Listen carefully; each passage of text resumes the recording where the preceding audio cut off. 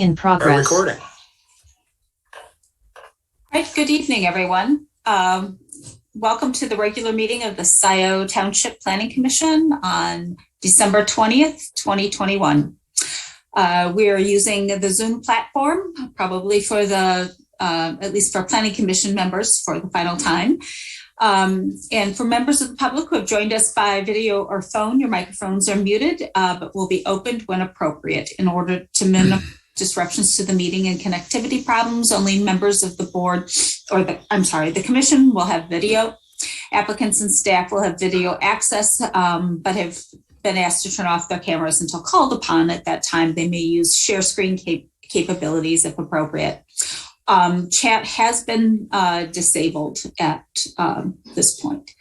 The meeting is being held via video conference in compliance with the Open Meetings Act. All members of the public body and members of the public participating electronically will be considered present and may participate as if physically present at the meeting. And if all members of the Planning Commission would please identify where they are joining from with roll call. I want to remind the public that we do not have public hearings for any of the agenda items this evening. So if you'd like to address the Planning Commission, your only opportunity to do so will be during public comment. And I will read the rules then for public comment at that time. So Commissioner or Secretary Chang, will you do the roll call, please? Okay. Commissioner Holland. Dexter Township, Washtenaw County, Michigan. Present. Commissioner Moore. Present, Scio Township, Washtenaw County, Michigan. Commissioner Sharma. Scio Township, Washtenaw County, Michigan. Commissioner Corto. Present in Scio Township, Washtenaw County, Michigan. Commissioner Hyde. Present, Scio Township, Washtenaw County, Michigan. Commissioner Chang. Present, Scio Township, Washtenaw County, Michigan. And Commissioner Culbertson. Present, Scio Township, Washtenaw County, Michigan. Thank you. Next, we move to the adoption of the agenda. Are there any revisions or additions?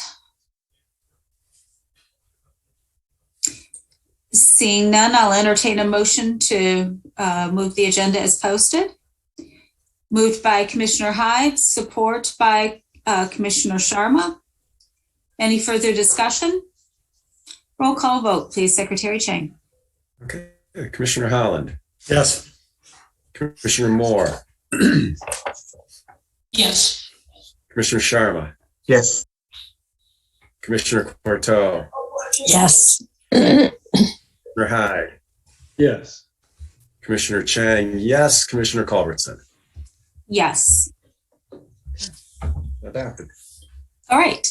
Then moving forward with our agenda, communications and correspondence. And I would like to let people know that a little bit later this afternoon, the packet was amended to include correspondence. We did get quite a bit of email correspondence on both the Knights of Columbus and also the Tesla dealership. So those have been included in the packet. One item of correspondence that was not included in the packet because it came in late was from Trustee Knoll, and I'll just read that. 15 additional residential drinking wells were tested in November. These tests were conducted by near the two sites that had recently tested positive. The samples were conducted by Quantum Environmental. The lab analysis was done by PACE. The 522 method, which can detect dioxane below 1 part per billion, was used. This round of testing revealed 4 additional drinking water wells that have tested positive on North Wagner Miller Road, Rose Drive, with ranges of 0.26 to 1 part per billion. And that testing method is different than the one used by Washtenaw County and Eagle that can only detect dioxane down to 1 part per billion. Plans to conduct a third round of testing are underway. Will Hathaway, Jacqueline Coteau, and Kathy Knoll met with Bill Stapleton, the township attorney, in this matter, and Keith Gladway and PE, one of the experts advising Scio on Gelman, and representatives from Eagle and Washtenaw County last week to discuss a coordinated strategy. This is an evolving situation. And she also spoke with, this is from Kathy Knoll, she spoke with Dan Hamill, Eagle Remediation and Redevelopment person assigned to the Gelman site, about community wells. And she had some specific questions about the permitting process, and then he couldn't answer those questions, but referred her to the Drinking Water and Environmental Division.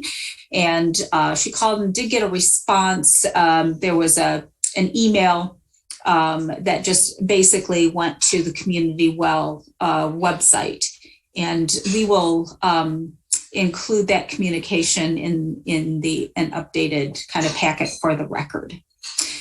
So, and has anyone else received any other correspondence since we reposted the correspondence? All right, seeing none, we have no presentations requested by the Planning Commission this evening. So we are going to move to public comment. And we'll open public comment, and we will start with online participants. You can indicate that you would like to provide a comment by clicking the raise your hand button found at the bottom of your screen, or at the top of the screen if you're joining by tablet. Then Mr. Luan will enable your microphone and your video if you so choose, and you will need to choose to unmute yourself. Second, anyone who's phoned in will have the opportunity to speak, and we ask callers to raise their hand by pressing *9 and then press *6 to unmute. Comments shall be limited to 3 minutes unless you're speaking for an organized group, and then the time limit is 5 minutes. So with that, Commissioner Holland, will you do me a favor and be our stopwatch this evening? And you can just raise your hand when we've reached the 3 minute limit. Yep, and people can see that and finish up. Okay, so with that, if there's anyone that would like to address the Planning Commission this evening, and I see there are some hands raised, so we'll go with the online participants first. Okay, we have, just so the Planning Commission knows, and at this point I'm going to leave my camera off just to make sure my connection doesn't get too wanky on me here. But we have 40 people in attendance tonight on Zoom, and right now we have 4 folks with their hands up. So we'll start at the top here from the list that I can see, and the first person is Jillian K. And so Jillian, I'm hitting the allow to speak, and I think you are now the floor is yours. So go ahead.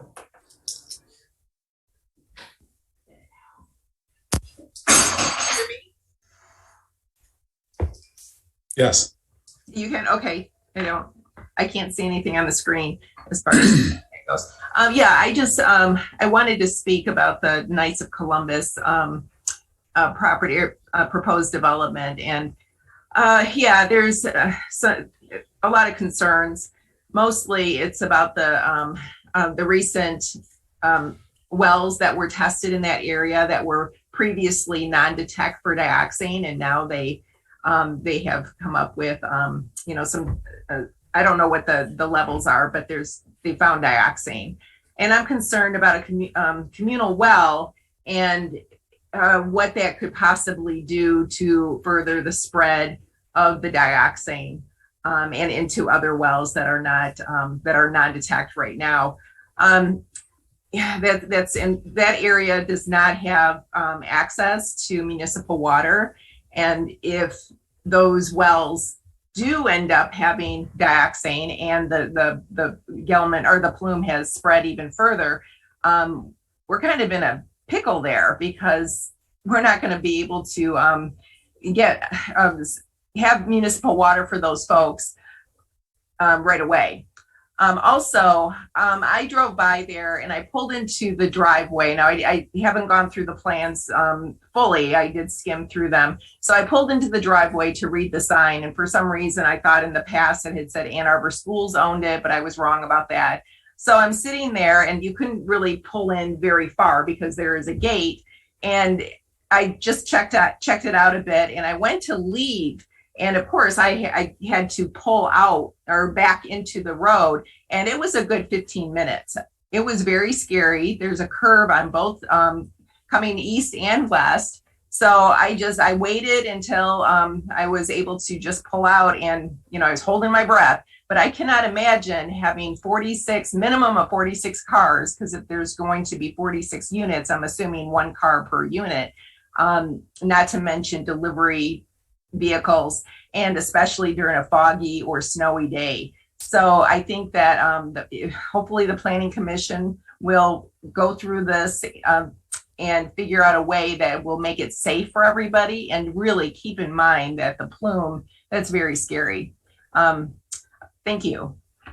All right, thank you, Jillian. And I'm gonna take you off. The next person whose hand I see up is Mark Smith. So Mark, I'm bringing you in, and the floor is yours. Thank you, Doug. Can you hear me all right? Yes. Yes. Okay, great. I've got headphones on. I can't tell if I'm speaking. So I appreciate you letting me make a few comments. Mark Smith, 4144 West Liberty. First off, I understand through the grapevine that this is Jay Holland's last meeting, and want to thank him for, I think it's decades of service, is it not, Jay? Appreciate your steady hand on the Planning Commission and your input over the years. I'm just coming tonight with a couple of general comments. I was excited to see I wasn't excited to see it, but the stop and lock in the Quality 16 property was a very nice looking proposal. And I was excited to hear about the Tesla dealership. But with those things in mind, I wanted to sort of suggest to the Planning Commission that we try to start thinking differently about that corridor. And I understand that we have to review all proposals that come forward. But that Jackson Road, Wagner, and along that corridor is really the gateway to our township from the city. And in as much as we can sort of try to direct development towards high tech, I think we're at the precipice or the early stages of a tremendous growth in technology here in our township through collaboration with the university and the companies that we see taking root in the township. So I'd like to encourage planning and trustees alike to think of ways that we could incentivize the redevelopment of that corridor specifically for high tech, and maybe even consider a LDFA, a local development funding authority, to try to encourage high tech businesses to locate there. You may or may not be aware that the Michigan State, Wayne State, Western Michigan corridor is a recipient of roughly $3.2 billion annually in research funding from our federal government. That goes a long way to help launch early stage technology companies. And our work here at my HQ has sort of helped support some of those early stage companies that are now starting to grow and seek new homes for expansion, on the orders of tens of thousands of square feet, high paying, high tech jobs. So anything we can do to try to encourage that sort of development, those types of jobs would be, I think, great for the township, great for our community. And ultimately, we try to develop companies that will impact not just locally, but globally. So again, anything we can do to that end.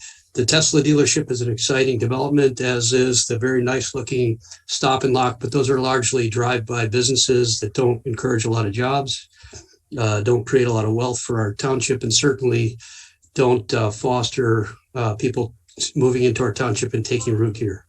So with that, I would, please encourage you to think about ways that we can either modify the zoning or the master plan to consider incentivizing high-tech development. Thank you. All right, thank you, Mark. Next person I see a hand up is Ron Clark.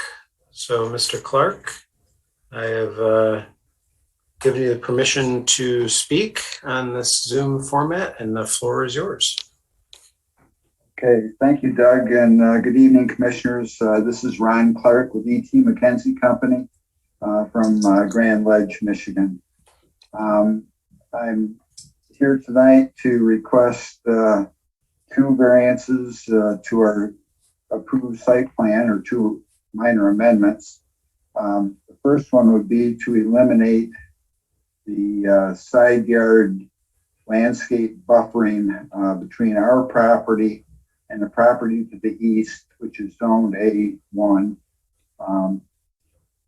When we first entered the site plan review process, that property had a rental house on it. The building is still there.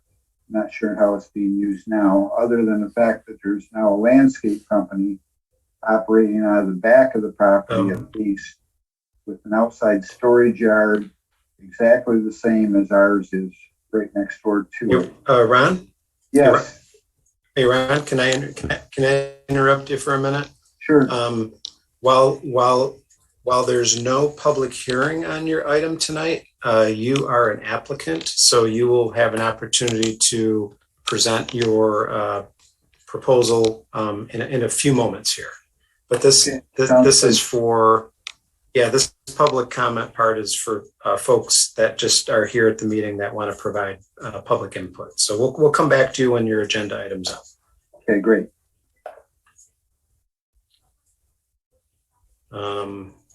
Next on the list I see is Marty Mayo, longtime Scio Planning Commissioner. And Marty, good to see you. And I have just added you to the permission to speak as part of the Zoom webinar, and the floor is yours. Thank you very much. I also want to thank Jay Holland, this being his last meeting, for his good work for a long time. Okay, I want to speak about an underlying issue. The health, safety, and welfare of the community is an issue that I spoke to the last time to the Planning Commission, and that is one of the important jobs of the Planning Commission, to, when considering new proposals, to consider the health, safety, and welfare of the community. And I thought that there wasn't really adequate attention paid to that in the master plan that was given. On the second reading of the master plan, of the new one, that has been passed, I saw many, many references to health, safety, and welfare issues. And they were scattered throughout the whole master plan. But I didn't see them in any place drawn together as one of the primary responsibilities of the Planning Commission. And I do think that they need to be pulled together so that the Planning Commission consider health, safety, and welfare as an important issue when projects come up for review. It needs to be a prime consideration. Now, I realize that the sustainability project really directly addresses issue of health, safety, and welfare, and it's looking to the future, because what is more important than what will be coming in our face due to climate change? So I think that's important, but I would like to see it emphasized as a part of the master plan, particularly.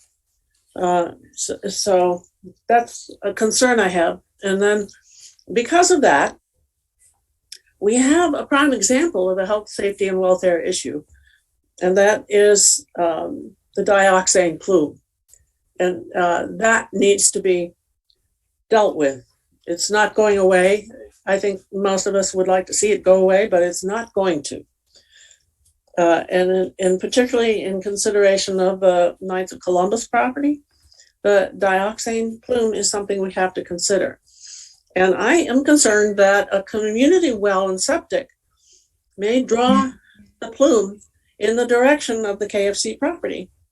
And that could be very dangerous, not only for the people, the 46 households or units that are in the KFC property, but also the many houses that are surrounding the KFC property who already need to have clean water and need to be guaranteed that they do have clean water. And I do see that their wells could be threatened. I fear that the plume has reached a point where it's going to turn around and bite us. Now, one other issue that came up in the past review of the KFC property was from the fire chief, who pointed out that there is only one exit entrance point to the property. And if you've driven by, you know that it's right at the corner where people are coming west down Dexter Ann Arbor Road and also going east down. And that where those people make the corner is right where the exit point would be from the KFC property. And I see that as a concern with only one exit and 46 houses inside there.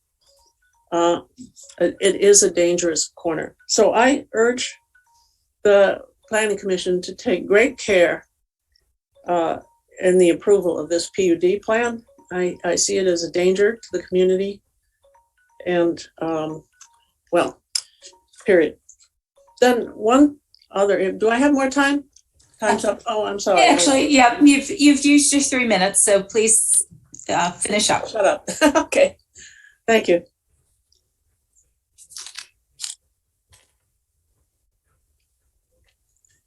Thank you, Marty. I'm going to remove you from your permission to talk on the webinar. Next hand up I see is Margaret Engel. So Margaret, I'm clicking on the allow to speak, and I think you are now on the webinar, and the floor is yours. Good evening. I'm Margaret Engel, and I live near the Knights of Columbus Field. I've previously expressed my objections to the development in several letters, and again tonight in a long letter. I believe, and this is a nice segue for Marty, but I believe it presents a health and safety risk to the prospective homeowners and to the surrounding community. It's just not worth the risk. The only thing that I find in reading about recent developments in Scio that's sort of comparable is the Scio view at the Smith Farm. And on that property, they did find dioxane in a quarter of the property. And that development was not allowed to go through until they put piped municipal water into the development. Without that, that would not have gone through.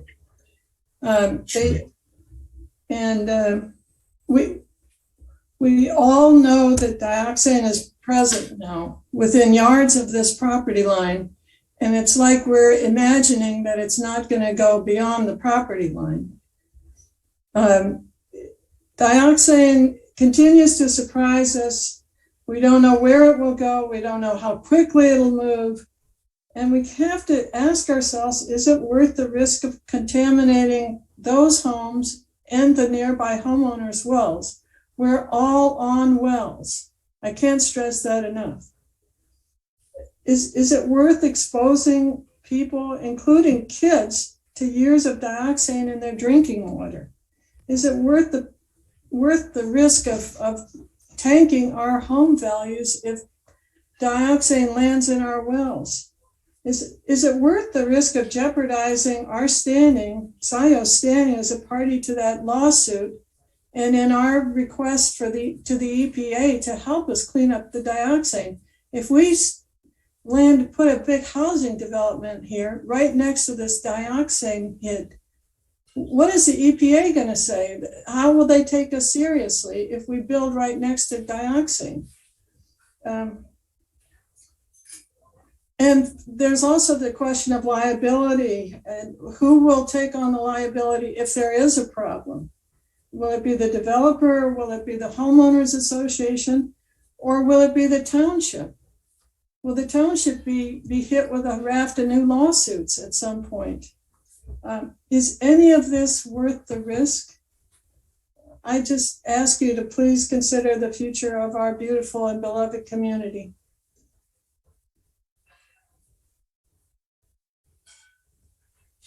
Thank you. Thank you, Margaret.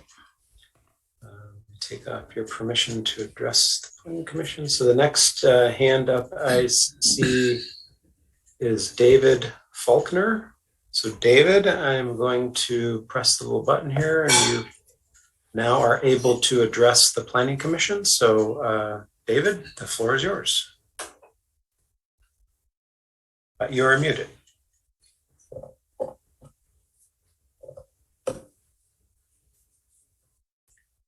Dave, Are you able to hear me? Yes. Yep. Okay, great. We have lived for over 30 years over on Wagner Woods Court, and we moved to Scio Township for many of the same reasons that other folks at that time moved out here, and that was because of the natural beauty in proximity to Ann Arbor proper. And we have loved living here, and we were thrilled with earlier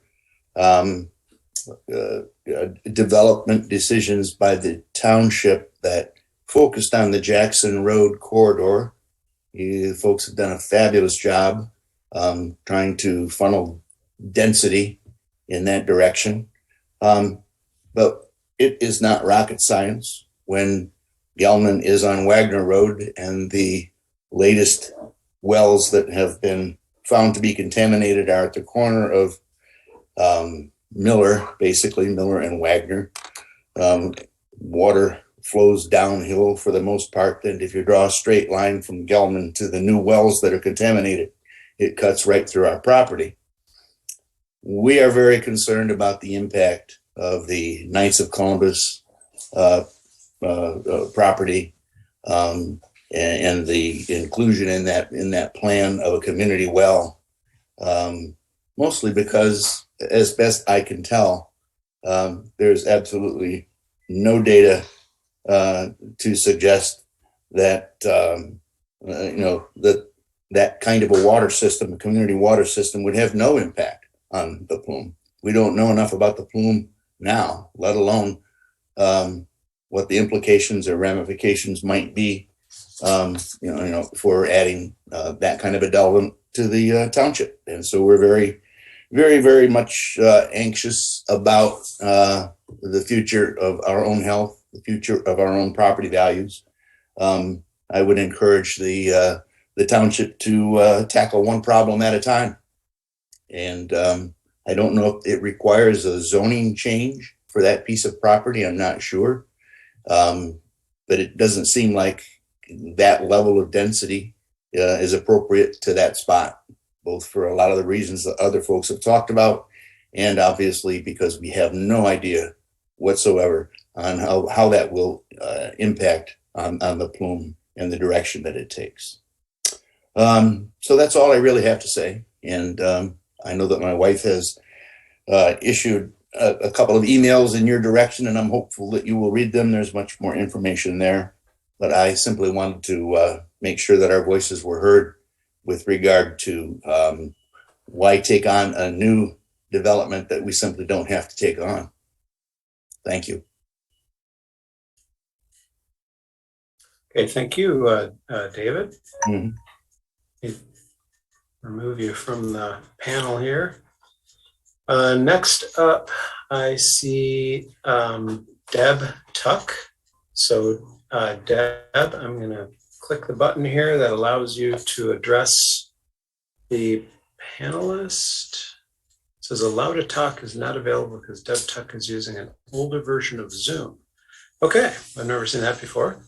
So it says I have to promote you to panelist, Deb Tuck. So I'm going to promote you to panelist. kind of get us in the same place. So you should be popping up here on our screen. There you are. So Deb, you're now open, and just unmute yourself and you can address the Planning Commission.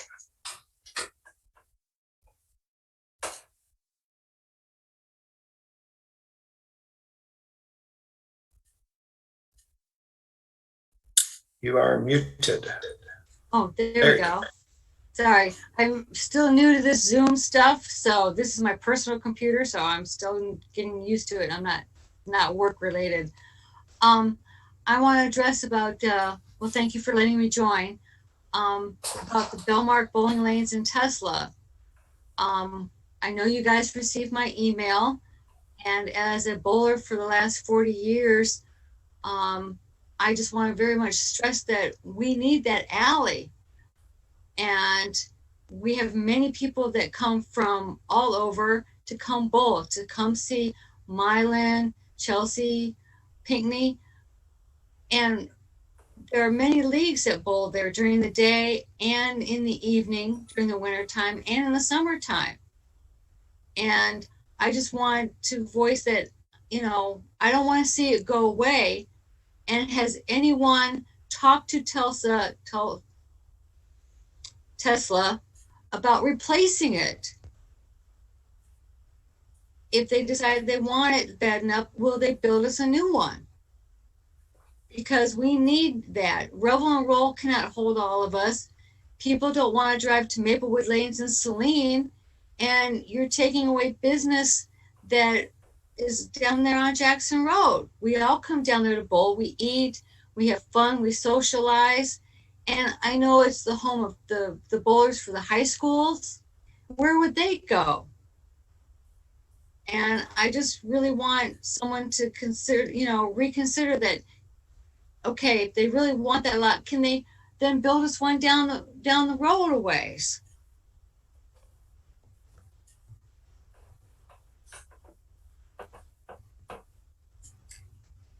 Okay. I understand the business aspect of this, and I understand on both sides, but I also think that as a community, we need family recreation. I don't see the Quality 16 Theater reopening. I don't think they have any interest. Why can't Tesla take that spot? Or move farther down, or like I said, build a new bowling alley farther down Jackson Road. There's lots of open spaces. And that's all I really have to say. Okay. Thank you, Deb.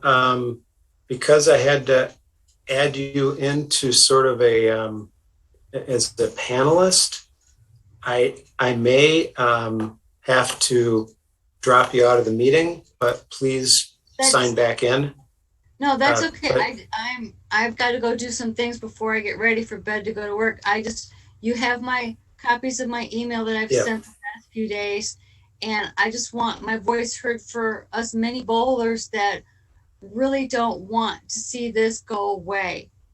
And if you see all the reviews on MLive, there are a lot of people that, do we really need another car dealership?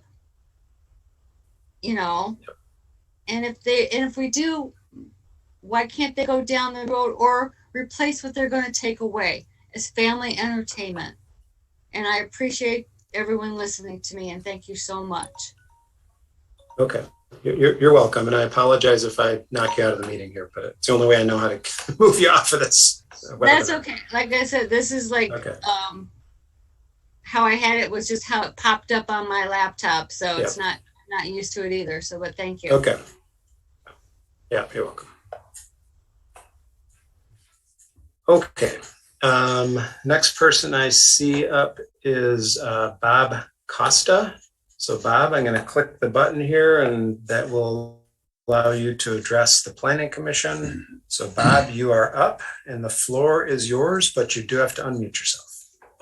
Okay, well, I should have been able to do that, so hopefully you can hear me. Yes. I did. There's name and address, please. I'm sorry.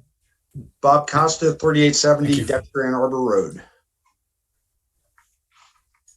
I filed a letter, so I'll just be brief. There was a lot of discussion about the Gelman plume, which I am also concerned about.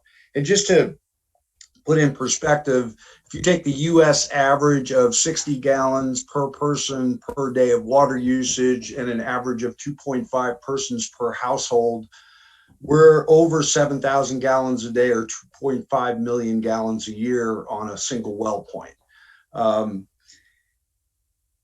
That, in addition to the community wastewater utility system that's proposed, these are highly technical engineered systems. And there has to be some kind of proven ability and technical feasibility that these can be done before we should, before a zoning change should be made.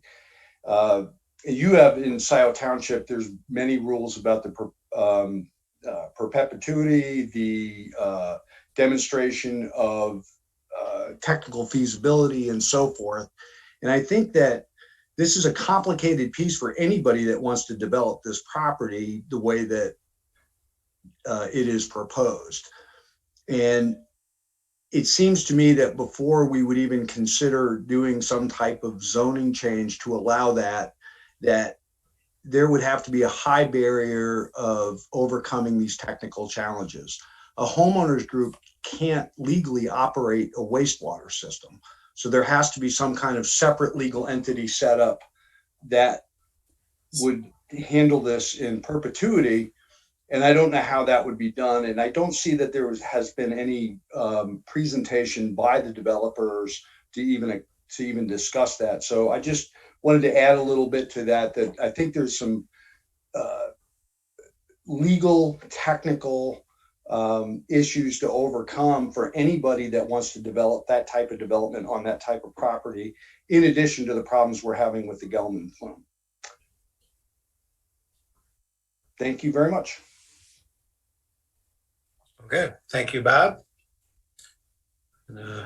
Remove your permission to speak.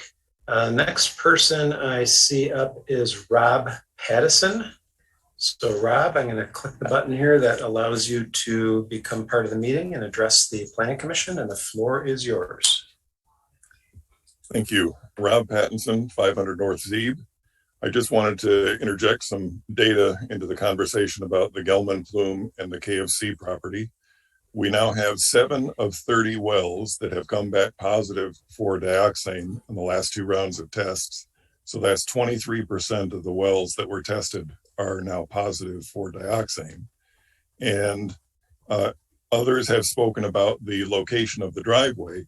It's between 2 hills. And Dan Bicknell has written extensively about his concerns that the dioxane is following the underground ravines, which are mirrored on the surface.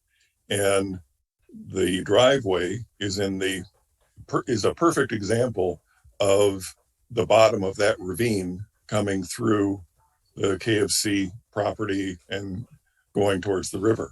So it may very well be that there are other wells in that area that are already positive. And this additional draw, as the previous speaker just said, of 7,000 gallons a day is a lot of suction and draw on that aquifer that could pull the dioxane into that area.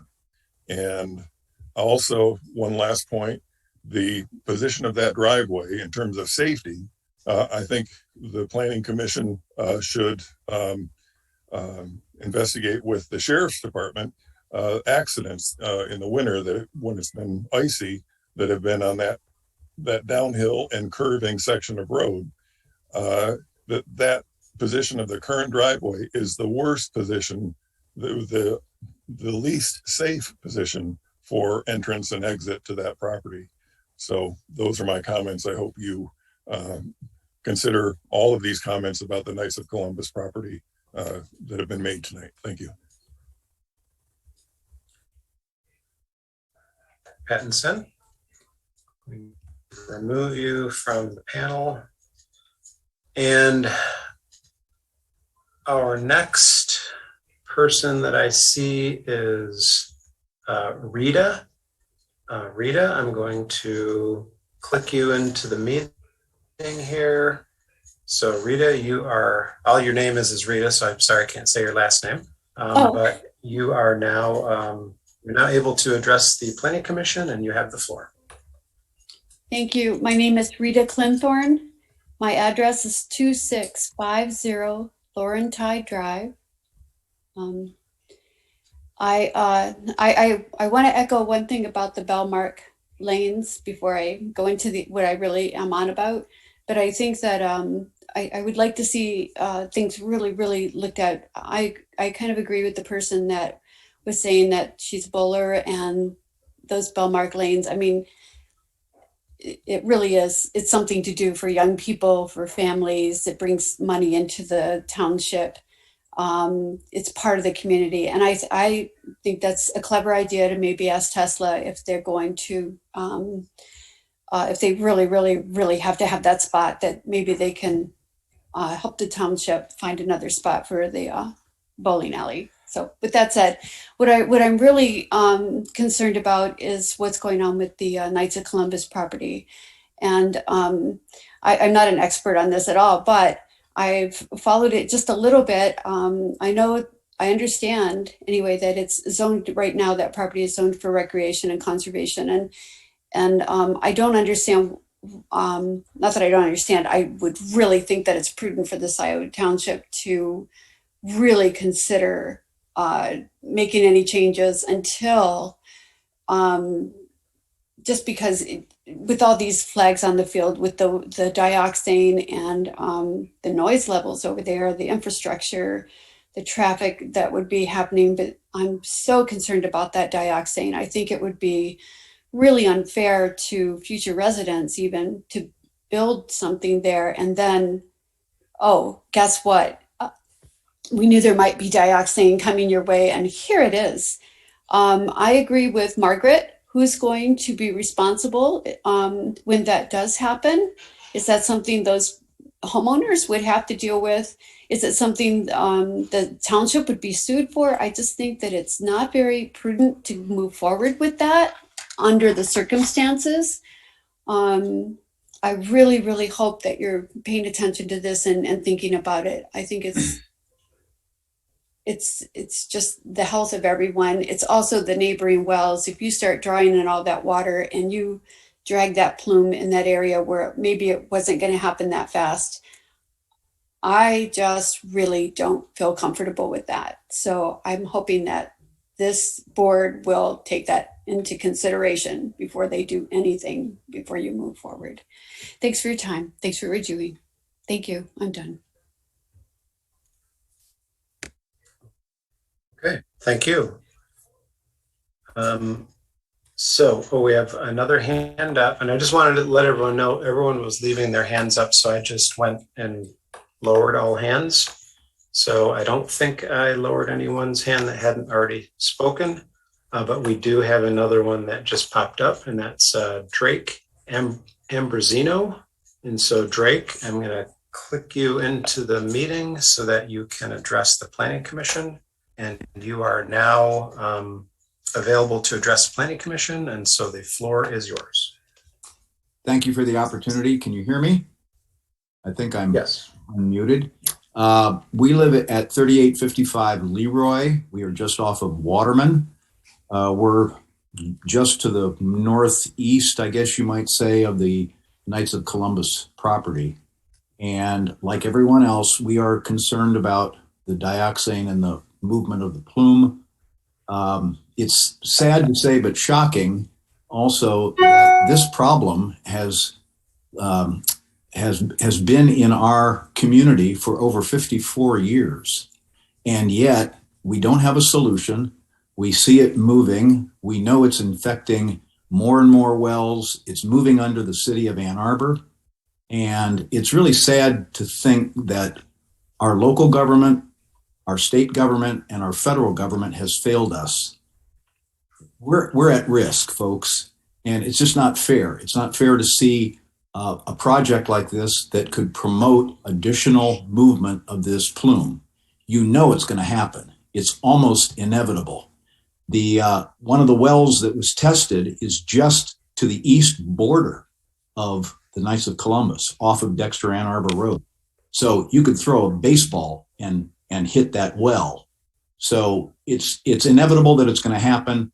I agree with Bob Costa. I don't think there's enough evidence about how community services like this function.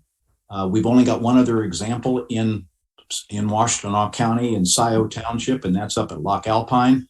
And they've monitored themselves quite well, but they don't have the plume to deal with, and we do. So let's not make a mistake. Let's not open our liability. Let's not put Norfolk Development in this position where they're going to have additional liability, because it's going to happen. We know it's going to move the plume, and somebody's going to end up having to deal with a very serious legal situation. Thank you very much. Okay, thank you. And looking at our list of 45 attendees, there are no additional hands up to speak during the public comment section. So if you would like to speak about anything that's on the agenda or any other issue that you might have, now's the time to do it. There are no, as it was mentioned in the beginning of the meeting, there are no public hearings today. The Planning Commission does not operate like the Township Board, where there's public comment after motions. So this is the time for you to address the Planning Commission if you have any comments on any agenda item or anything at this point. So we'll wait a few more seconds here to see if anyone would like to raise their hand. We do have one taker. The name on the Zoom account is Steve King. So Steve King, I'm going to click you into the meeting, and you now are in the meeting and you have the floor. Thank you very much for giving me the opportunity to speak, and I will echo a lot of the sentiments of people around the idea of the plume. Name and address, please. Oh, I'm very sorry. Steve King, 3677 Lamplighter, Scio Township. Apologize for that.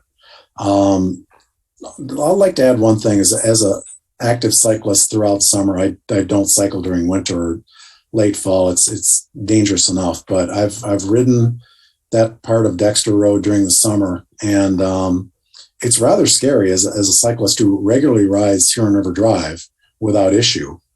And just thinking about more traffic and more, exits and entrances around that area, I've had enough close calls that I won't ride that area any longer. And with that increased traffic, it would really make me not want to ride there ever again if I had to.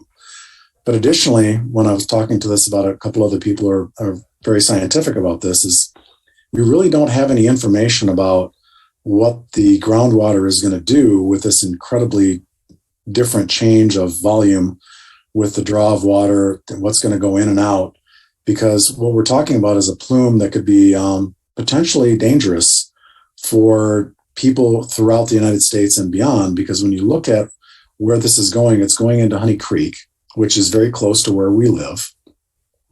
Honey Creek feeds into the Huron River itself, and the Huron River feeds the Great Lakes. And so from the Great Lakes, from Lake Erie on out, this leads itself into the St. Lawrence Seaway and into the Atlantic Ocean. And if we talk about something which is a potential carcinogenic agent, it's concerning. We don't have a really good way that we understand how it can be remediated. But when you look at something which could upset it even greater and cause more distribution of this carcinogenic agent, I'm very concerned, not just with my safety as a cyclist, but also the safety of millions of people within the water system. Because when you look at the city of Ann Arbor's water system is drawn from Barton Pond. Well, as soon as this gets into the Huron River, it goes into the city of Ann Arbor. And I don't know how we're going to remediate that. So I wanted to make sure that was heard. I'm sure it's been said many times before, but that's just my point for today. I appreciate you listening to me. Okay, thank you. I'm gonna pull you out of the meeting here, and then we do have another hand up, a couple hands up. Jonathan Greenberg, I'm going to click you into the meeting. you are now into the meeting and you have the ability to address the Planning Commission. Hey, thank you very much. Appreciate your time. Jay, my name is Jonathan Greenberg, and I live at 6250 Park Road. Thank you for taking the time. I'll be brief. I built my house in 99 on Park Road when it was an old field, bought the land from Carl Holt, whose barn is still partially there. When the new Trailwood neighborhood came in, the gentleman I was working with about deciding whether or not I wanted to hook up to community water or keep my well said, hey, you know what? This is the one thing we do know. When we start this is not a community well system. This is just putting in a neighborhood with standard piping and, water, sewer, drain water. And they said, look, when we start digging in these fields around your house, it's going to impact your well. You want to get city water because we've seen many go dry. We've seen others just silt up. The bottom line is when you disturb large areas of dirt, regardless of what you dump in or move through it later, you're going to change the dynamics of the moisture, the water transfer in the soil. The effects are never predictable. And for that reason alone, I would hope that you would, along with the other comments today, make your decision based on that risk to all of us. Thank you for your time.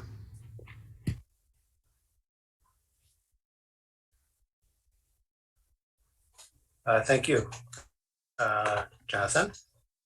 Remove you from the meeting here. And we have another hand up, Rosemary. The name on the account is Rosemary Weston. So Rosemary, I'm going to click you into the meeting. And Rosemary, you now have the ability to address the Planning Commission. Hi, thank you for allowing me to speak. I'm Rosemary Weston, 828 Waterman Street, which is right across from the Knights of Columbus property. I echo those comments that have brought up concerns, and I would also like to add that it's my understanding that a previous purchase and sale agreement was mutually ended due to the fact that the property, the Knights of Columbus property, was deemed unsafe for recreational use by children. So the city of Ann Arbor, I believe, was about to install a recreational facility at that property, and it did not go through. So I'm really wondering why all of a sudden this property would be considered safe for families, in addition to the issues that we've heard about the Gelman plume. Thank you very much, and I hope you consider all of the speakers and their concerns about this particular issue. We do not want to see this continuing spread of the plume. Thank you.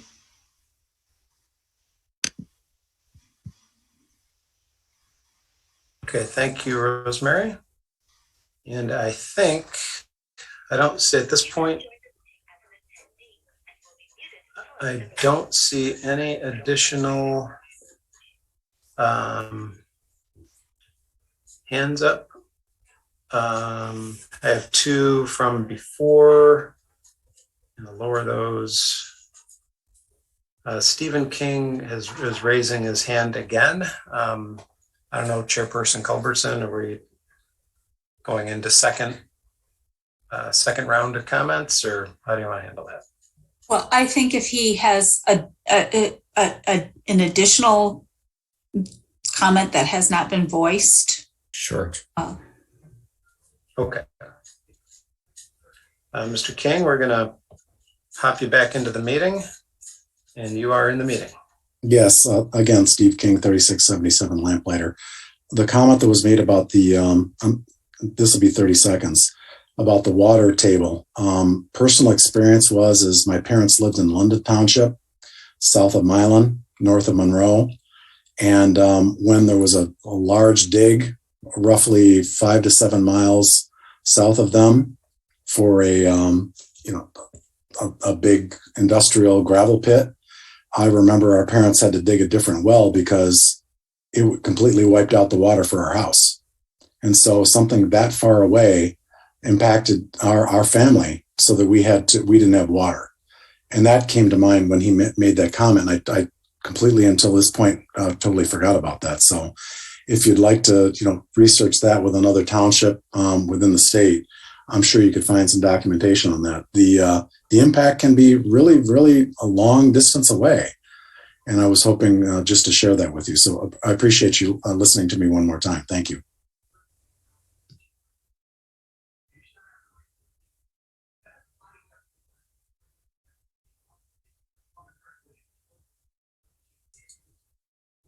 Doug, I also note that there are 2 phone call-in listeners, and I just want to remind them that it's *9 if they want to raise their hand.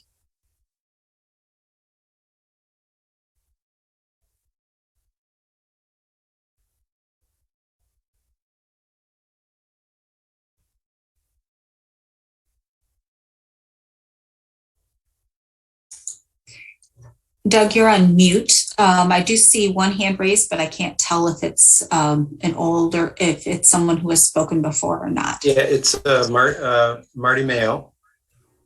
And so I don't know if we want to, for doing second rounds or there's no. Yeah, I would say again, if Marty has something that has not been mentioned by another, as someone who has spoken before or in her original statement, she can please have her go ahead. Okay. So, Marty, you got the floor. Thank you. By the way, my name is Marty Mayo, and I'm at 3980 East Lock Alpine. Just wanted to speak to an issue that was brought up about an earlier intended purchase of that property between Scio Township and Ann Arbor. There was going to be combined purchase of it for soccer fields, and that was about 2015, 2016, something like that. Ann Arbor dropped out of it, and Scio also. One of the reasons was that there was soil contamination, and their soil had arsenic and lead on it, and so that's why they dropped out. However, in the applicant's project description for this PUD, he speaks to the fact that there was a phase 1 environmental site assessment conducted on October 2017, and quote, "At that time, no contamination of the site was observed." I believe that testing of the soils is not part of a phase 1 environmental study, which means that the reason that Ann Arbor and Scio Township both dropped out of that sale was because of contaminants, arsenic and lead, and that somehow needs to be mentioned. That's all.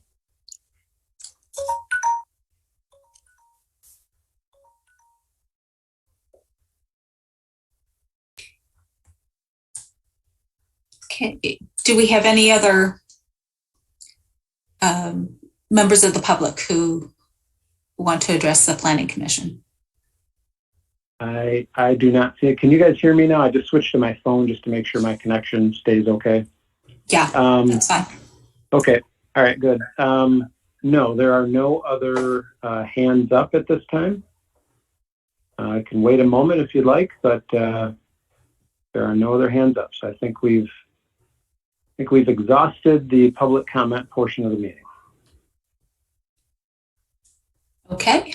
I want to thank everyone who participated this evening, and we'll entertain a motion to close public comment.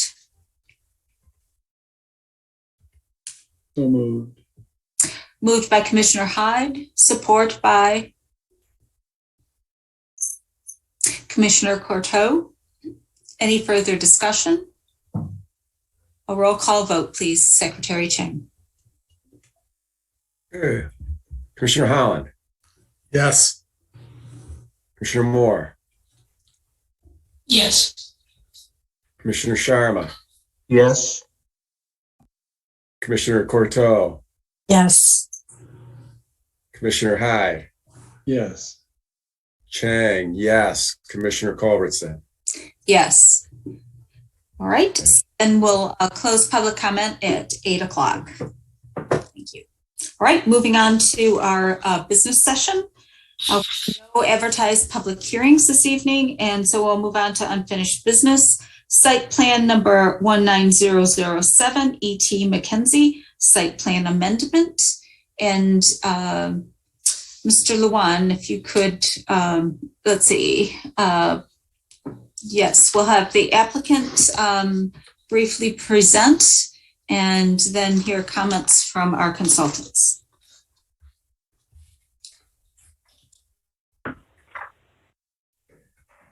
Hey, Mr. Clark, you've got the floor. Okay, thank you. This is Ryan Clark at E.T. Mackenzie Company in Grand Ledge. I trust that the commissioners received my mail with letter pictures included in it of our site and the neighbor's site. Tonight I'm here requesting two minor site plan amendments. The first one has to do with eliminating part of the landscape buffer along our eastern property line that abuts a small piece of land, and I think the only piece of land there left along Jackson Road that's zoned agriculture. When we first entered the site plan review process, the house that's built on that property was occupied as a rental property. Since that time, the landscape company has moved in there and is operating a open yard in the back part of the property. It's the exact same use that we have next door on our industrial property. And we would like to eliminate the construction of fence on our common property, which is at the rear of our two properties, which in itself, the construction of a fence would provide no public benefit for screening, as that area of the property is not visible to Jackson Road at all.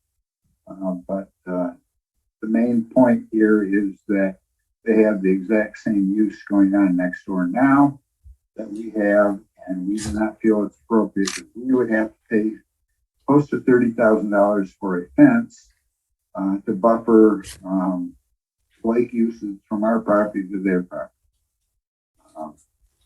I think the conditions have changed since the initial site plan review process, that being the change in use next door.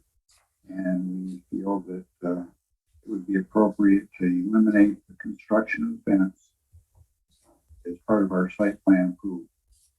We are going to maintain the landscape buffer on the northern part of the property between the buildings, our new building, and the old farmhouse that's next door. That we're not proposing to eliminate that.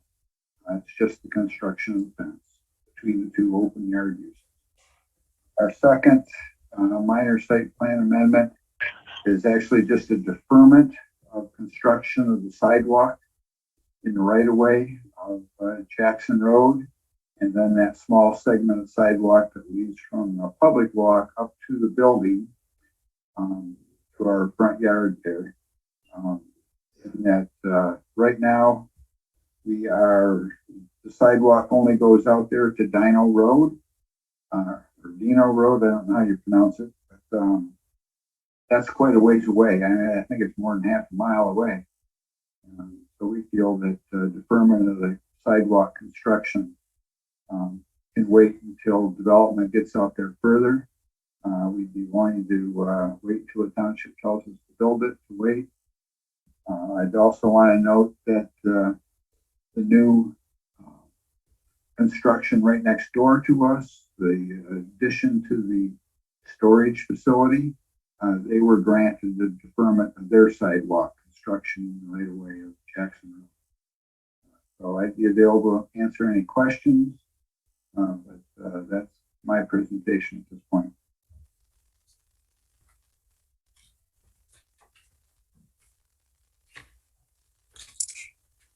Thank you very much. Let's go ahead and have Mr. Luan give his presentation, and then we can go into questions from the Planning Commission members. Okay, thank you. This is Doug Lewan.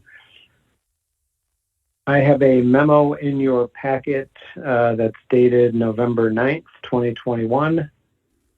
I think that memo is on page 5 of the packet. And there's quite a bit of information that was provided for this item. Much of it is the old site plan. A lot of it's not really applicable to what the applicant is requesting. But I believe there's a couple of pages in the packet that might be of interest to the Planning Commission. One is page 46 of the packet that shows the detail of what was approved by the Planning Commission, which was a board-on-board screening fence. And on page 60 of the packet is page 60 and 61 of the packet is the site plan modification that's highlighted by the applicant of what they would like to do. So those are kind of the reference parts within the packet. I know there's a lot of information, but those are probably the most important pages in the packet for this item. And I don't have a whole lot more to add to this than what Mr. Clark has already mentioned, and that is that this was previously approved by the township with that screening fence along the east property line because there was some talk of that property being redeveloped into like a senior living or a assisted living facility of some sort. And whenever you have a residential land use next to a commercial or industrial land use, you have to screen it. Since the E.T. McKenzie project was approved, as was mentioned by Mr. Clark, the property is now being used as a landscape business. I think there had been some history of that years ago on that property, but that's how it's being used now. So the screening is really not needed at this point based on the existing land use. And then the second request was a deferment of the sidewalk. And if you've been out to the site or looked at the aerial photograph for this site, you'll see that this property is not on the boulevard part of Jackson Road. It's far enough west to be outside of the last phase of the boulevard. Last time when the boulevard was constructed, sidewalk was installed as part of the boulevard. I guess one of the unknowns, if we were to require sidewalk at this stage of this proposal, is that we don't really, if the boulevard is ever extended, we don't know, which side of the current road the second, roadway will be installed. It could, if it was installed on the applicant side of Jackson, the sidewalk would simply have to be removed. That's what they did last time. If some of you may or may not remember, the boulevard basically kept the old Jackson Road and then added a second, a boulevard and a second roadway that created the boulevard. So, in looking at the applicant's request, I don't have a problem with either of the requests. I think based on the change of land use to the east and based on the unknown nature of what might happen in front of the applicant's property in the future, as long as the applicant is willing to maybe add a note onto the site plan indicating that the sidewalk will be constructed, at the time that it was extended to their property, that they would be responsible for its construction. I think, in my opinion, that would be a good, that would be a reasonable and good result here. So I don't have anything more to add. I certainly understand where the applicant's coming from. And if there are any questions that anybody has about this, I can try to answer those as we move forward.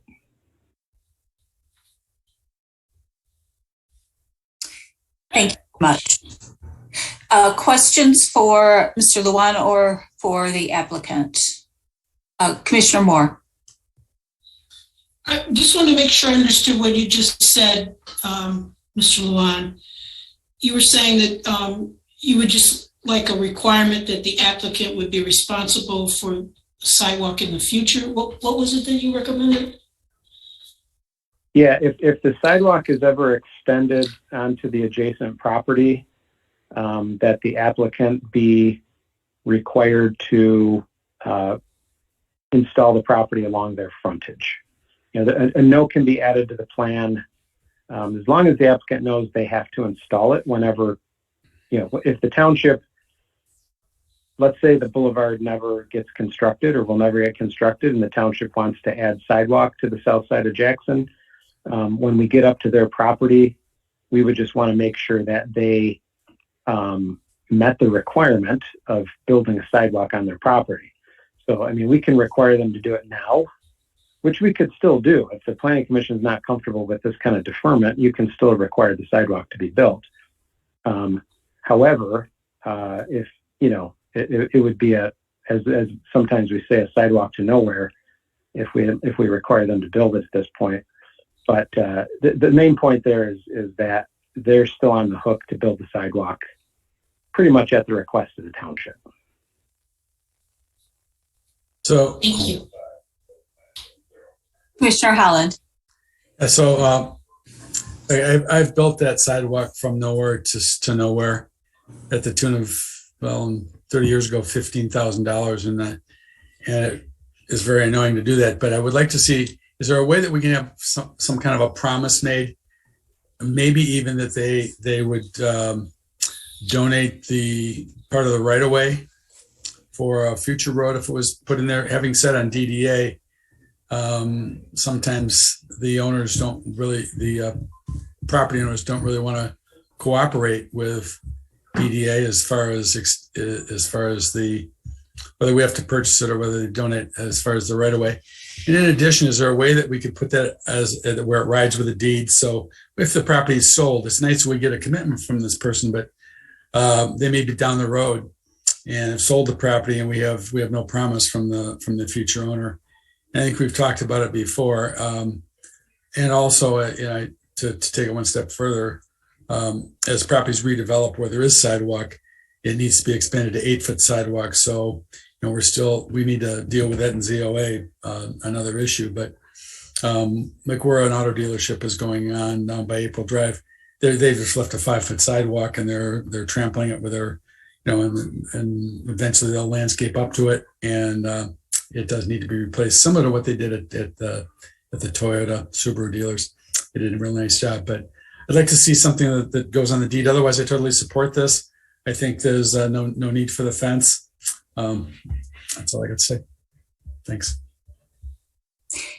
And I wasn't sure if OHM wanted to mention anything. We have no comment on this one. Okay, thank you.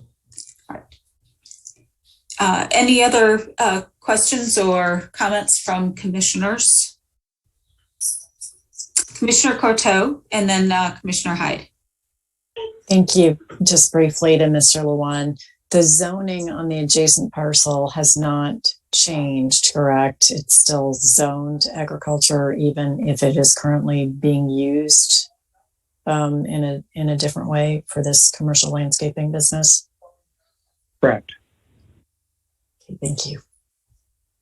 Yeah, the Planning Commission has, since this is part of the landscape standards, this buffering between land uses, the Planning Commission, there's a section in the landscape, at the very end of the landscape provisions in the zoning ordinance, there's an exemption section, and it allows the Planning Commission the ability to waive or modify any of the landscape standards, and this being a landscape standard, even if it is zoned ag or residential, you know, the Planning Commission could waive those standards, you know, just to ensure that the spirit of the ordinance is being met. In this particular case, with that site being used as a landscape business, it would seem like the spirit of the ordinance might be not being met if we require them to put a buffer screening two similar uses. But anyway, you have the ability to do this. So Doug, would that be like that you're talking about the fence, but as far as the sidewalk, would that be some kind of a deed restriction that they put on that just says that Commissioner Moore might have the language as far as it's something in the signs that makes it ride with the deed eventually. I don't know exactly. I certainly would be willing to work with the applicant. It would seem to me a recorded easement would be probably just as effective, that they somehow record an easement along the front of their property that would allow, a sidewalk to be installed, within the first so many feet of their property. We could work out those details, but it would seem to me an easement would do the same thing you're asking for, and that would seem to make some sense.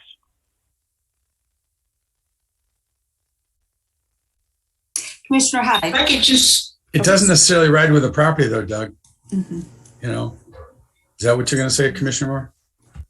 I was going to say an easement allows access, but it doesn't require you to do anything. I think that's more of a covenant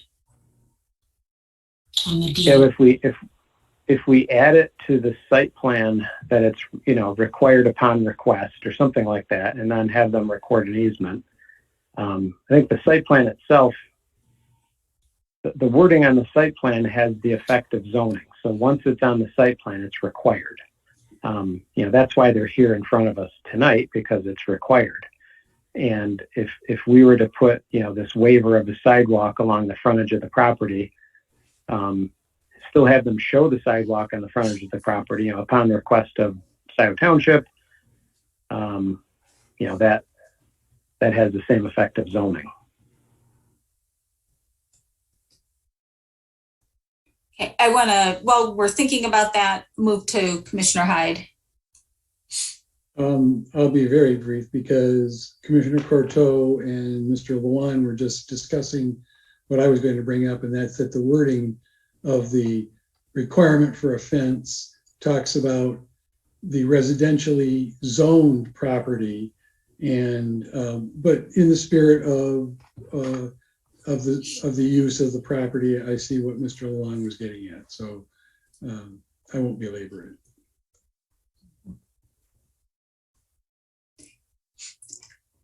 Any other questions? Commissioner Chang and then Commissioner Holland. Was this is probably for Mr. Luan, possibly the property owner too. Was the neighbor informed that the fence was not going to be installed? No. So we have no feedback whether they're opposed or in favor of the fence not being part of this plan. Correct. Okay. I do have a little bit of a concern about the sidewalk. I mean, did I hear correctly that the adjacent property also has got a waiver on the sidewalk? So we've actually got two properties now that have come in that aren't going to install sidewalks? Mr. Clark said that, but I'm not sure that is the case. I would have to look into that. Okay. Commissioner Holland. So I guess my feeling is that we've granted these promises for some time now, and I encourage Commissioner Chang as chair of ZOA to maybe move forward with not calling a sidewalk anymore, but a pathway, because that seems to be the trend of the future, at least being 8 feet, particularly in areas like this where we aren't. If the boulevard's ever developed, it'd be nice if the township and DDA or whoever is doing it is not on the hook for the whole thing. If people have made promises to do it, and they seem to go away, and there have been a lot of promises while in the 13 years I've been on Planning Commission that seem to just be forgotten.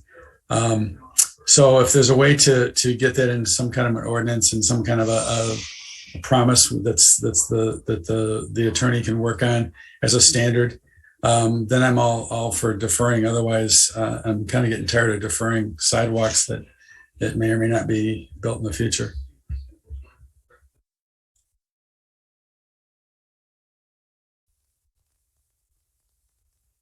Commissioner Hyde. So, Commissioner Holland, if I heard you correctly, you'd like to see this become something more concrete, to use the sidewalk term, than just a promise and on a site plan drawing between the township and the current owner. That wouldn't really put the burden on the future owner as much as a deed restriction, would it? Yeah. I mean, it puts it on the existing owner, but then the title work goes through on the sale of the property, and the purchaser has no idea that promise was made, and the title insurance people have no idea that the promise was made because it's never recorded, never really talked about. It might be on a site plan, but then does a former site plan really get looked at the time of a new site plan coming in? It's giddy up and get the new site plan moving along. And I just think that if people have made a promise, they should keep it. And if the people don't know they've made a promise because they purchased a property, then that's a problem. So if I'm reading this correctly, commissioners, it sounds like the current owner, or Mr. Clark, would not have a problem with making the commitment for the current development, that in the future they would put the sidewalk in. I doubt if they would have any problem with requiring a future potential owner to do the same. So if we can make it that strong, that issue that Commissioner Holland is bringing up would not be a factor in the future.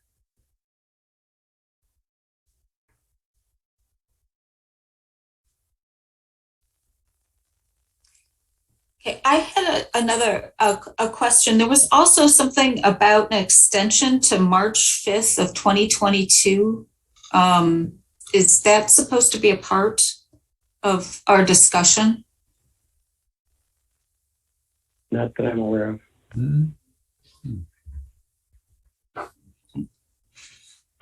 I think the only two items are the sidewalk and the fence.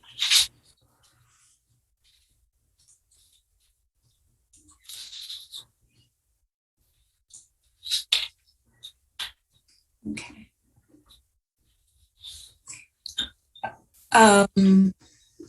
Yeah, Commissioner Hyde, that was an older extension that was did already? Okay. It was on page 3 of the packet. So right. Okay, so that extension has been granted. I get. Okay. Is that your understanding, Mr. Luan and Mr. Clark? Yeah, I seem to recall that extension being that, yes. Okay. Mr. Clark? Yes, that was extended. Okay, thank you.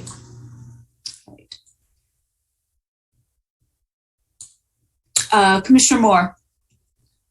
Yeah, I would just like to speak in favor of the remarks that Commissioner Holland made. I'm all for the deferment on the sidewalk if we can figure out a way to put it, make it as part of the deed. Mm-hmm. I kind of agree with, I think it was Commissioner Hyde. I don't know how a site plan or even our conditional approval or whatever you call it is enough notice to a future buyer that there's a promise, what we call it, property law, a covenant to do something into the future. And I'm not sure if an easement will deal with that. The easement is the permission to traverse the property or to use the property, but maybe Doug, you know something better than I do about that. But I do want to make sure that we, and this, I'm presuming that Mr. Clark is agreeable to this, that there's something an amendment into the deed that makes it clear and that's recorded at the Register of Deeds that this is a promise, so that there's notice to all potential future purchasers. Mm-hmm. Okay, Mr. Clark. Yes, thank you. I would just going to interject here. We would expect not to be treated any differently than a deferment that was granted to the new construction right next door, further to the west from the existing sidewalk. that they were granted the deferment of sidewalk. I don't know if they had to put any deed restrictions on their title work. I don't think we would like to do that. Madam Chair, I would move to table this matter until we can look into that a little bit more. I would That like particular to issue that Mr. Clark just brought up. request that you can separate the two issues, two different issues, and move ahead on the fence issue. Or we're going to. So you do what you want. Yep. Commissioner Holland. I'd be in favor of just denying. I don't feel that they've met any criteria that they need to build the sidewalk and they need to build a fence based upon the information we've just received. What information is that? That you aren't willing to record anything regarding the sidewalk. We're not willing to be treated differently than our neighbors in the west. Yeah, we don't have to grant your request either, so. Let's not get going back and forth, but Commissioner Chang. That brings up the question then, if it sounds like it's possible that the adjacent property owner got a deferment from the sidewalk, how was the township now we go about pressing that they need to install their sidewalk to connect? I mean, we need to fill in the gaps. So this is a good test case. How would we go about getting the adjacent neighbor to actually build their sidewalk to connect to this one? And it demonstrates good faith.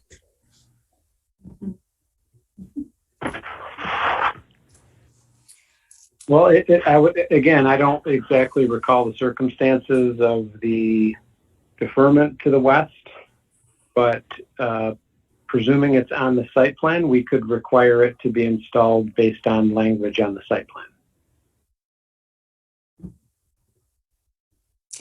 Commissioner Hyde. Okay. I'd like to second Commissioner Moore's motion to table. And if I understand that correctly. Was that an official motion you're saying? I'd like to call a previous I'm going to withdraw my motion, Commissioner Hyde. Okay, I was going to say at the same time that we did that, we should also look into whether the adjacent property owner would have any objection to the fence being removed and how that might affect their future plans. So if we do table it, or if we do reject it, as I've heard both suggestions, if we do either of those, both items should be looked into fully, as Commissioner Chang pointed out. All right. Is there a commissioner that would like to make a motion? Commissioner Holland. Based upon the information received from the applicant and reflected in the minutes of this meeting, the Planning Commission moves to table site plan number 19007 E.T. McKenzie site plan amendment to allow the applicant, the Planning Commission and the township to address the items discussed here tonight. I would second that. Do we want to be specific about the deferment, the prior deferment, and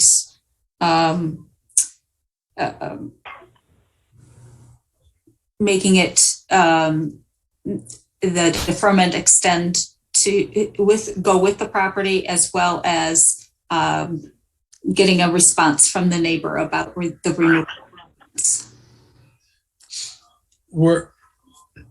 The way I see it is we're in favor of deferring the sidewalk. We're just asking them to promise that they or a future person do it. And they're declining to require a future purchaser of the property to do it, which to me is a breach of faith, which is why I want to table it and investigate it.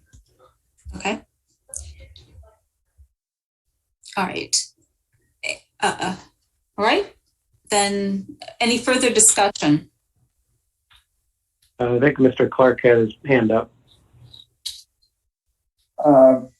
Yeah, I'd just like to point out that, again, what Mr. Lewan did is that the site plan and the site plan approval includes sidewalk in it. There are notes on the site plan for this meeting read sidewalk construction deferment until future date directed by township. I think that pretty much says exactly what Mr. Lewan was talking about as far as when it gets deferred.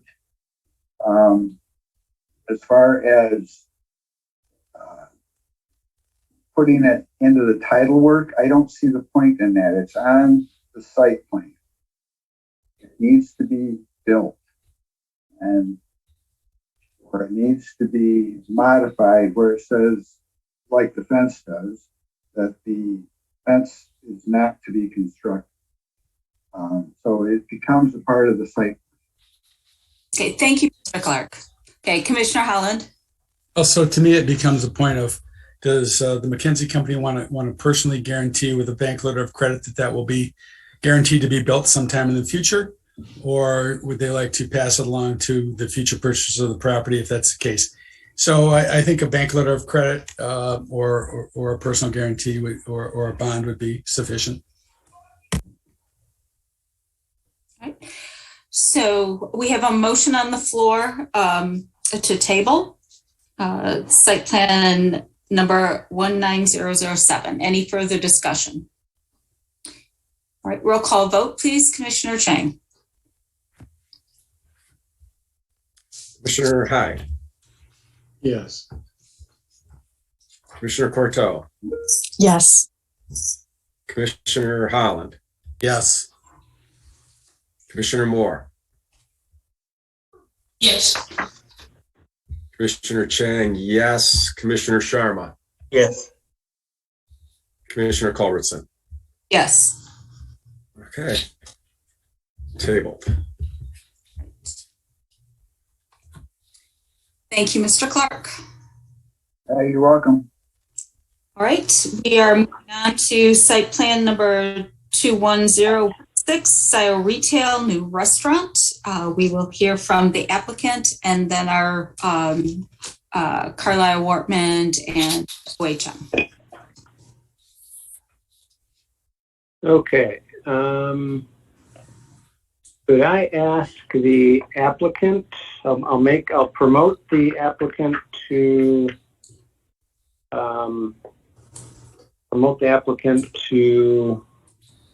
a panelist, but please raise your hand if I see Eric Williams, and I assume Eric Williams is one of the applicants.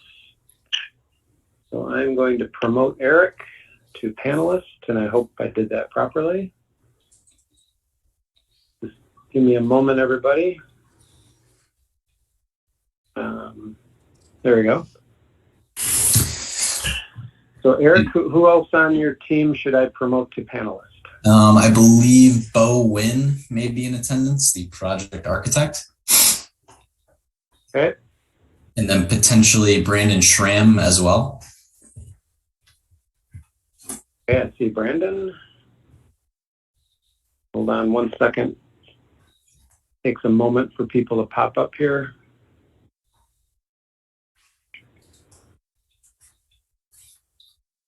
And I think that should do it, Doug.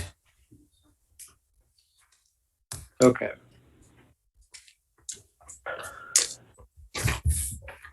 I've promoted everybody, so let's see. Let me turn off my video.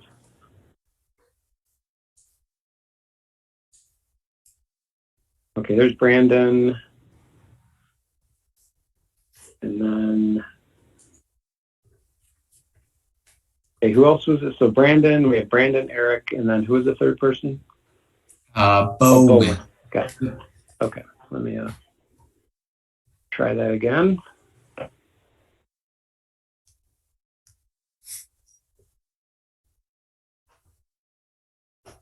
Okay, I think that worked. Okay, good, it worked. Took a little bit. Okay, so I think the floor is yours to give the Planning Commission a little presentation. If you would like to, if you have something to share on the screen, I will change the settings here to allow all panelists to share. Otherwise, just go ahead and give a little summary of your project. Yeah, absolutely. So my name is Eric Williams. I work for Stonefield Engineering and Design. We're the civil engineers on the project. Our address is 607 Shelby Street, Detroit, Michigan. We are representing the applicant, Scio Retail Management 2. Brandon Schramm is also here on their behalf. And as I mentioned, we do have Bo Wynn in attendance of Detroit Architectural Group, the project architect. So we are here this evening seeking site plan approval for a drive-through restaurant located at 140 Zeeb Road. We were previously in front of the commission on June 28th, seeking the special land use recommendation to Township Board. Subsequently, we did go to Township Board and receive special land use approval on August 8th. So the plan that you had seen back in June has largely remained unchanged. You know, we worked with Doug and his team on, you know, some minor revisions, some crosswalks, enhanced walkability to and from Zeeb, and tried to really get this plan cleaned up before we came back to the commission. So just to give you a little recap on what we are seeking to do, the project is located within the Meyer development at the corner of Jackson and Zeeb on the east side, south of the existing Starbucks, north of Leo's Coney Island. So the proposed development would include a 4,200 square foot drive-through restaurant on an approximately 1.4 acre parcel. There would be 61 parking spaces provided, along with 23 drive-through stacking spaces. If you recall, this does have a double drive-through lane as opposed to just your single drive-through. The site would strictly utilize cross-access drives between the Starbucks parcel and the Meyer Ring Road. There would be no new access onto Zeeb Road. We've also provided pedestrian walkways to and from Zeeb Road, flanked by bike parking, and then obviously an enhanced entryway to the building. The landscape plan has been thoughtfully created to provide year-round interest. There's over 41 new trees, 150 shrubs, and obviously the goal is to screen the parking area from Zeeb Road and obviously enhance the building facade. Bo, I'm not sure, would you like to maybe just run through the building facade briefly? Sure, thank you, Eric. Bo Wynn, Detroit Architectural Group, is a pleasure to be with you this evening. Won't steal anybody's thunder on this great review. I think we are pretty much in compliance with the ordinance on the facades, the ground floor facade. I believe there's a comment that we need to show a line of sight diagram demonstrating screening of roof mounted equipment. We can show that we have a metal screen and a bullpen configuration on the roof that will accommodate and screen all of the rooftop units, makeup air units, all those mechanicals adequately. All the building materials and colors, I believe, are in compliant with the ordinance. Fully brick building, as is the other adjacent properties and buildings. There's one material that's a fiberglass entry that's a little bit different. It's a brand image from Panera.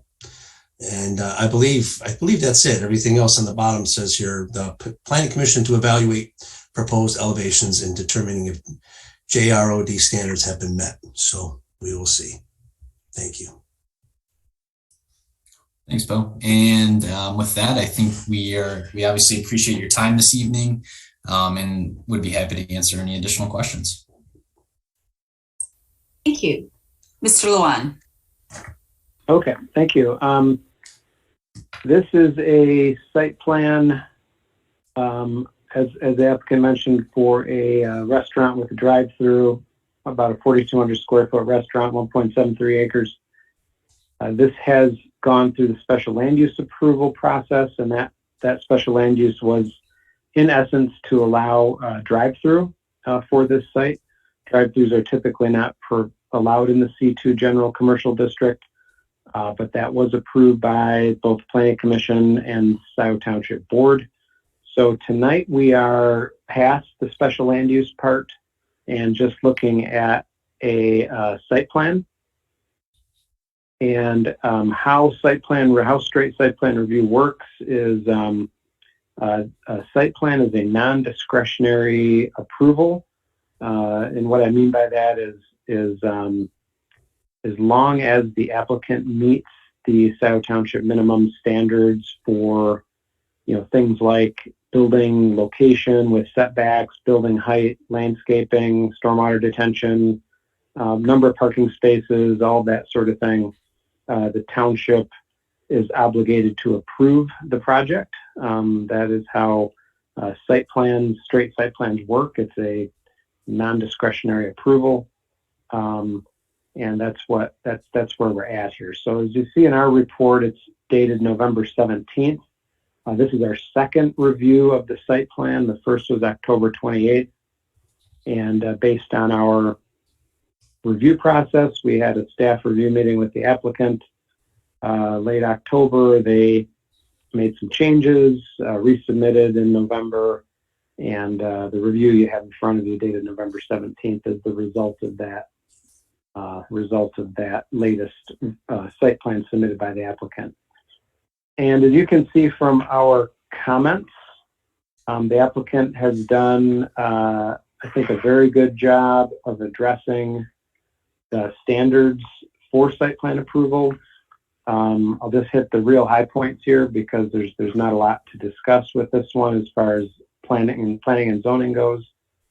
Some of the things we look at for site plan are like what's going on around the property. This property is really surrounded completely by retail and commercial development, being the Starbucks to the north, Myers to the west, Coney Island to the south. At this point, a vacant property directly to the east across Zeeb Road. So really no issues with that. With regard to natural resources, the site is a vacant, essentially grassy lawn for the Myers property. So there really are no significant natural features that we have here proposed or that we have here. The applicant will be clearing a few existing trees on site, primarily along Zeeb Road, and they are proposing the proper number of replacement trees. But even that's relatively minimal. With regard to area width, height, and setbacks, the building itself meets all requirements of the C2 zoning district as well as the Jackson Road Overlay District. With regard to essential facilities and services, I'm sure Sally Boss from OHM will talk about those items in a few moments with regard to water, sewer, and storm drainage issues. The building location and site arrangement, we have no issue with that. It will be generally in line with the building to the north, and we particularly like the cross access that the applicant has shown on the site plan that will provide direct access to the Starbucks Jimmy John's site to the north, so people don't have to drive out onto Jackson Road to cross between the two properties. We talk about that again in the traffic and access management part of our review. One of the items that will have to be addressed prior to this going to final site plan approval is an access easement will have to be provided prior to this going to detailed engineering. So that's so that the access between this and the property to the north continues, even if this property is sold. The applicant is proposing a waiver of a loading space on their property. They indicate that any kind of deliveries will occur in a location that will not impact circulation They indicate it will be done during off-peak hours, so perhaps the applicant can address that in a little more detail. But that's something that the Planning Commission will have to address, is the waiver of an actual loading space based on the actual needs of this property or of this site, and as well as the cross-access easement, as I mentioned. One of the other items that the Planning Commission will have to address is parking. The applicant is proposing 4 more parking spaces than are allowed by ordinance. 57 spaces is the maximum we would allow for a use like this. They are proposing 61 spaces. And our only comment there is one, it's a relatively minor increase in parking. And then the second is that just our experience with the existing Panera Bread, and the applicant has told us, I don't think I'm saying anything on a turn here, this is supposed to be, this is supposed to be a Panera Bread, and that our experience with the existing Panera Bread is that that parking lot is very busy all the time. And so I believe that they will need the 4 extra parking spaces. So that's something the Planning Commission has to approve. However, I think they've, based on the existing track record over Panera Bread, I think the 4 parking spaces is needed. With regard to their landscaping plan, as the applicant briefly mentioned, they have provided a significant amount of landscaping on site, meeting ordinance requirements. We think they've done a nice job with the landscape plan that will ultimately be planted here. The only issue that we had has to do with their dumpster location. And if you got through our report, we indicate that based on the ordinance provisions, dumpsters are supposed to be located within the required, or outside, I should say, the required setbacks.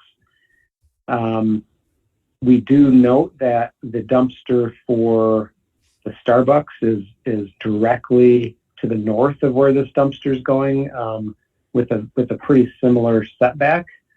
And so we wanted to do a little research on how that happened.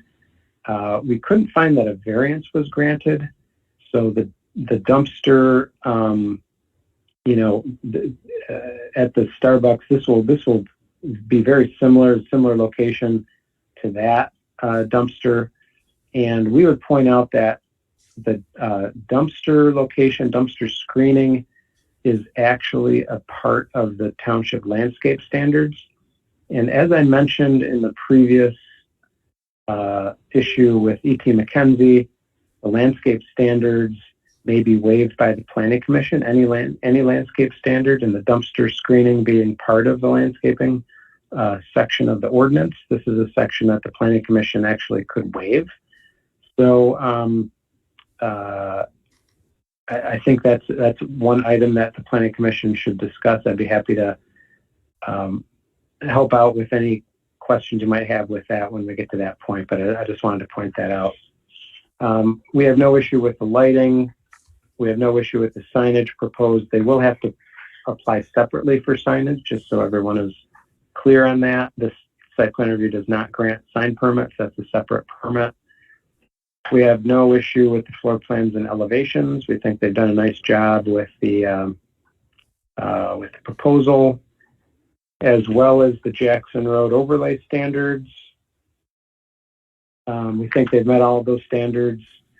Be happy to answer any questions that the Planning Commission might have with those standards.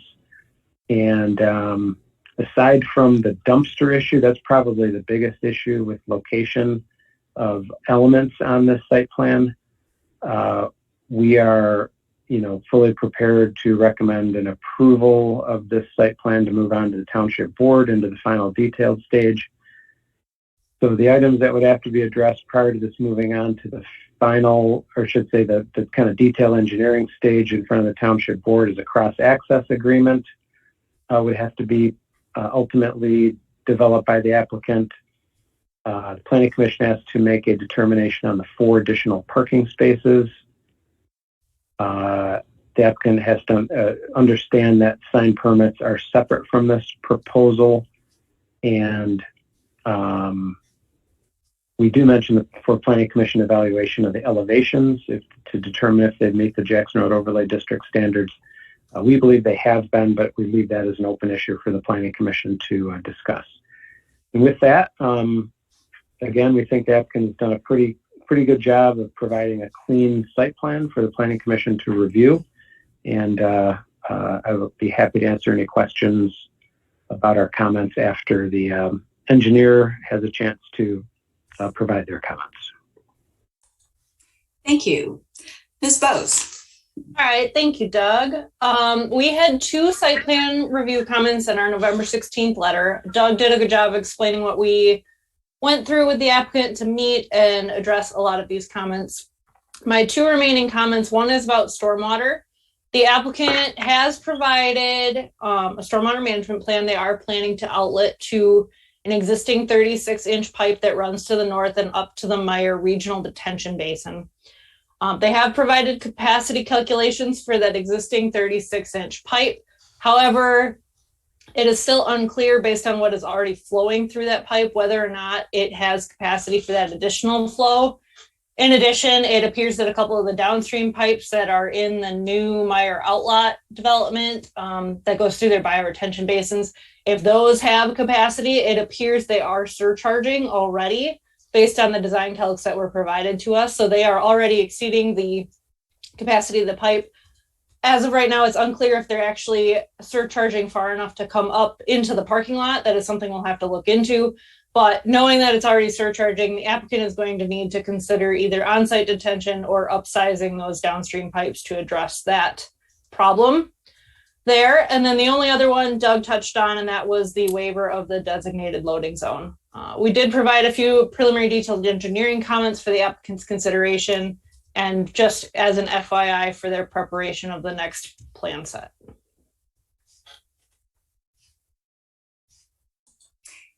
Thank you very much. Commissioners, questions for the applicant or our consultants? Commissioner Hyde. Thank you. 2 questions, one for Mr. Lewan and one for Ms. Voss. On the dumpster issue, actually, this isn't for Mr. Lewan, this would be for the applicant. Have you considered any other location? I know that there's some question about matching a location that some other business has just north of you, but have you considered another location yourself, and is there something that you could propose? And if not, why?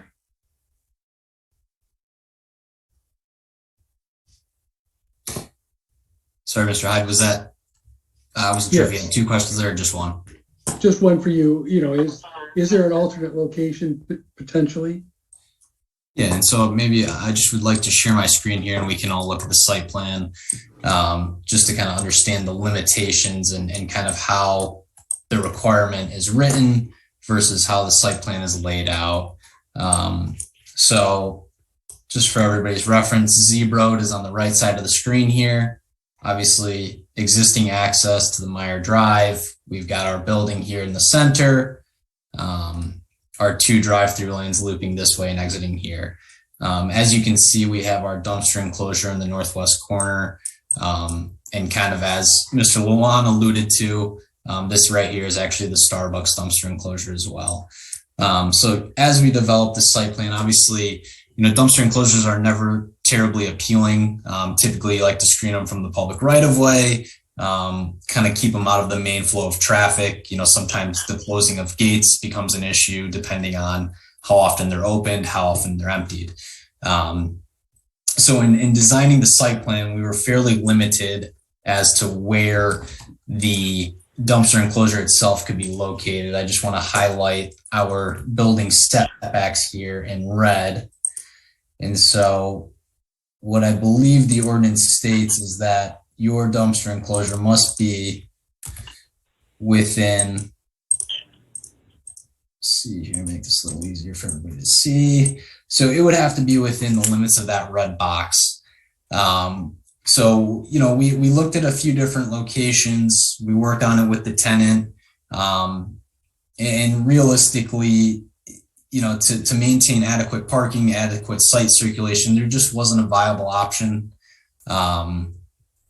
That also allowed for screening from the right of way. Obviously, we need to make sure we maintain site circulation for fire purposes, and obviously just making sure that the site is adequately circulated. We also did provide a truck turning exhibit.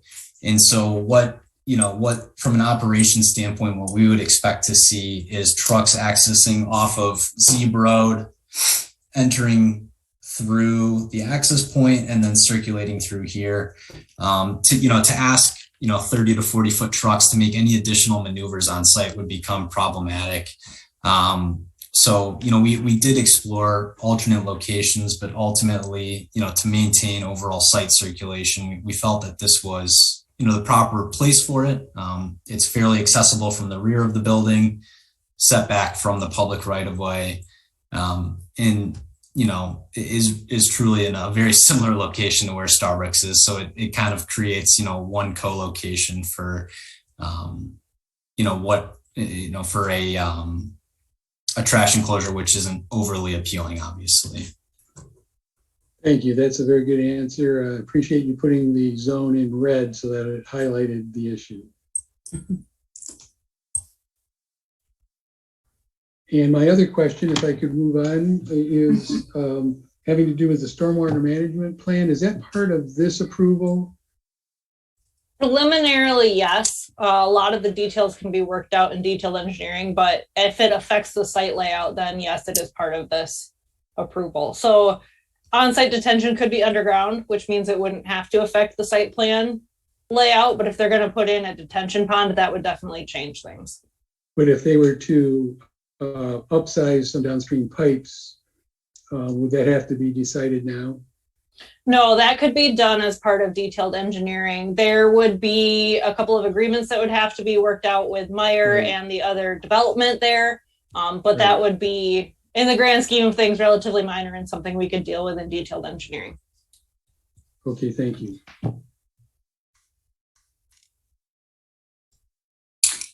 Other commissioners? Commissioner Chang and then Commissioner Holland.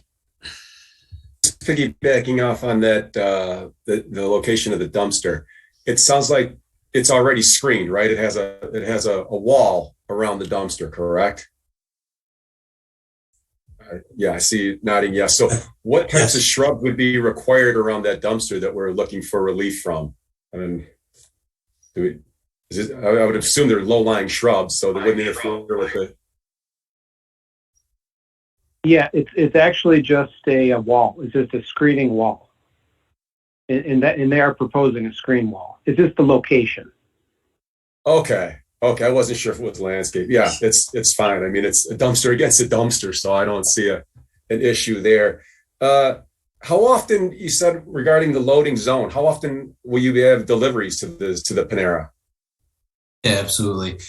So we would expect to see a box truck delivery every day. So, a 30-foot box truck, your typical, U-Haul style truck, if you will. They would see a larger semi-truck once a week. And again, these would be, the semi-trucks are obviously a pretty significant delivery. They would be, most likely at either, first opening of business or close of business. And so that's why we really didn't feel the need to have a 60-foot loading zone designated on site. The intent would be there would be a handful of employees on site. They could assist in unloading the truck while there's no customers present. The 30-foot box truck would have the ability to pull in if, and maybe I can just put my screen back up here, just point it out for everybody. There is, based on the angle of our dumpster, to make sure that those 30 to 40 foot trash trucks are able to access the trash enclosure. It's at a slight angle. You can also see this section here. This is about 40 feet in total. So again, kind of looking back at what we kind of anticipate for truck circulation, come off of Zeeb, circulate through here, and then they would have the ability to kind of pull off to the side. And obviously, I think this was an addition that Mr. Lewan had actually asked for, was this designated pedestrian pathway, so the truck could stop, unload. Obviously, whatever deliveries are being made could be brought to these rear doors here. You said this would be before or after business hours? Just really depends. Yeah, there's no steadfast rule.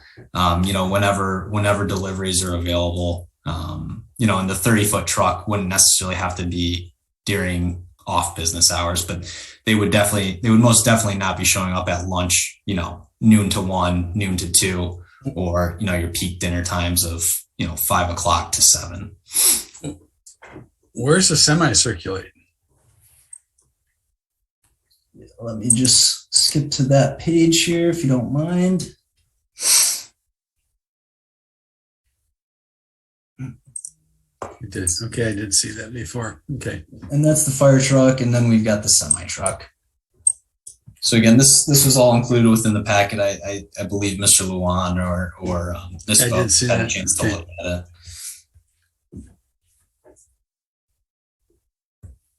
And then maybe my final comment, you are requesting 4 additional parking spaces over what's required. It's a new building. Would you be open to adding 1 EV parking space? I don't see why not. And at the very least, we could stub electrical conduit to a parking space. And so that, as that demand, arises, and I guess at this point, it seems like it may already be here, that could be installed. So I don't see an issue with it. And Brandon, I'm not sure if you're. Yeah, I'm here. I can hop on. Hi, everyone.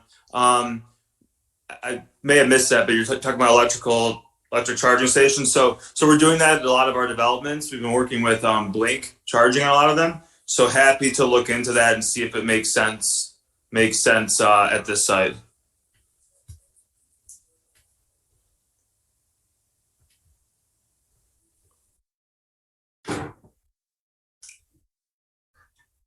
Other commissioners' questions?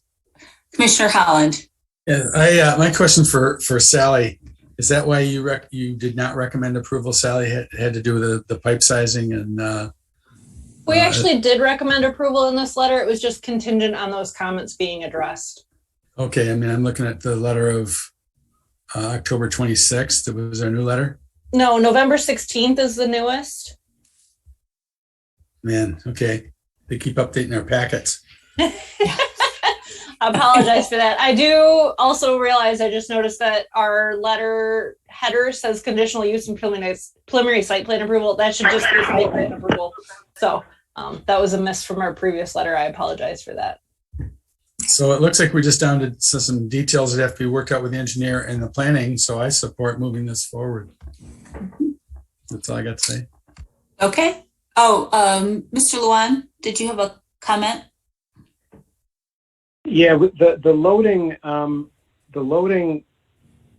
is a little concerning to me, and because the applicant is asking for a waiver of the loading zone or loading space, I think we can put some conditions upon when loading can occur on site, and I think it would be appropriate for us, if the Planning Commission is so inclined to waive the loading space, that loading not be permitted, during the lunch and dinner rush hours, whatever hours we want to come up with. But,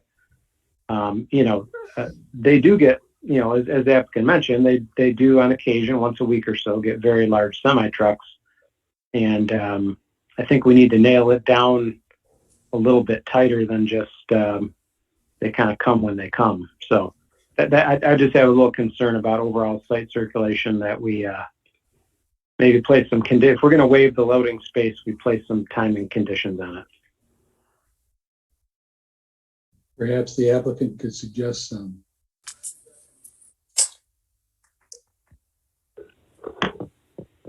Yeah, I guess, without discussing exact limitations with the tenant, I would hate to commit to something that's not, reasonable for their needs. I can, Eric, sorry to cut you off. No, absolutely. We're totally fine with that. I think they wanted off hours as well. I mean, very off hours, if not right when the place opens up or shuts down. So happy to, I don't know the exact times. Maybe you can put something in there that we can circle back with you on that, or, off hours of the business. But I mean, we're more than happy to do that as well. I think it makes the most sense.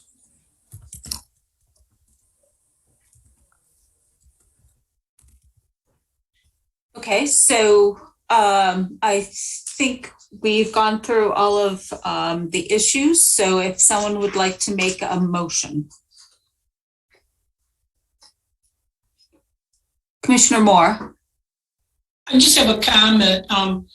I too was interested to hear Mr. Scram talk about respond to the EV inquiry.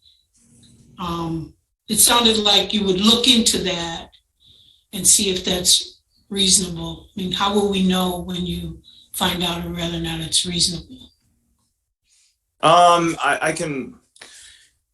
My only concern is some of the other developments that we're doing it on. We need more room than just putting one little hookup. But I'd like to speak with the charging company and figure out, what's reasonable here. And I need to speak to the tenant as well. But we are pro electric charging station, so we'd like to have it here. We like to offer it at our centers. I just we haven't fully dug into that here. And when would we know? I guess I understand you want to look into it, but when would we know about it? I mean, how do we approve your project not knowing the answer? Just condition it. Well, you couldn't condition. You do have to come back for township board final approval. You can condition the 4 parking spaces, right, and get them moving forward. No? If you're going to allow the 4 additional parking spaces, Chris suggested. I don't know that we could condition. EV parking spaces are not currently a requirement of the zoning ordinance. So you would. The only way you're going to, if this passes through the planning commission tonight, it would have to be addressed between now and the time it goes to the township board. You could put in there in your motion, if you're to recommend approval of this, that, it's your strong recommendation that the applicant consider EV parking stations, and Commissioner Courteau is here and she's a township board rep, so she could certainly provide that recommendation from the planning commission. But I would be hesitant to say that you can condition an approval on something that's not currently required in our zoning ordinance. So what they've done in the past, Doug, this planning commission is made it the 4 additional what Commissioner Cheng suggested was that the 4 additional parking spaces be conditioned on. Well, go ahead and speak yourself. Mm-hmm. And I think Colin's right on. It's like, can't we just say you get the 4 extra if you put in the EV parking? Otherwise, you go back to what the requirement is. Mm-hmm. Just another option would be to put in the infrastructure for EV charging. I don't know if you would be amenable to that, and so that it would be properly sized, the conduit would be in. It would be a matter of then at some point in time adding the charging stations and running the cable. That would be. And prepping your service, right? What's that? Yeah, you'd have to have the electric service as well as the conduit, and then so it would be easy and less expensive to put in at a later date. Would you? Yeah, I think that's fine. I think, and now that I'm kind of thinking about Commissioner Cheng and Commissioner Holland's comments, I think the option for the applicant is they just don't put the 4 spaces in. So that's the option.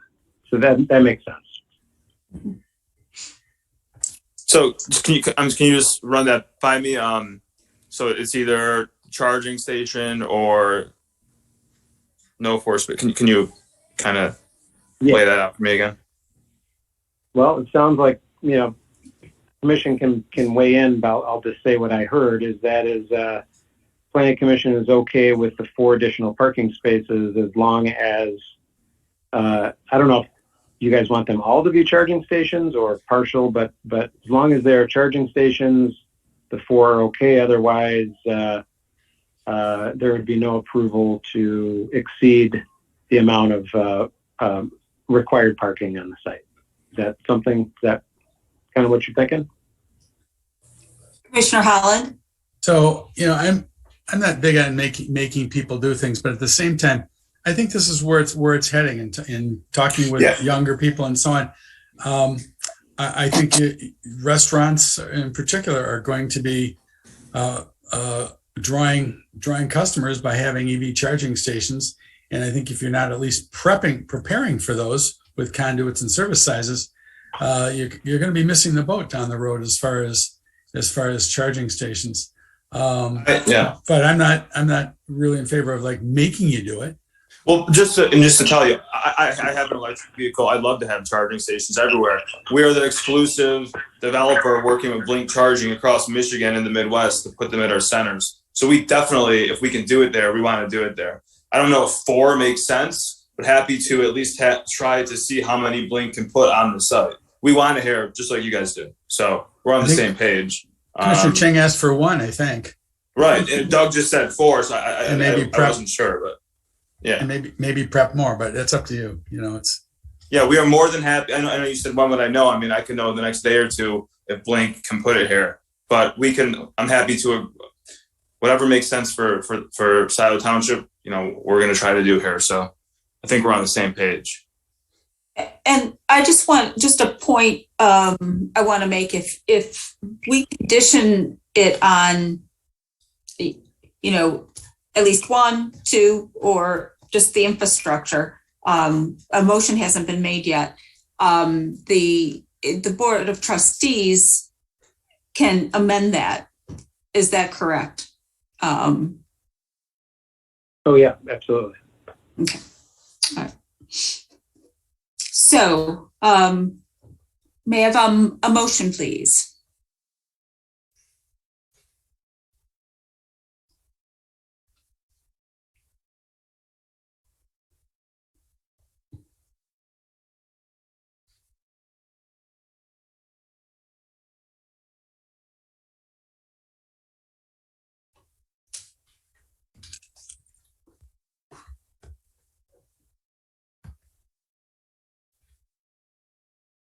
I'd like to make a motion in regards to site plan 21016 Scio Retail New Restaurant. Based upon the information received from the applicant and reviewed in this meeting, the Planning Commission finds that the proposal meets the criteria and recommends approval per the following conditions. The first condition would be, let's address the last one first, that approval of the 4 additional parking spaces would be contingent upon the installation of 1 or more EV charging stations and potential preparation for additional spaces. That the applicant addressed the stormwater management plan issue where they either install underground retention or water retention or upsized downstream pipes to handle the expected water flow, and that they propose a off-peak hour delivery time for their, in order to be granted a waiver of the loading zone requirement.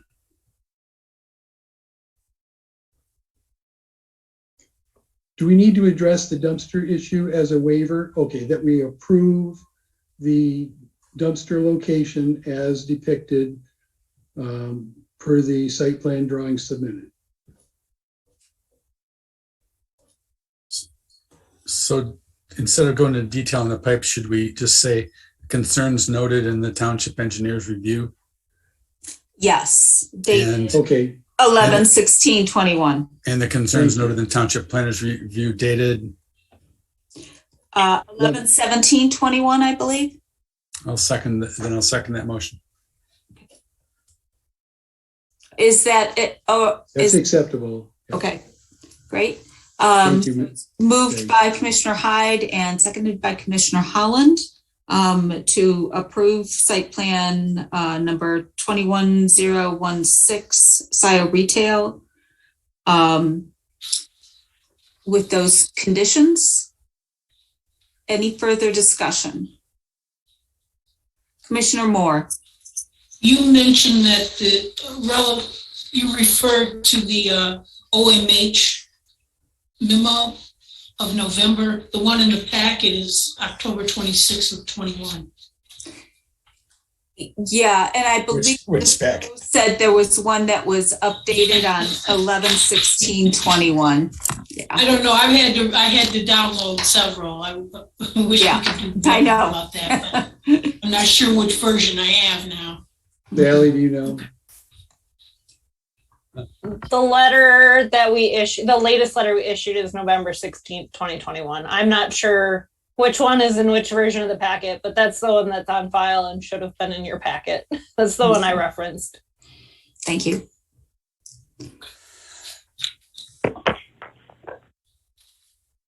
All right. No further discussion. Roll call vote, please, Commissioner Chang. Okay. Commissioner Hyde. Yes. Commissioner Corto. Yes. Commissioner Holland. Yes. Commissioner Moore. Yes. Commissioner Chang, yes. Commissioner Sharma. Yes. Commissioner Culbertson. Yes. Approved. Right. Thank you very much. Thank you. Thanks, everyone. Happy holidays. Thank you. All right, next we're moving on to OA number 21005, PUD, PSP, number 21012, Knights of Columbus. So we'll have presentation by the applicant. And if you could highlight what has been updated and changed since last presentation, and then we'll hear from our consultants. Okay, I just promoted Tom Covert to a panelist, so Tom will be able to share his screen. Tom, is there anyone else you would like me to promote to panelist? Yep, Doug, if you could look for Sean LaFleur from Norfolk and Jim Heisler from Norfolk as well. Okay. See Sean. And let's see. I don't see, hold on.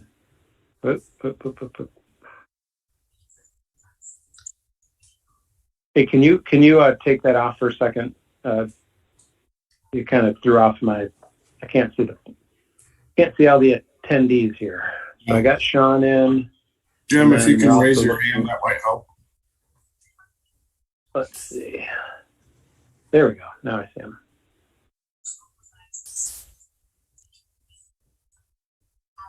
Okay, Jim should be in. So sorry about that. Go ahead and share your screen. All right. Good evening, everybody. Hopefully you can see my screen here. Tom Covert with Midwestern Consulting. I'm here tonight, obviously, with Sean LaFleur and Jim Heisler from Norfolk Building Company. Jan, I was getting promoted to a panelist when you were speaking, but I was going to give a brief presentation with regard to kind of the changes and just real quick refresher. The site you can see here highlighted is the Knights of Columbus property, which I think everybody's very familiar with.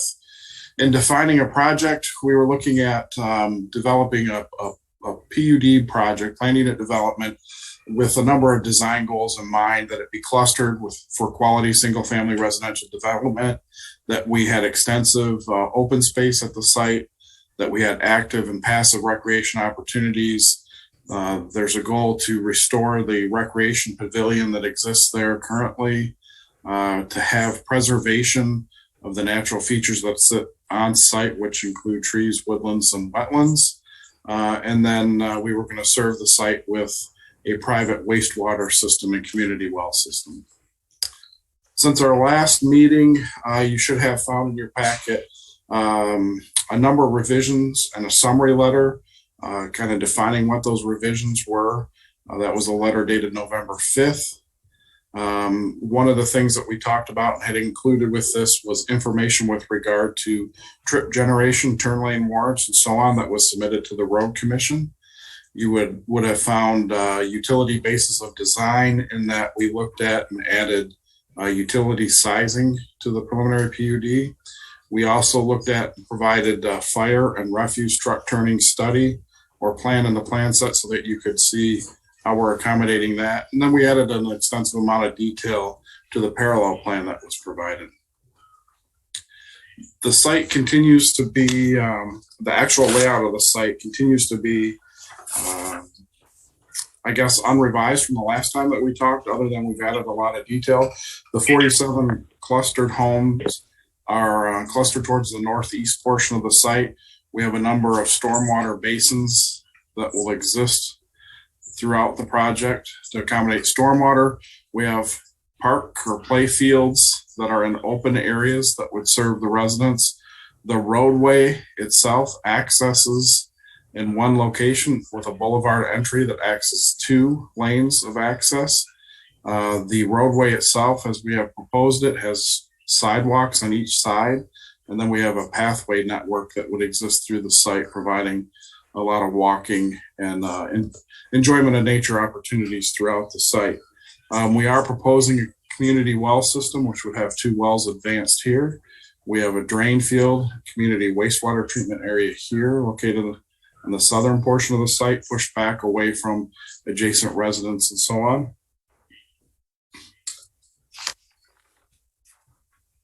I mentioned extensive open space. This plan highlights the area in color, which would represent our open space areas. This is about 33 acres, or about 71% of the site. Since we've met, the revised plans have been reviewed by your consultants, OHM, who's recommending that the plan's ready for preliminary approval or preliminary PUD approval. We've also submitted the trip generation and turn lane study, as well as access, location, and site distance lines for the access and interface with Ann Arbor Dexter Road. It was found that at this time, the only improvements that need to be made that we are continuing to propose are the A-cell and D-cell lanes as they enter the site. The trip generation, just as an FYI, the peak hour trip generation in the morning is 38 trips, and the peak hour afternoon is 49, which is less than half of what might be required for a full-blown traffic study. We are currently in review with the Washtenaw County Water Resource Commissioner's Office for preliminary engineering review and approval. So that's still being worked on. We've also received comments from Carlisle Workman and Associates, and I think the 2 main things that are in their memo are surrounding the parallel plans. We can talk about that a little bit. In regard to the parallel plan, one of the things you'll notice with this revision, we've included a lot of detail to this parallel plan. Currently on this plan, we show on each of the lots an area for a home, an area for a standard, typical drain field, and also we've shaded the areas in gray that have sufficient slope that could support engineered type septic systems, trench systems. So you'll see that that opportunity exists in the area that has the most slope in the site. And then we've included the septic fields, we've included the wells with their separation. On that plan sheet, you'll also find information with regard to how we would anticipate handling stormwater management, which would be in a permeable layer underneath the roadway. I'd remind the Planning Commission that the total number of units that are allowed in a PUD project are not to exceed the dwelling units permitted in the underlying zoning district or the density as proposed in the township master plan. So with this is a parallel plan that would support the 47 single-family homes that we're proposing to build at the site. One of the things in the parallel plan comments had to deal with our roads and our stubs. So each of these road intersections could work as a T-type turnaround. They do not exceed 150 feet, which is a magic number in the fire code. After you exceed that, you would be required maybe to have a cul-de-sac or a T-type turnaround pursuant to either Class B or Class A road specifications in your zoning ordinance. We think that it's proper planning to provide stubs or opportunities for the parcels that exist around the site. When you take a look at the aerial, it kind of begins to depict this. The lots that exist around the site are clearly larger than 1 acre lots, which are allowed in the R2 zoning. So it would make logical sense to be able to have that opportunity to connect those roadways to future developments that might happen around the site. Also, since we've last met, there's been a number of newspaper articles talking about the dioxane. You've heard from the neighbors of the property and community residents regarding this. We're not asking to, change the permitting requirements or anything like that. What we're looking to do is get an understanding through the preliminary PUD approval process of what the project might be to take away some of the risk in development and understanding what the study, we're looking to define the parameter of the study, basically how many homes might be located on this site, where the wells might be located so that we can study that subsurface geology through a hydrogeologic water study. I will tell you that our understanding after meeting with the consultants for this project is that our cone of influence for the wells won't be able to extend off-site. That's kind of why we looked at where we were proposing them on the site, kind of centrally located. And this is something we fully intend to study once we have received some preliminary approval to move forward with proper study and permitting. I'll remind you that some of the project benefits for this PUD include the cluster development. It allows us to have less pavement and impervious surfaces. We're preserving 27 acres of trees and woodlands, or about 26,271 inches of tree. We're proposing wetland preservation. We're preserving 71% of the site as open space. We have in-development recreation opportunities, the gathering gazebo, the walking and hiking paths, the walks, the play fields. We anticipate a fire service contribution. We have good proximity to work centers, good transportation corridor connectivity, and we think with this project, with the use of the PUD option and the bonuses and so on that it allows, it creates an opportunity for housing that might be more attainable. Socioeconomically for the project, we think it's a 3-year project, $21.2 million. We think there'll be about 120 people that live in the development, and that it'll generate $445,000 in tax revenue to the township. Our goal tonight would be to gain contingent preliminary PUD approval so that we can, again, study and look into and get more detail to the project from a well perspective, from a wastewater perspective, and then detailed grading and so on. So with that, I'd thank you. Jim, Sean, and I are here to answer questions and continue the conversation about the project. Thank you very much. All right, moving on to Mr. Luan. Thank you. This was back in front of the Planning Commission about a month ago or so, and we went through our review comments in some detail at that time. And as the applicant has mentioned, the overall layout hasn't really changed from what the applicant was proposing back then.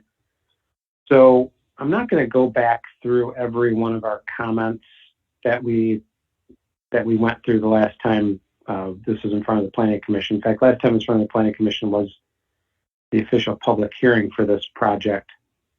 But I would like to go over kind of what I would consider kind of the big picture issues that the Planning Commission should be thinking about with regard to this project, whether there would be a recommendation, of approval to the Township Board, recommendation of denial to the Township Board, or some kind of conditional approval if that was to happen.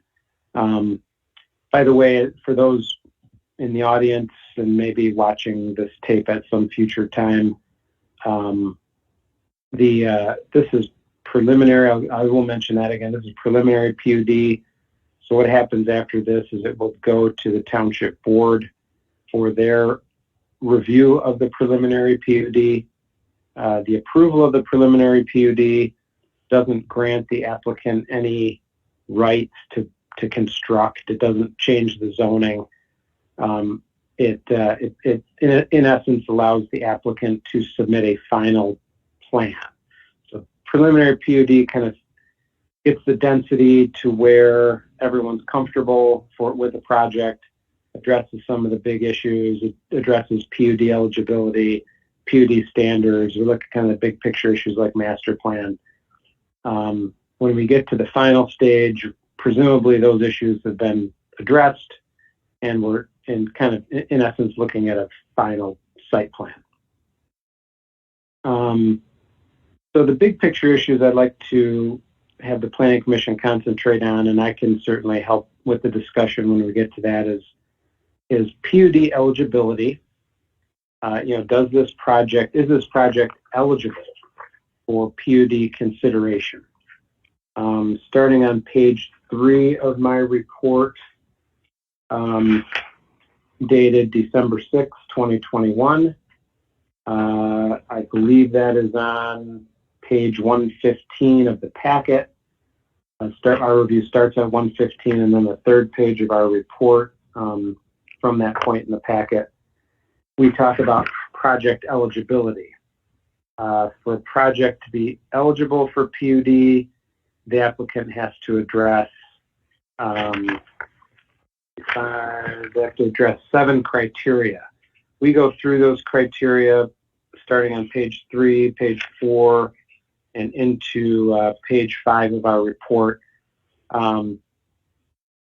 And those criteria talk about things like permitting flexibility of the project, a variety of design, a variety of layout, things like that.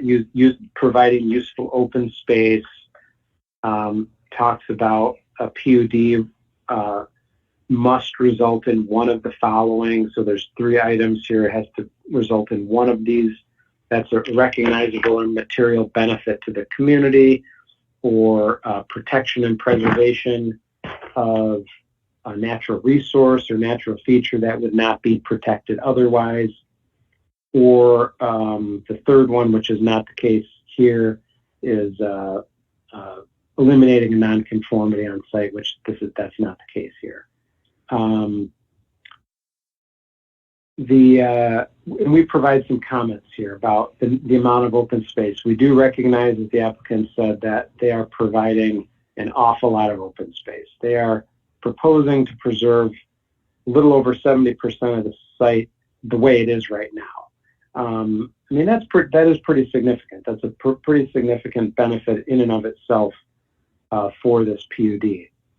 They also mentioned contribution for fire department, based on the impact that would have on this project would have in the fire department. That remains to be seen what that would be. That's typically a final PUD issue. And then they're proposing some social gathering spaces on the property. So the applicant has tried to address each of these. I go through those in the report. I talked about these last time. Again, I'm not going to go through every word here. One of the items, though, that the applicant mentioned, and quite a few of the folks who spoke on this during the public comment of this planning commission meeting, was the new revelation of the dioxin positive tests that have been popping up. The one in particular that's close to this site.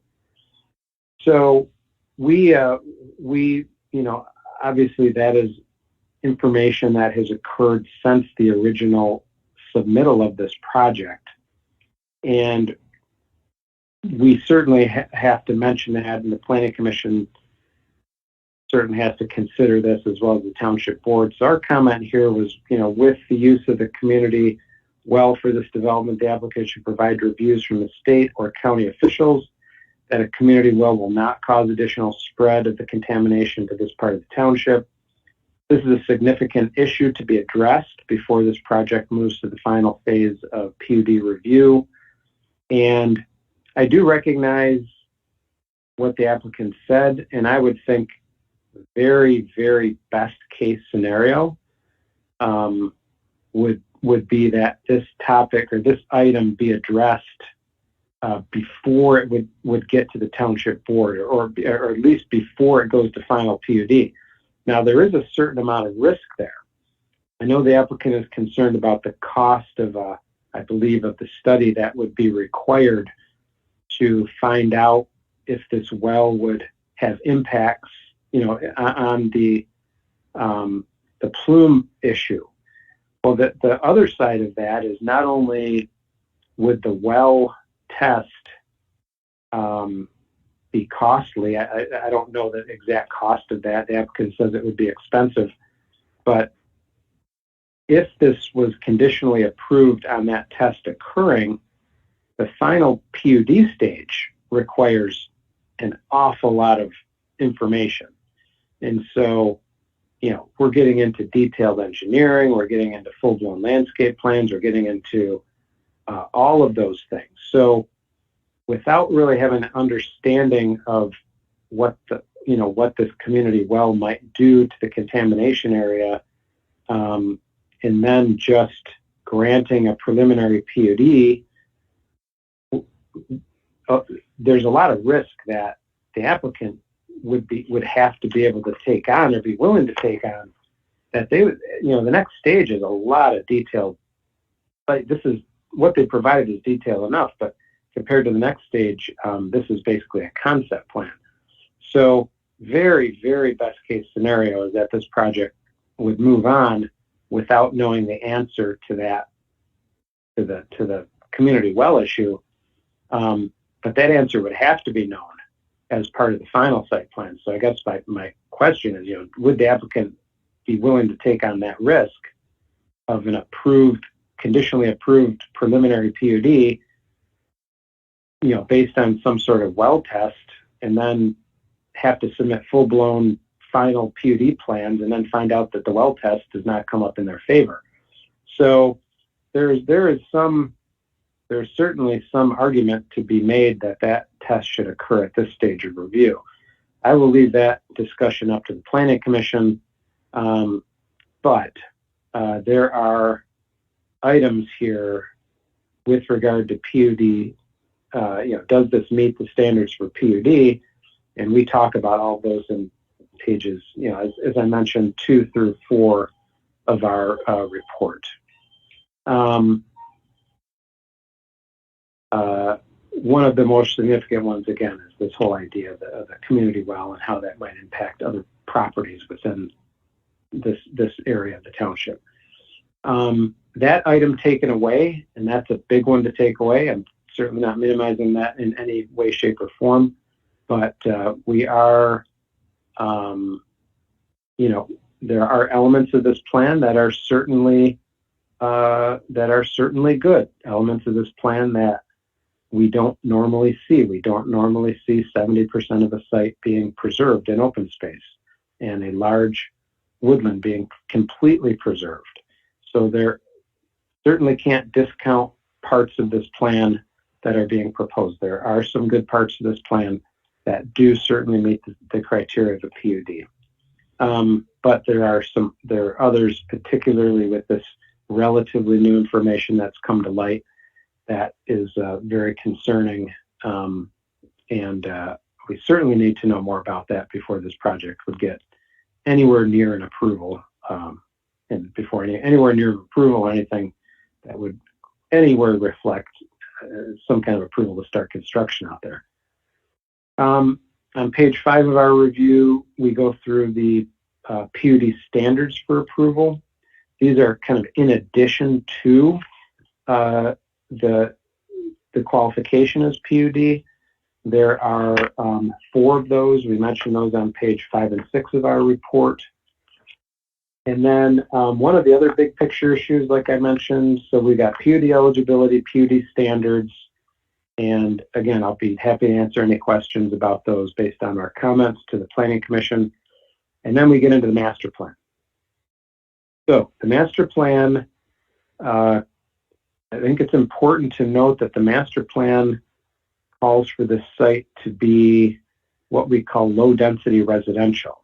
It's been that way for years. The current master plan that we just recently adopted also indicates it being low density residential.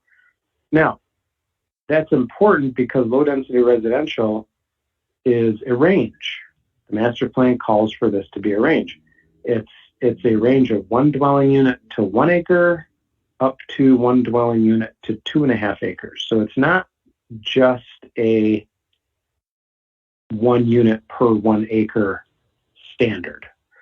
So in that range would be based on factors of,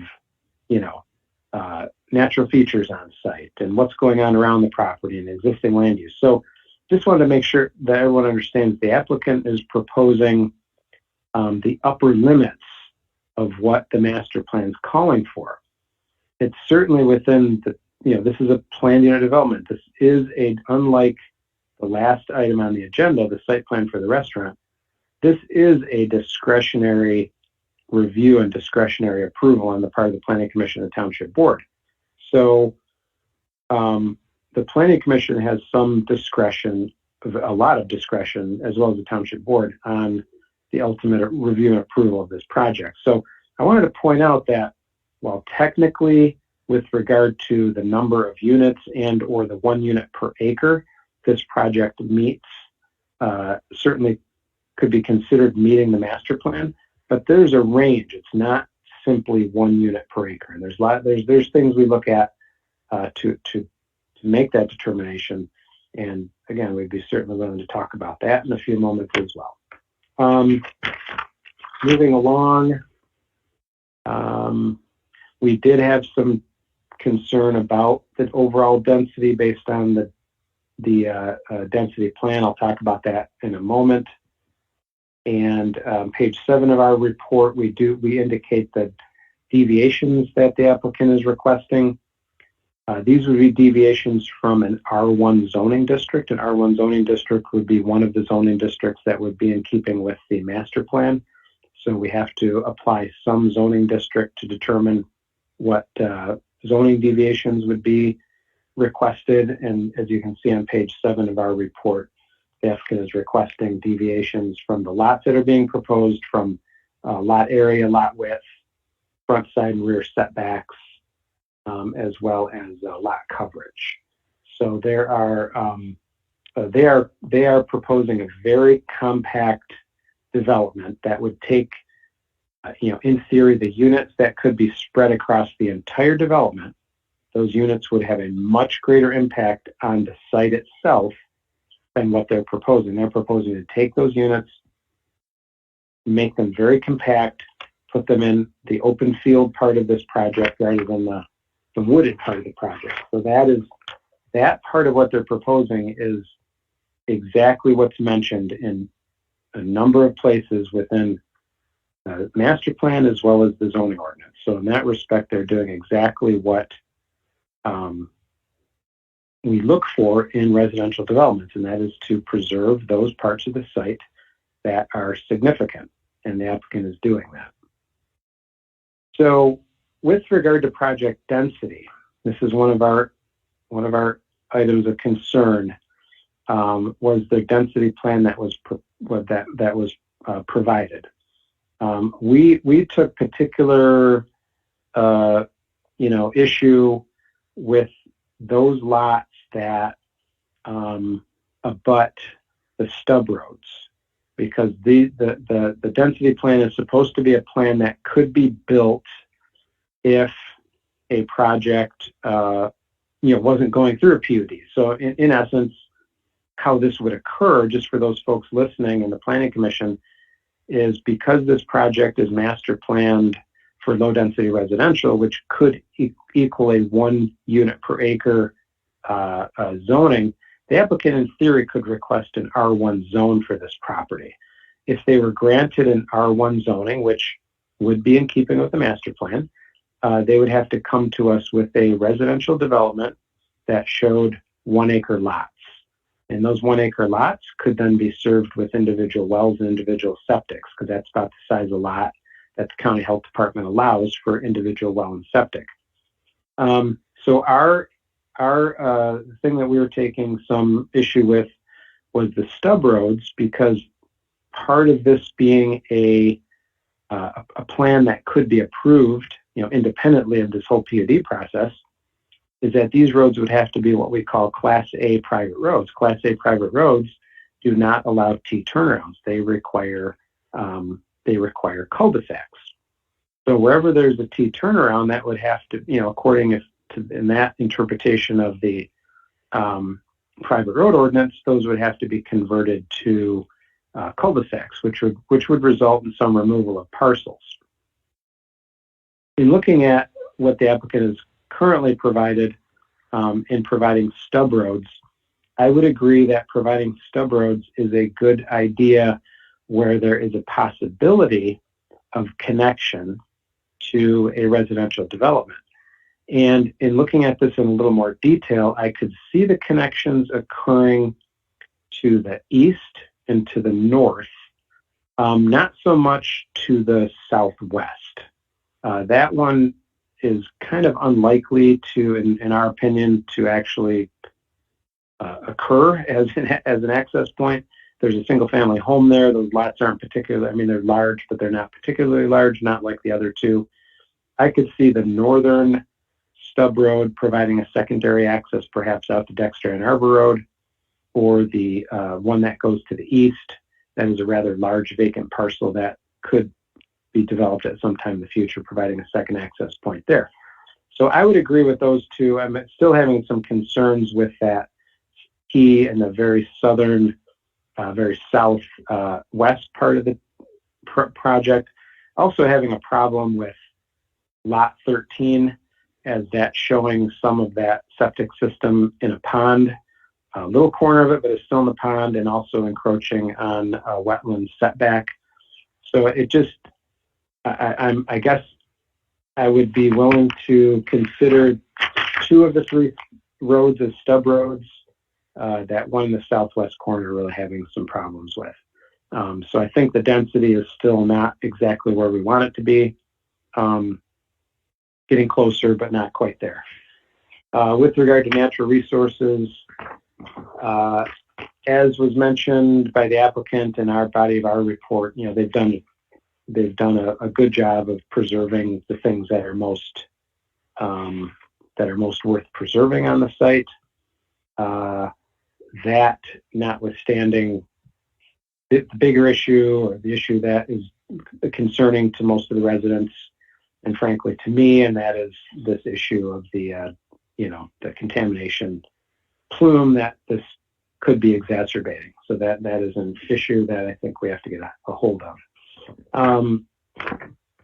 We have no issue with the open space. That just, there'd have to be some kind of agreement that the open space get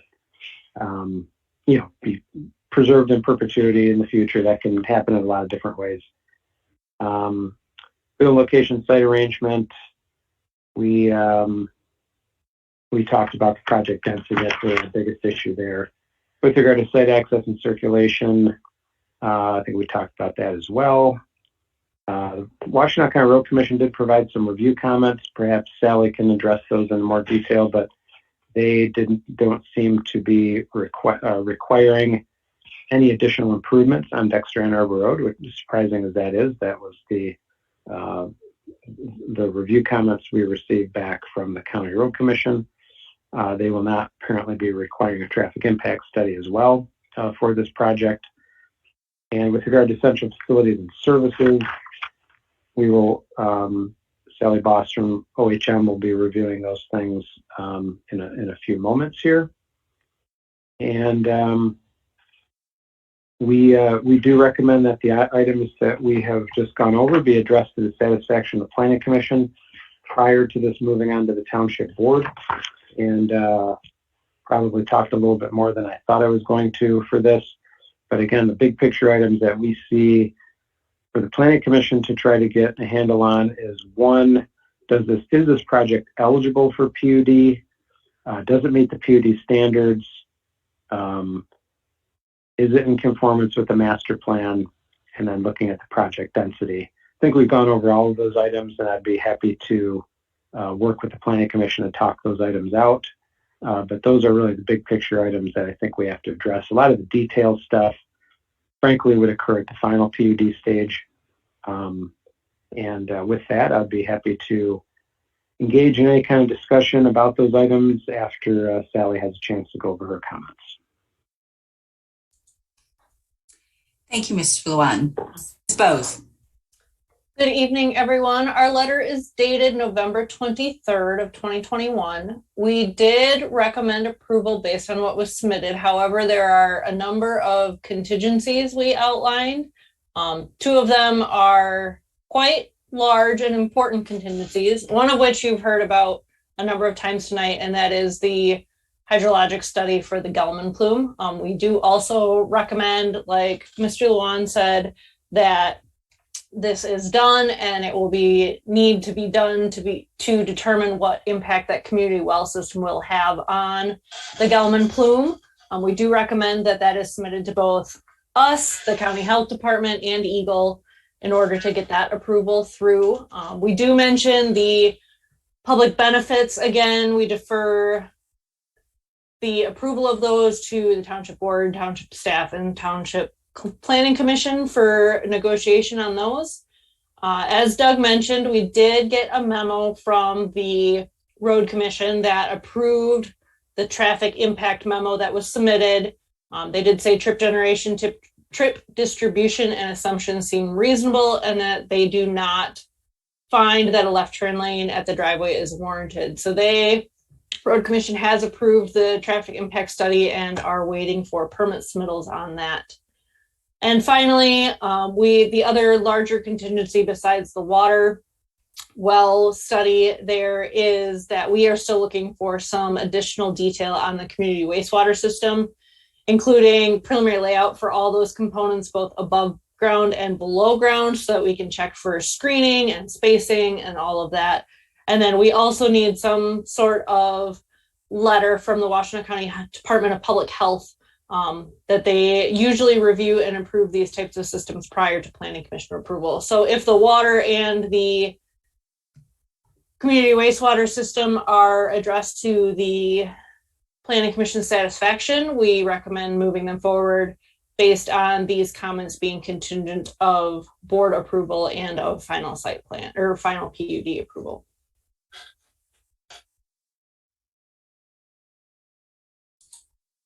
Okay, thank you very much. Commissioners. Commissioner Moore. There's a lot going on with this project. I have read all the letters, all the correspondence. I've gone through the site plan. And I just have to say, I'm greatly concerned about moving forward. I get the point that this is a preliminary PUD approval, but I think some of the remarks by Mr. Luan are really spot on about where we're going with this project. So to answer your question, Mr. Luan, I'm looking at the criteria number 3, that the proposed type and density of use shall not result in an unreasonable increase in the need for a burden on public services, facilities, roads, and utilities. We do not know at this juncture 2 things. A, we don't know if the water is contaminated at the site, and B, we don't know what this construction will do in terms of opening up the plume to travel further. And those are 2 huge things that we need to know. We know that it was contaminated before, when the city of Ann Arbor and the township was looking at the property. So we know the property is contaminated, but we don't have a real good sense or working knowledge about what the water contamination, if any, is there. And the biggest issue, I think, too, is like, what is the future impact of this project on the plume? And then criteria number 4, that the proposed development should be consistent with the public health, safety, welfare in the township. I can't see that being in the public health and safety and welfare of the township when we don't have answers to that. Criteria number 5, development shall minimize any negative environmental impact of the subject site and surrounding land. We do not know the answer to that, because we do not know what the science is going to tell us right now. And that's huge. Now, I don't know. I'm sitting here, I for one don't know either, but I think there have been some many comments made that have put us on alert. And by us, I mean the township.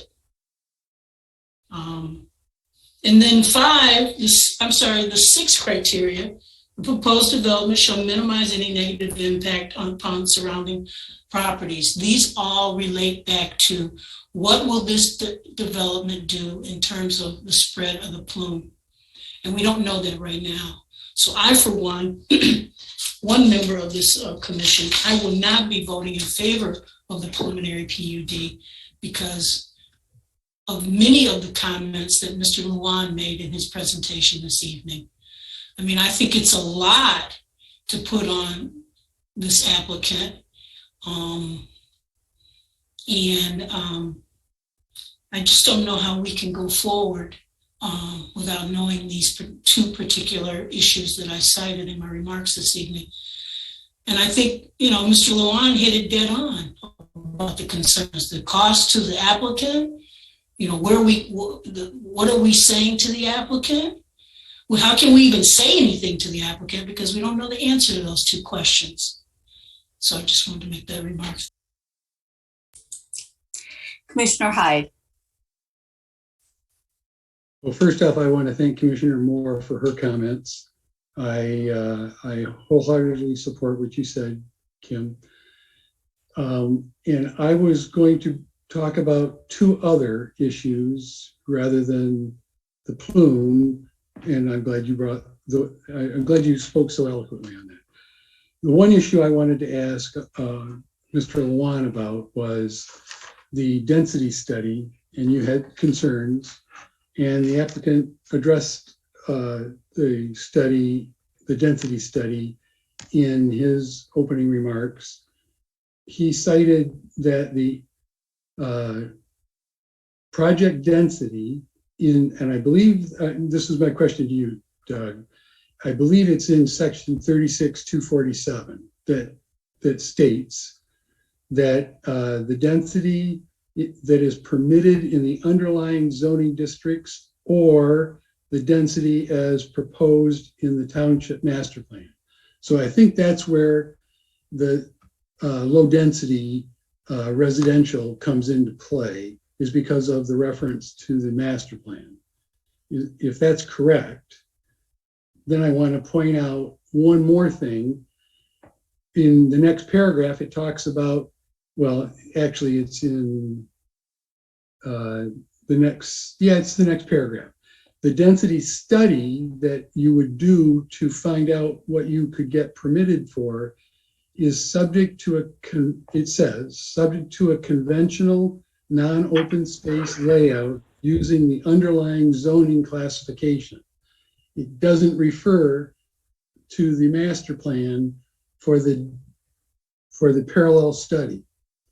Now, I'm new to the commission, but I want to make sure that I'm reading this correctly, that the only thing that the parallel plan can be based on is the underlying zoning district, as I read it, and that would be 1 per 5 acres. So first of all, my first question to you, Doug, am I reading that correctly? You are reading that literally correctly. Now, we have in other PUDs over the years taken the first part that you read to allow an applicant to develop a parallel plan based on what the master plan indicates. So while there is some inconsistency in the language, by practice, we have always used that first part of what you read to allow the applicant to prepare their density plan based on the underlying master plan. Okay, thank you. I do want to say, though, that I consider this to be a rather unique issue, and it all boils down to how many homes are we going to allow to be drawing a great deal of water in this area, and how it would affect, as everybody's been pointing out, the direction that the plume might take if we're drawing a vast amount. And if we're limiting it to 9, it's not an issue. Well, it's not as big an issue. I don't think it's one that we could object to, or I might not be able to object to. But 47 is quite a bit of a stretch. And I think the literal interpretation is 9 is all that the parallel plan can propose. So that was my first issue. The other one I want to talk about is the arsenic and lead that's been pointed out due to the FOIA request that a citizen has submitted to Ann Arbor, and then the information was provided to the Planning Commission. My first question is this still an issue, and does the owner and developer know about it, or is this coming to light for them for the first time? If it's a known issue, if it's still an issue, what is the township's responsibilities in terms of requiring cleanup before development? So those are my two questions. Does it still exist? Actually, it's 3. Was the owner and developer aware of this? And what is their plan for cleanup? And does the township need to require it? So I'll start with those 2 separate issues. Parallel plan of 9, a cleanup of arsenic and lead, and what our responsibilities as a township are for that. I can address the first part. The first parallel plan, like I said, we have always used the first part of that. So the parallel plan showing 1 acre lots, I believe meets the intent of what we're trying to accomplish here. But again, the parallel plan, by saying it's based on the master plan is a range from 1 unit to 1 acre to 1 unit to 2.5 acres. So we have some leeway to reduce the density here based on underlying factors. The second item, I don't know. The applicant might. I don't know what they know or what they don't know. So I don't know if Mr. Covert or Mr. Lithia might be able to answer that question. I can't. I don't know. Yep, if I could answer that as well as kind of the zoning question, at least from our perspective as well.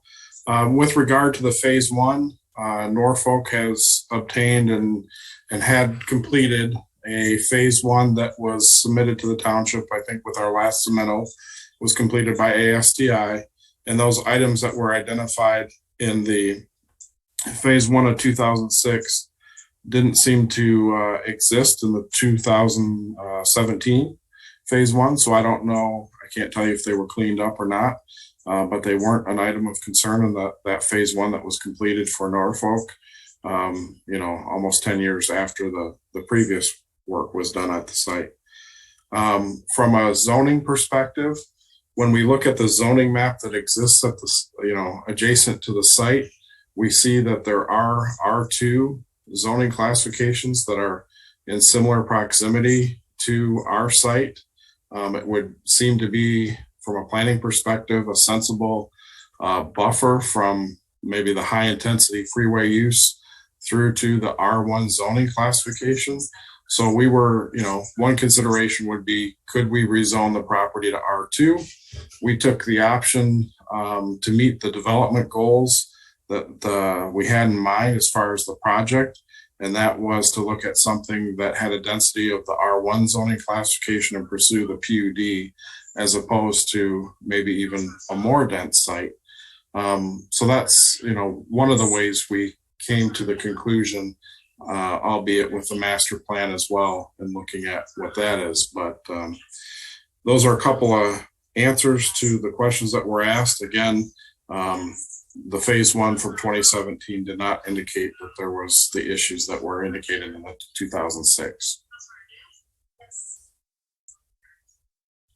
Were you aware of the previous testing at the time that you did your testing, so that you sampled at the same locations?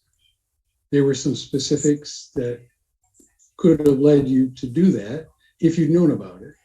But if you went nearby, there were some areas that were nearby in the previous, in the other testing that were clean. So it was pretty clear. No, I understand what you're asking about her. I can't answer that. Sean, do you know if ASDI had that information? Yes, I know ASTI did interview the previous owners on the site, as they do with any environmental. We will go back and look through those reports again. And again, arsenic is found all over the county, actually all over the state. And if some remediation needs to be done, it'll be done to meet residential standards. And again, what those costs may or may not be for residential development is a lot different than the cost of what it is to make a soccer field. You're not going to put a whole lot of money into creating a soccer field versus creating a single family development. So we will look into those. It's something that we'll circle back on. And if there is remediation that needs to be done, it'll be done to, obviously the state's residential levels. Thank you. Commissioner Courteau.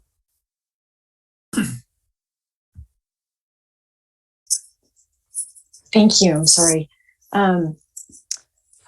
Once again, I do appreciate the effort that has gone into making this site really protect the natural features and resources. I just remain very concerned about the health, safety, and welfare of the members of the public of our township, given the Gelman plume and the potential for impact on neighboring properties. I think given the unknowns with the plume, the recent positive findings nearby, the potential for that amount of water pumping from a single community well, and also if the wastewater is being injected, either one of those could potentially lead to the movement to neighboring wells, with a lot of potential liability around that.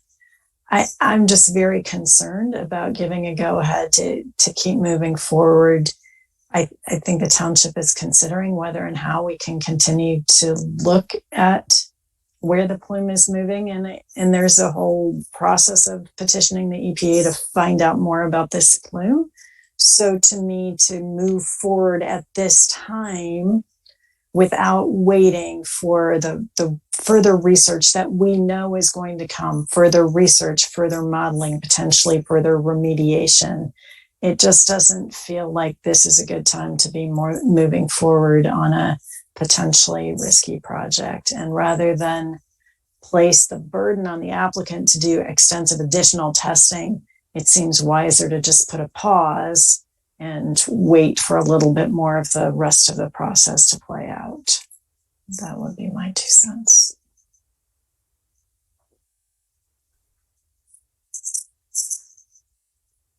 Other commissioners? Commissioner Holland. Doug, as far as the parallel plan, they could develop this in accordance with the parallel plan if they chose to, correct? They would have to request a rezoning to R1 first, but if they got that rezoning, then in theory they could do something that looks like parallel plan. It would, they'd have to do a heck of a lot of tree removal and replacement, but in theory, yes, they could submit that. And that's what they're trying to avoid. And I know there was a question about T turnarounds, and it seems to me I've seen in neighborhoods they've just taken away the T turnaround and put a driveway up to that house, and the T turnarounds aren't there. They're not necessary. Also in that neighborhood, I used to live real close to there. There's a community of R2 zoning in there. Is that correct? Directly west, there's R2 zoning. And I believe there's some to the north as well. I can't think of the name of the road, but there are some 2 families down in there. Maybe they're not legal. I don't know. So I'm thinking the developer asking for a 1 unit per acre density is reasonable, as opposed to them coming back with an R2, requesting an R2, and it wouldn't be it wouldn't be spot zoning or anything like that. So I think they kind of hit it in the middle. I agree that there's some issues they have to deal with. As far as the water supply system, I guess the question is if they're starting to find dioxane in some of the wells in the area, is the area destined for a water supply system? If that's where the Planning Commission thinks this is all going when they talk about it, then gee, this would be 46 more units to contribute to some kind of a water supply system. But it would set it back a long time. But Doug, am I correct in that they could develop it with just a straight R1 zoning and have individual wells? Yeah, that would be typical. A 1 acre lot would allow for on-site septic and on-site well. See, and I've owned property that had the monitored systems and so on. And to me, it always seemed a lot safer than having individual wells where people had to monitor their own, because you have to turn it over to a monitoring company. Has been my experience, at least. And same with if you have community drain fields, you have to turn that over to a monitoring system and someone to keep an eye on it. So, I mean, the goal to save the natural features and bring in a PUD makes sense. So I guess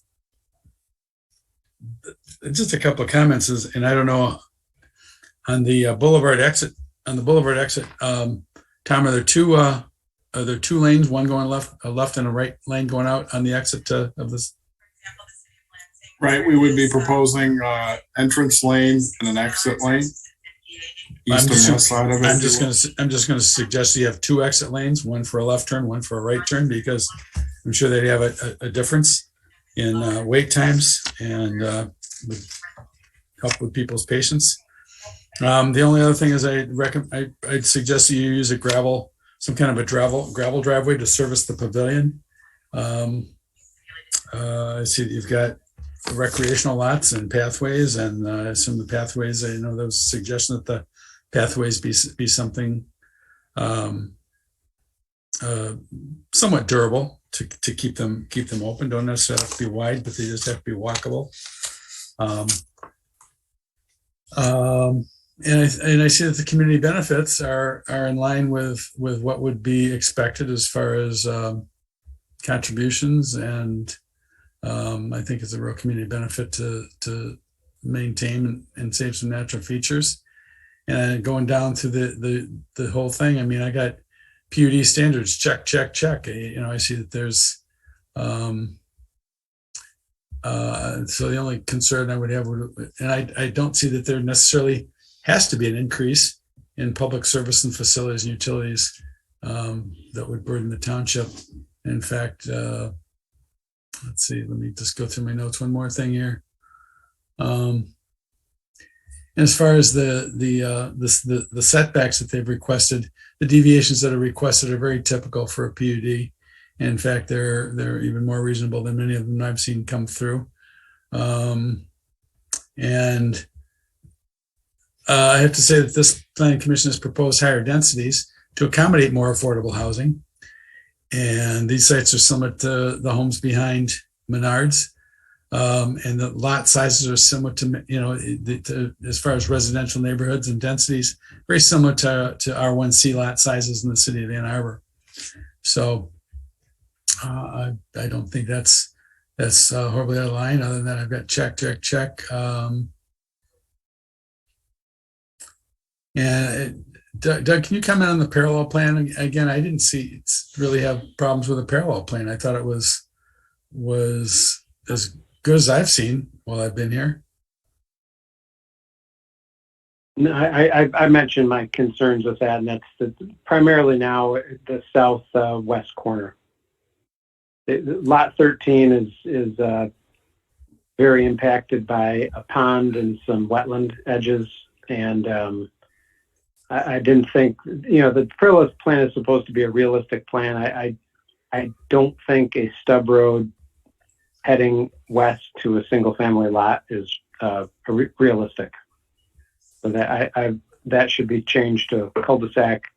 They might lose a lot or two, but they're getting close. They're getting closer. But the thing is, those stub roads, can't those stub roads, does that service two houses or one house or what? Well, stub roads aren't allowed. Or I should say T turnarounds aren't allowed. So what I've seen, are there two houses on that? Because what I've seen is you just get rid of the T turnaround, the stub, and you put a driveway there accessing the house, and it's just a long driveway. And then that's all it would take from unless I'm looking at the wrong plan, it would accommodate it. But that would be they have to develop a plan that meets all R1 standards, not any, and all lots have to have frontage on approved public or private roads. Gotcha. Okay, thank you. That was my question. Okay, that's all I got. Thanks. And Mr. Colbert, you had a response that you wanted to make? Yeah, if I could, real briefly, each of these roadways here that are in orange. So one notion would be that this roadway in green would meet the Class A requirement. This roadway in orange would meet Class B. You're not sharing your screen if you're intending to. Yeah. Yes, I am. Sorry about that. Are you seeing it now? Yeah. Perfect. So one notion, the area Doug's talking about is lot 13, and this house represents one of the smaller homes that could be built per the R1 ordinance. The septic field, maybe erroneously, we left the same size as it would be required for one of the larger homes. It wouldn't have to be this big. It could be, possibly cut in half, obviously, because the house size changes. So I get that. That does look like it begins to encroach the wetlands and so on. We also have slopes that would be sufficient to do trench systems, and we'd probably only need about 100 feet of trench systems to support that home. But what I want to talk about is the roadways. So one notion might be that this road in green would be your Class A private road for a typical R1 development. Then these orange roads would be Class B private roads that are allowed to have T turnarounds at each of the stubs, if you will, because they are only serving really one lot in each of the corners. The other lots would have frontage on the Class A. So the ordinance, private road ordinance, does allow Class B roads to have a T-type turnaround, but I would say that it might not even have to have that, because the distance here is 150 feet, which according to fire code, does not require any kind of turnaround. So just a couple of options when we were looking at what the parallel plan was trying to achieve. Thank you. So let me just comment that, but the whole intent of the PUD is to not have that plan and to keep the trees and other natural features. So, but thanks, Doug. Thanks, Tom. Thanks, Tom. Any other commissioners' comments or questions? Commissioner Chang. Yeah, I think the density is appropriate. I don't. It seems like the master plan recommends low density, 1 unit per acre, and that's what they're showing. So I don't have an issue with that. You know, and I think the location is completely appropriate up in the kind of the northeast corner there, where it's not impacting the natural features and the wetlands and saving, or at least 71% open space as part of the public benefit. So I think the layout, really no issue. And I've heard that the the traffic impact, it doesn't even qualify that it requires one. So I think that's a good sign also. At least that was one of the neighbors' comments was, the traffic out there. So I think that's also been resolved. But really the big issue obviously is the dioxin.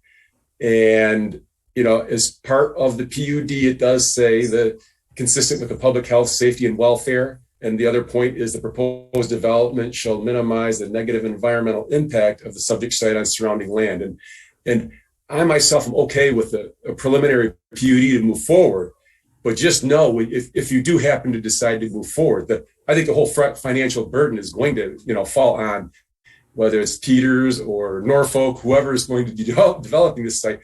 That when you come back, it is going to have to be an explanation that obviously more than satisfies probably, I heard maybe it was at the Washtenaw County Public Health Department, a hydrological study. I mean, you're going to find yourself probably looking into it. Well, is this really, a cost benefit, or, what is this going to cost to move forward? And it will have to be to the satisfaction, not only of the planning commission, obviously, but of the trustees. So I'm okay for moving forward, but just know that this is going to be a big hurdle to cross when you get to the PUD final site plan. So that's just, I'll leave my comments there. And I'm sure when we get further along, if it does come back, I may have more comments. I'll reserve them until then, but that's where I'm standing right now. Yeah. Sean, I just want to, I want to kind of finish up and if you guys want to respond. And I have a couple things. I think Commissioner Hyde, you hit all of the issues really well. Thank you for that. I want to go back to on the one hand, the density and what we want to achieve with PUDs in Scio. And I feel like this does a good job with that. And I do support the layout and the density that they've proposed. Okay. The other issue is the plume. And what people have said consistently, we don't know. One of the things that I am okay with moving forward with this as a preliminary site plan, with the condition that that there is a hydrological study, but that study is because one, it will give us more information. Okay, we're not going to be able to get that information on our own. There'll be additional information that's going to come in from more well testing, possibly from the EPA and some other work that's being done. If we have a hydrological study around the wells proposed on this property, but I would want to condition it on it just not being a study that is presented and reviewed by say OHM, but also reviewed by the consultants that the township has hired to assist them with the plume issues, so that we're not just taking a hydrological study, but we are integrating it with the other information that we have that we're gaining on the plume. So it may mean that that study may be even a little bit more, there may be more, it may be more expensive than a typical one. All right.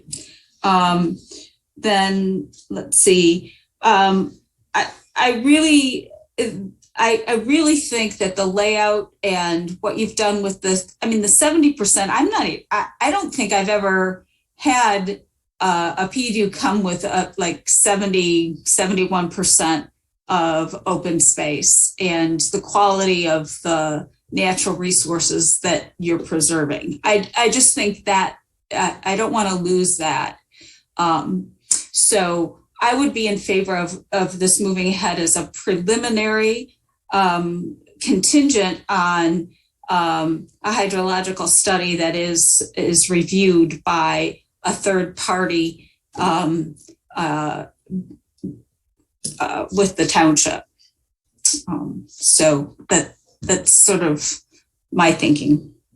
I think that the 2 lanes going out is going to be critical.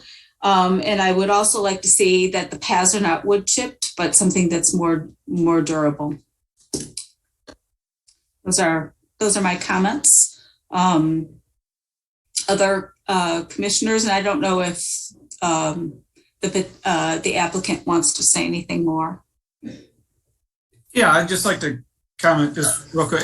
And yes, I agree with you that, obviously we need to understand where, this plume is going.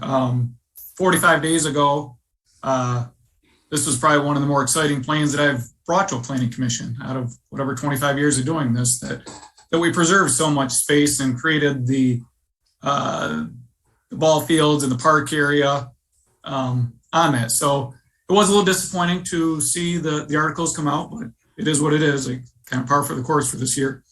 But going forward to Doug's comments about it's a huge burden on the developer. Absolutely it is. But what we feel is moving it to the next step, what it does for us is it locks down a site plan location. It locks down where the wells are going to be. It's going to be locked down where the septic field or the septic field, drain field will be. So that allows us to do the studies that you are asking for. So it's hard to do those studies right now without those locations being defined, because say we do those studies, we come back and you decide, well, we don't really like this layout. So what we're trying to do is at least lock down the layout, the density, where the well location will be, where the septic field location will be. And then it may not, to be honest with you, it's probably not going to be a typical resubmittal for final engineering right away, because rather than spending all the money and doing all of that detailed engineering, the first study we're going to do is the hydrogeological study. And that's going to give us the answers as a business decision. That's going to tell us an awful lot too. We're not going to invest, $5 million into a project that we can't sell. So there's a risk on our side, absolutely, 100%. What we're asking for is us to move to the next stage to lock in some of the unknowns, which is the density, which is the location of the lots, the location of the wells, the septic field, to answer those other questions to move forward on that. Like I said, up until 2 months ago, that I thought this was the greatest plan ever. And now and yes, we have concerns, we have stuff, but we don't know what those answers are. And then what we need to also define is what is the answer you're looking for to move this forward. What is, obviously it has to, this will go through, this doesn't actually go through the county, it will go through the state, it will go through Eagle. Is an approval from Eagle satisfactory to the township? You know, what is that criteria that I'm going to bring back to you that you guys are going to feel comfortable with saying, yeah, Sean, that's a great project. Let's move forward. Yeah, I think the issue will be information that says that the community would not impact the migration of the plume. No, yeah, that's my opinion, and that would be not just your study, but third party peer reviewed. Sure, I mean, it's not going to be me reviewing it. So, yeah. Commissioner Moore, you had your hand up. Yeah, I just wanted to say that I think the developer spent a lot of time in thinking through this project, and I do respect that. But I have to say, what difference does it make if it's 70% open space, if it opens up this plume? I mean, what are we getting? What are we getting for residents, let alone the people that would buy these units? So this is very important. I feel like I'm talking to my 9-year-old daughter. You know, I guess I don't feel it needs to be said. I think we're all adults and we get it about the danger here. I think we all get it about the danger. So we're trying to get I did want to say that I do congratulate, I just wanted to say this, sir. I do want to congratulate the developer on their efforts to try to meet a lot of our concerns in the development. Thank you. But for me, yeah, no, I do want to say that because for me, the obvious is very obvious. And I apologize for leading with that first, but I don't know how we can conclude our discussion today without discussing that. It's a huge elephant in the room, in all our rooms tonight. Mm-hmm. So that's why I led with that. And for me, I'm just one person on this commission. For me, I think in echoing some of the remarks by Chairperson Culberson, that hydrological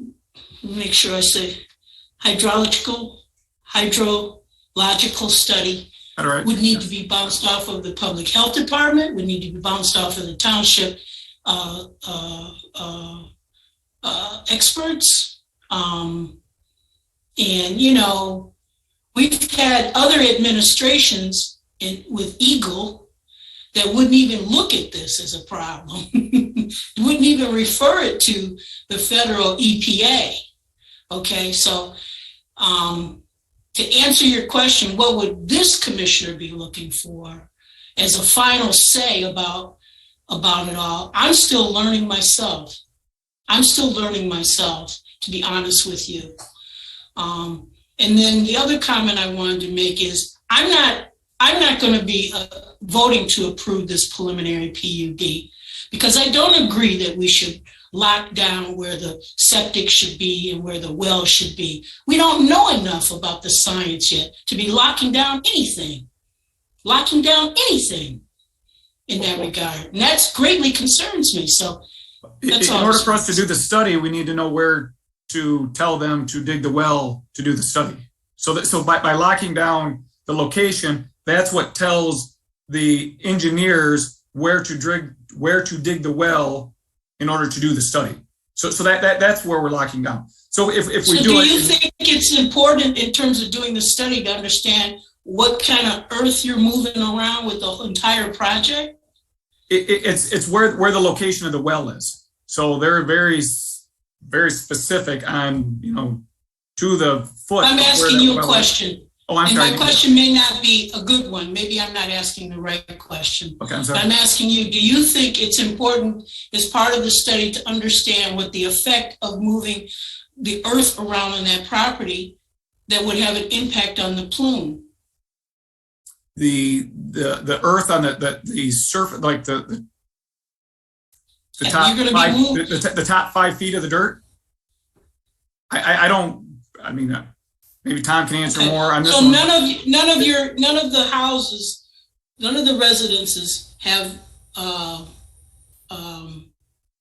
You know, the proposed residences have basements, is that correct? They all have basements. Okay, so we're going beyond 5 feet when we're moving earth, right? Yeah, I guess in the mass grading, or I mean, if the grading stays as is, you're going to dig down 9 feet, so you'll be 9 foot down. So, but that's what I'm asking is, yeah. Have you any concern about, or do you think that there could be some concern related to the study? I do not, because the aquifer that are the existing well that's on the site is 162 foot deep. So I'm not concerned in the top 10 feet. My opinion. Thank you. Yeah. Sorry, Commissioner Hyde, sorry. Oh, thank you. I sense that we are moving toward a vote, and I'm not sure that we've covered one of the issues as thoroughly as Doug Luan has indicated we could, and that has to do with the range of low density housing. Is it 1 per 2.5 per 1 acre? Is it per 2.5 acres? And I want to throw out again that a strict reading and not interpreting, as we may have done in the past, I can't speak to the past commission, is 1 in 5. So if we don't talk about a range, then the study that goes forward will be at the highest density one. And perhaps that could be a problem. Perhaps it'll show to not be a problem. But at a lower density, it might not be a problem, even if it turned out to be one at the higher density. So have we really decided that it is R1, 1 unit per acre that we should be basing the density study off of? And if all the rest of the commissioners agree with that, then I won't bring it up again. But that really hasn't been talked about. Yeah, I think 3 of us said we were comfortable with the density proposed, but you're right. The other commissioners haven't weighed in on that. Commissioner Moore. Yeah, I would just say that to answer your question, Commissioner Hyde, I am concerned about the density issue. I guess the issue of the contamination and the plume was of such a great nature that I wanted to address that. We've heard multiple neighbors speak to us about the density issue. We don't even know if the density issue is going to have an impact on the study. So I for one, don't agree with the other commissioners that said that they're fine with that kind of density.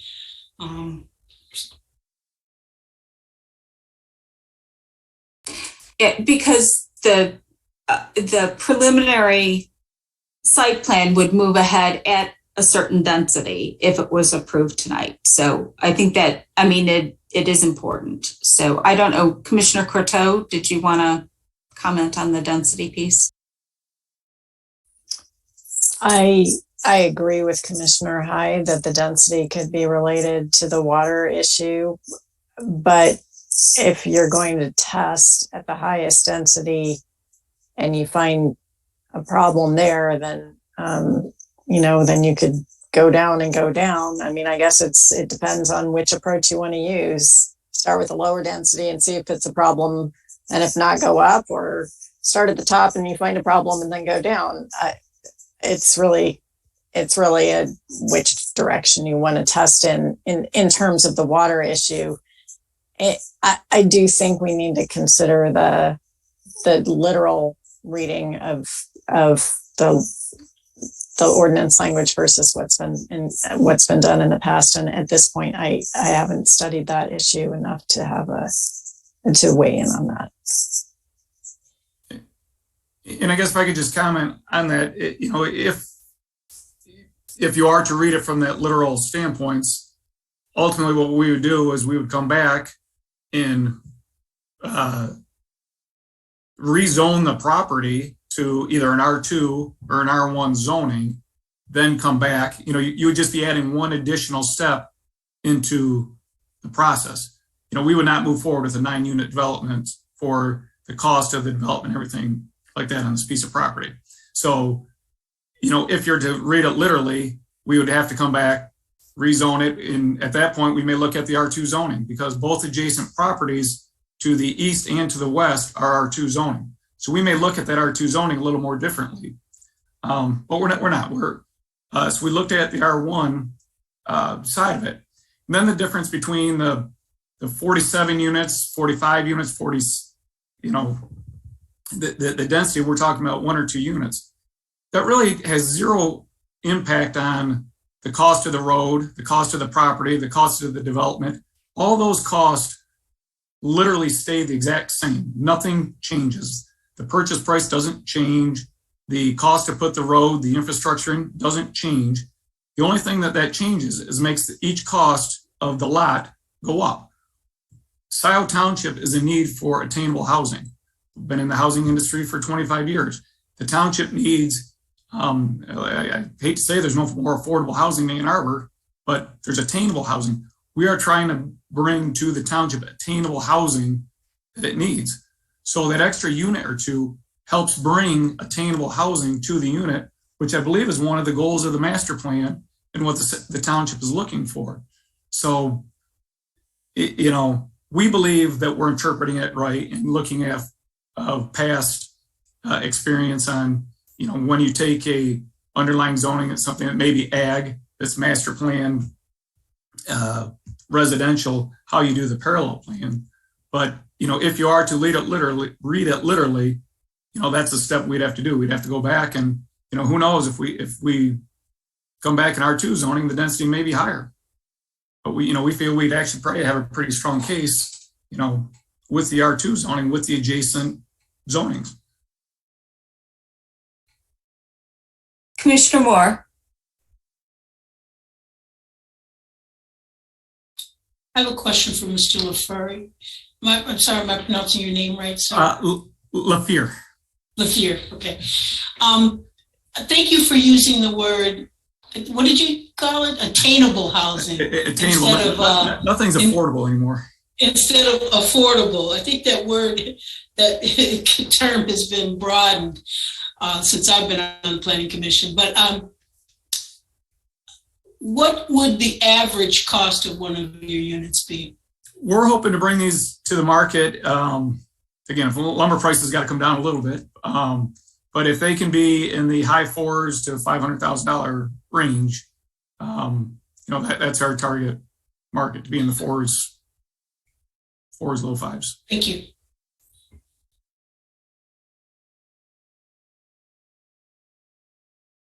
Oh, Mr. Luan? Yeah, the situation that Mr. LaFear outlined about having to go through a rezoning first before you come in for PUD is exactly why we changed the ordinance. I admit there's an inconsistency in the ordinance, but a number of years ago, we rewrote the zoning ordinance, the PUD part of the ordinance, so a developer could consider the master plan density when they do a PUD project, so they didn't have to get a rezoning first and then submit a PUD plan second. So this could all be tied in to one review process. So it's a matter of cleaning up some language, but it truly, the way the ordinance is written was truly to move a project forward in the way the applicant is proposing. Now, there could be some discussion about whether it's 1 unit per acre or 1 unit to 2.5 acres, but trying to employ the underlying zoning is not what was intended when we changed the ordinance. We changed the ordinance so that an applicant wouldn't have to rezone and then submit a site plan. And we've been consistent for many years, and that's how I advise applicants when they come to see me. So that, you know, they're not doing something that I didn't advise them to do based on our past practice. So, yeah, I just want to make sure everyone's clear on that. I think that's a part of the ordinance we got to clean up, because that's not intended make someone have to rezone it to R1 or R2 and then come back with a PUD plan. We tried to avoid that with the language that said it can be either the underlying zoning or the master plan.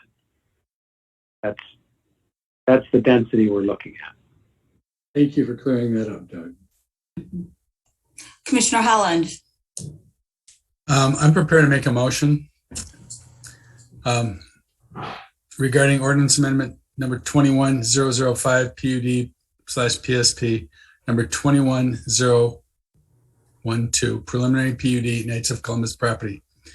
Based upon the information received from the applicant and reflected in the minutes of this meeting, the Planning Commission finds the plan unit development plan as reviewed meets the qualifications for consideration as a PUD as outlined in section 36-254.c of the zoning ordinance.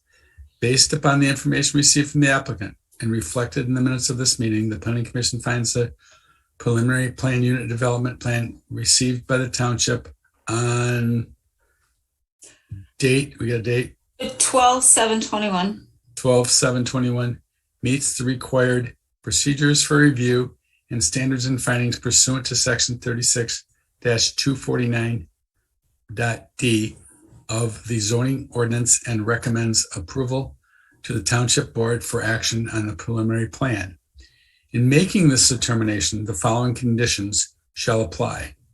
1, the concerns noted in the planner's review dated, is that 7/21? Yep. 12/7/2021. 2, the planning commission hereby affirms the proposed project meets the PUD eligibility criteria. The planning number 3, the planning commission determined that the PUD meets the intent outlined standards of the PUD district. Additionally, the planning commission approves the deviations from the R1 zoning district standards. The reconsideration of the, Doug, do we have to say anything about the parallel plan? That we affirm that the parallel plan is acceptable. And the planning commission has considered and approves the deviation from Class A private road standards. Additionally, okay, the study, somebody want to address the study? Jen? Yeah, so that the petitioner will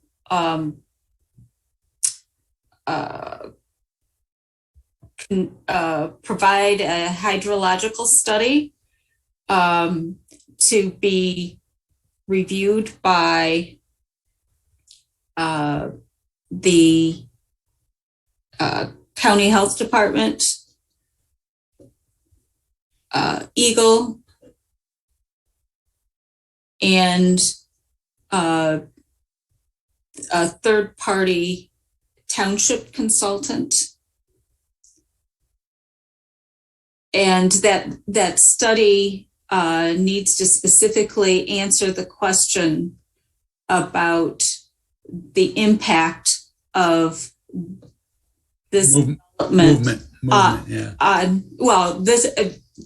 the impact of this development on the Galman plume. Are there any additional conditions that we want to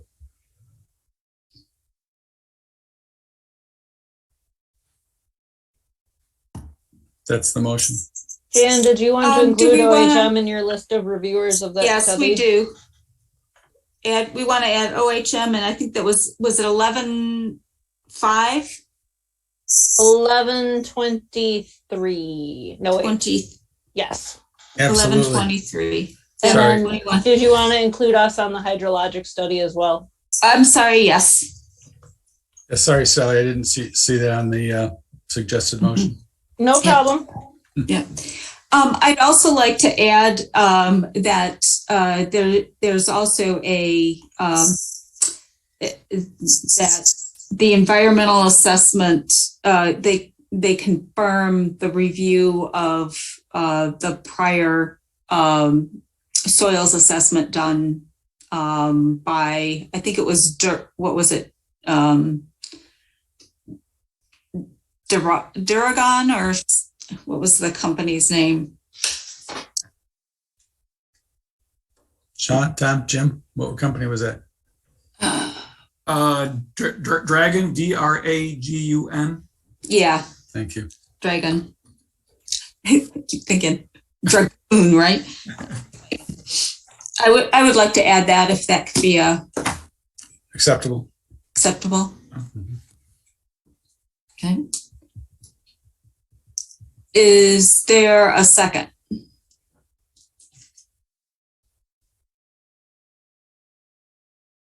This is really more of a question than a second at this point. I believe we are missing one of our planning commissioners.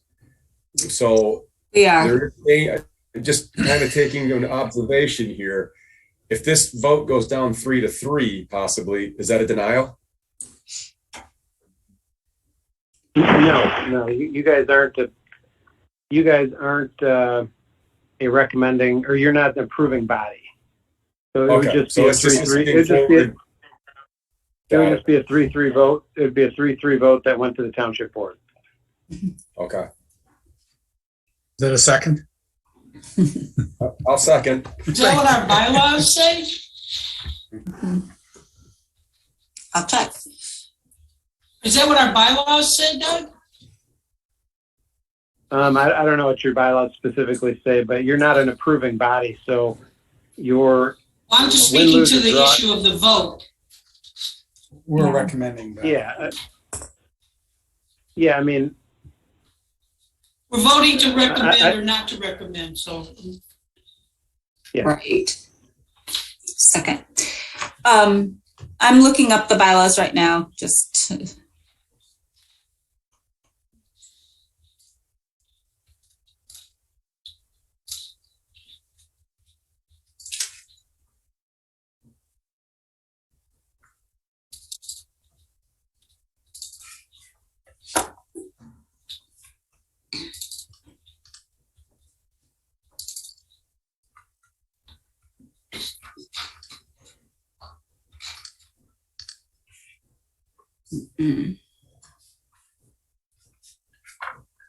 Yeah, that's that is an interesting question, but I'm just trying to.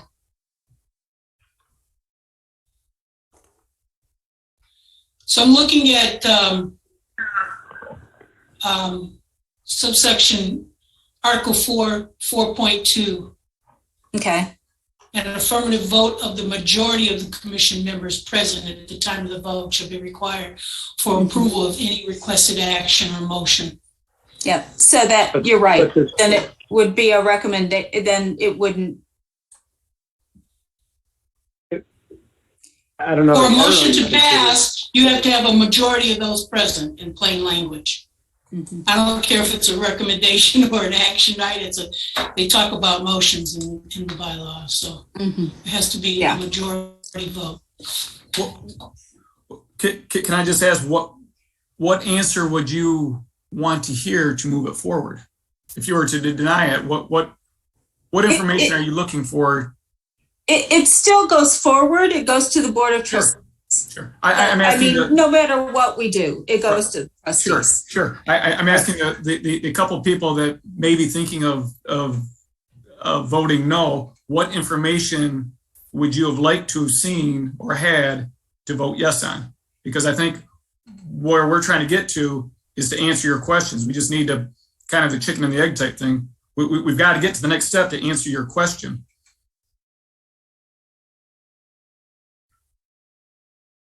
Commissioner Hyde. My immediate response to that is that because this is a public health and safety issue that we're talking about, it's almost like you need to have the answer before you can move it forward. So I would like the politicians, I got to say that I am going to not be voting in favor of this, knowing full well that this is going to our board.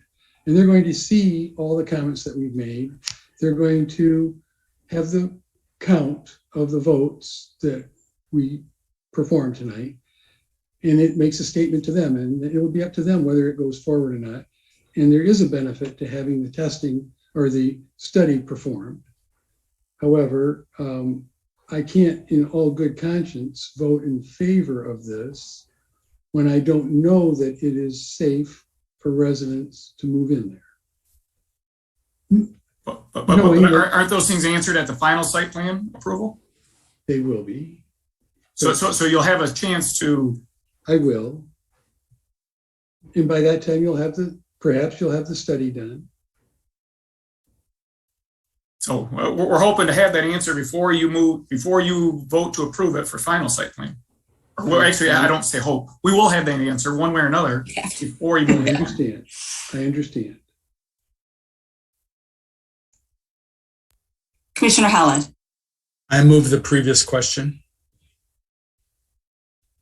Thank you. All right. Do we have to vote on whether you're just moving it, right? Okay.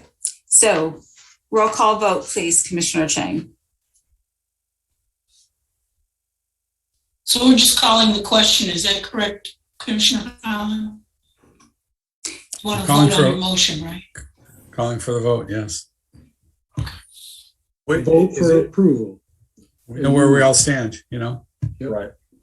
We're voting on the motion. Is it appropriate if the petitioner would prefer that it got tabled to wait until we have all board members or planning commission members, or would they like to vote tonight? Is that even an option we can throw out there? I guess I don't know how you can throw something out there and you don't even know if that's proper procedure. This is an agenda. Wait, whoa. Hang on. Wait a minute here. Wait, item. I guess, if we have a tied you vote. You want to table the meeting till you have a certain amount of people present that'll vote like you want them to vote? No. I have no idea how people are going to vote. That's what I'm saying. Okay, good. Then why are we tabling the decision for more people to be here? There's a motion on the floor and there's a call We have for a previous motion question. on the floor that we need to vote on. Yep. Okay. Okay. Commissioner Hyde. No. Commissioner Courteau. No. Commissioner Holland. Yes. Commissioner Moore. No. Commissioner Chang, yes. Sharma is absent unless I hear otherwise. Commissioner Culbertson. Yes. 3-3. From what I hear, that means it's a recommendation for denial. But it moves forward. Correct. So it will be going to the trustees. All right. Okay. Thank you. Can I ask a question of the chair? Yeah. We just had a motion that went down. It was not passed. It did not carry in Robert's Rules of Evidence, Robert's Rules language. By our bylaws. Yeah, and so there is no recommendation one way or the other. Is that how you interpret that? Oh, it's a recommendation for denial. Yeah. As previously stated, it had to have a majority vote. That's why we were locked at 3-3. Mm-hmm. Right, but the trustees see the evidence and they make their decision. Right. That's right. Mm-hmm. Mm-hmm. Right. It's a recommendation. Yeah, that there was no majority, and we could not recommend approval. Mm-hmm. We're done with it. Move it forward.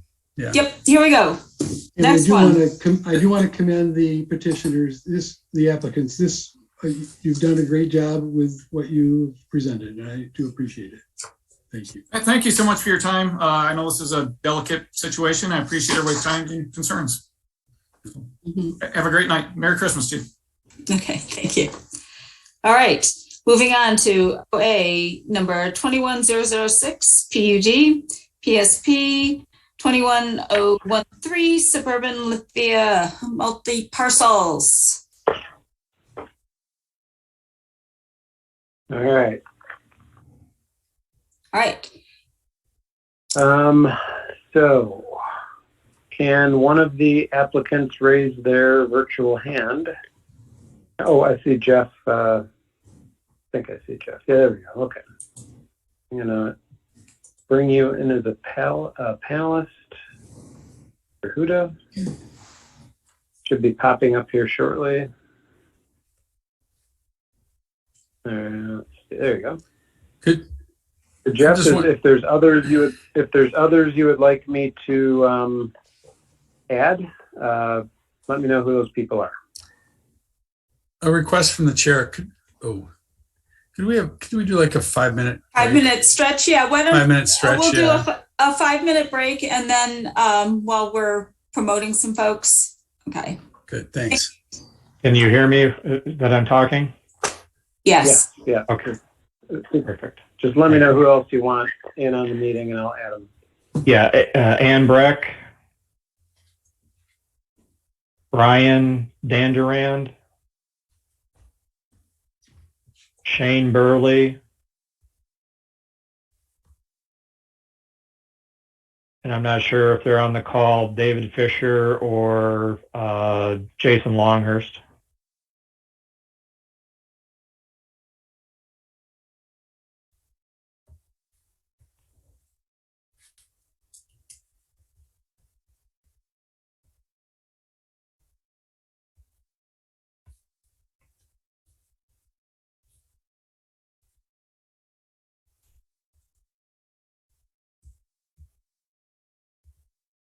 I see a Jason, but I don't see a Jason Longhurst.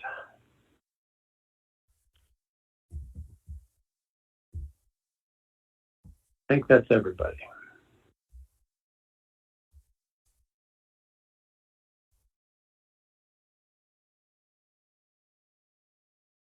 And we'll be back with you guys in about 5 minutes. Thank you.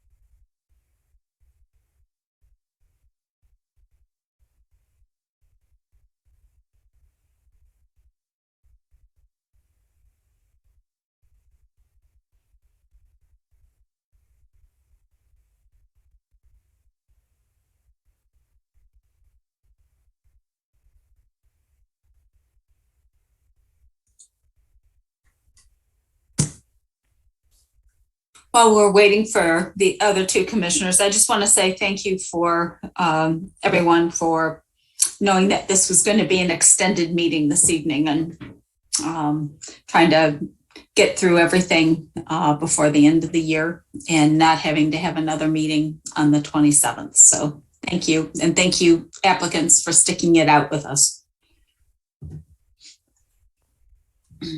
And our consultants. And we still have 21 attendees hanging in there.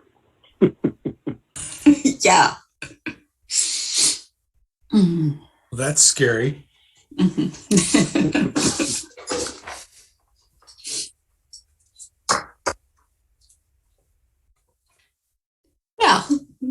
It's not a boring agenda, that's for sure.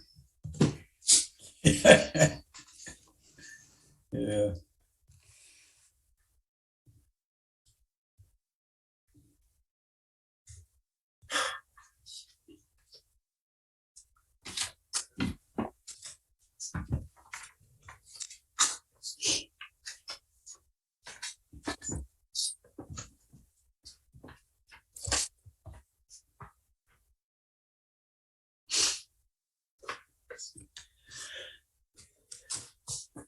Okay, we're all back. We're going to continue on. Next item is OA number 21006, PUD, PSP, number 21013, preliminary PUD, Suburban Lithia, multi-parcels. So if the applicant could go ahead and maybe capture what has changed and evolved since you were last before us. Yeah, thank you, Madam Chairperson. I think at the end of the day, I understand this is a really long evening for you guys, so I will try to be brief, but at the same time, this is a very important development for the ownership here. So representing us today is myself, Jeff Huda with Noack and Frous Engineering. We have Ann Breck with Lithia Motors on the call, Brian Danduran, who's the general manager, Shane Burley, who's with Studio Detroit as the architect. And I have a short presentation, so I'm just going to go ahead and show my screen. There's some of these slides you've seen before, so for the sake of brevity, I won't go through all of them again, but just if there's questions that we have, we'll be able to go back and refer to them.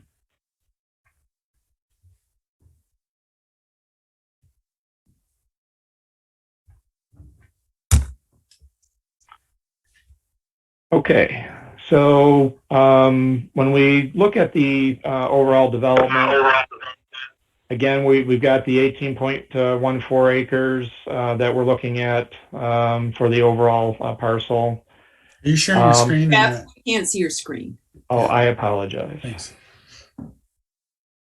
And Forgot to hit the share button. Announce that I did get a message from Commissioner Courteau, and she isn't feeling well, so she has dropped off. Okay. Oh, it's unfortunate. I hope she feels better.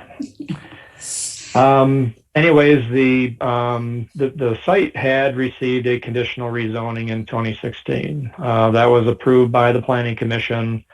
Back in 2016, it had advanced to the Township Board level. The Township Board level at that point in time, it indicated that they would not approve the site plan without having an understanding or the mixed use component of the project being figured out. So that sent the developer on a 2-year mission to market the property and try to identify an additional use. And over that 2-year period, that was not successful. This is what that conceptual site plan looked like. So this is the site plan that was based upon the conditional rezoning. Very dense. Had 2 larger dealership buildings, totaling 87,000 square feet of space, and it did have the outlot, which we've identified in our plan as well as something that was for future use there. This is the plan that you had seen in prior meetings where we still had the auto prep center. We were proposing that park. This was highly densified with, the amount of parking that was proposed, the 980 parking spaces at that point. I'm just trying to show the generation of how we've come to where we've come. And this is the site plan that's before you tonight. Much less dense, very thoughtful as far as stormwater management goes, large future mixed-use component of the development being presented. So what we heard at the last meeting were a couple of different things, and I think each meeting we've addressed a lot of the things that are brought up, but what was raised were there was concerns about compatibility with the master plan. There's concerns about the development of the future outlot and outlot maintenance were brought up. Concerns with open space calculations, J-Rod and PUD deviations, more clearly identify parking zones and dimensions, more level 3 charging capability was desired. And then there was also a desire for a zero carbon footprint for the overall development. So we've looked at all of these things, and we believe that the resubmittal package has addressed all of these. So let's first take the mixed use commercial. And I've got the master plan in front of me. I know that when we read the Carlisle Wortman's letter, there seems to be some mixed messaging that goes on with respect to the C2 zoning, which is clearly identified as the most desirable, but the master plan also identifies in bullet point format all the appropriate uses. And, one of those is the general commercial uses, but on the same bullet point list in order, they list more intensive commercial operations, parks, open spaces, and conservation areas. The master plan doesn't differentiate between the commercial uses in that bullet point form and then the more intense uses. They're all just listed as appropriate uses. In addition to that, we get into that's the bullet point list. There's some additional, but then we get into the actual appropriate zoning districts. And again, the master plan, which is underscored appropriate zoning districts. It does say that the most appropriate would be C2, but other districts appropriate in mixed use developments include composite commercial, C4, MR2 and MR3 zoning classifications along with I1 and OS. That's pretty much what you have within this entire corridor. You have that level of mixed use. And I understand in the Carlisle Wortman letter that we're focusing on the fact that dealerships are not permitted as a standalone use, but we're not proposing it as a standalone use. We're proposing the park to be in concert with that, and we're also providing for the outlot. The outlot, we believe at the last meeting was there seemed to be enough traction with respect to the outlot and how successful the township has been in the past in developing outlot parcels. So we believe that based on that the mixed use piece of that being a future development of that outlot is appropriate. The Planning Commission, as a part of the PUD, that outlot will be within that zoning class, or excuse me, the outlot will be a part of the PUD approval process. The only way that the outlot becomes developed is to reopen the PUD, which is at the full discretion and control of the Planning Commission. So we feel that it's really created a win-win situation for the township, and the fact that if it remains as open space and there's not a future development plan that moves forward that would satisfy the Planning Commission, then it remains as green space. If there's a plan that moves forward in the future that is something that the Planning Commission can get behind and support as a part of a PUD amendment, then obviously that's under the control of the Planning Commission. So we felt that that was appropriate to move forward and handle it in that fashion, considering the lengths and the effort that has gone to try to attract a mixed-use piece to that overall development. This plan is identifying the open space being proposed as the overall development. We believe that this is in concert with how Carlisle Wortman has wanted us to identify open space. Considering the green, I know this was one of the, I think Commissioner Hyde had a question with respect to how the open space was being calculated. If we look at the development of the dealership sites on its own merit, that has a total open space of 33%, which is 3% larger than what's required by the PUD ordinance. If we add in the yellow component, which is really the future outlet open space, then that yellow area, as it relates to just that outlet development, that's a 47%, 48% open space as it relates to that development.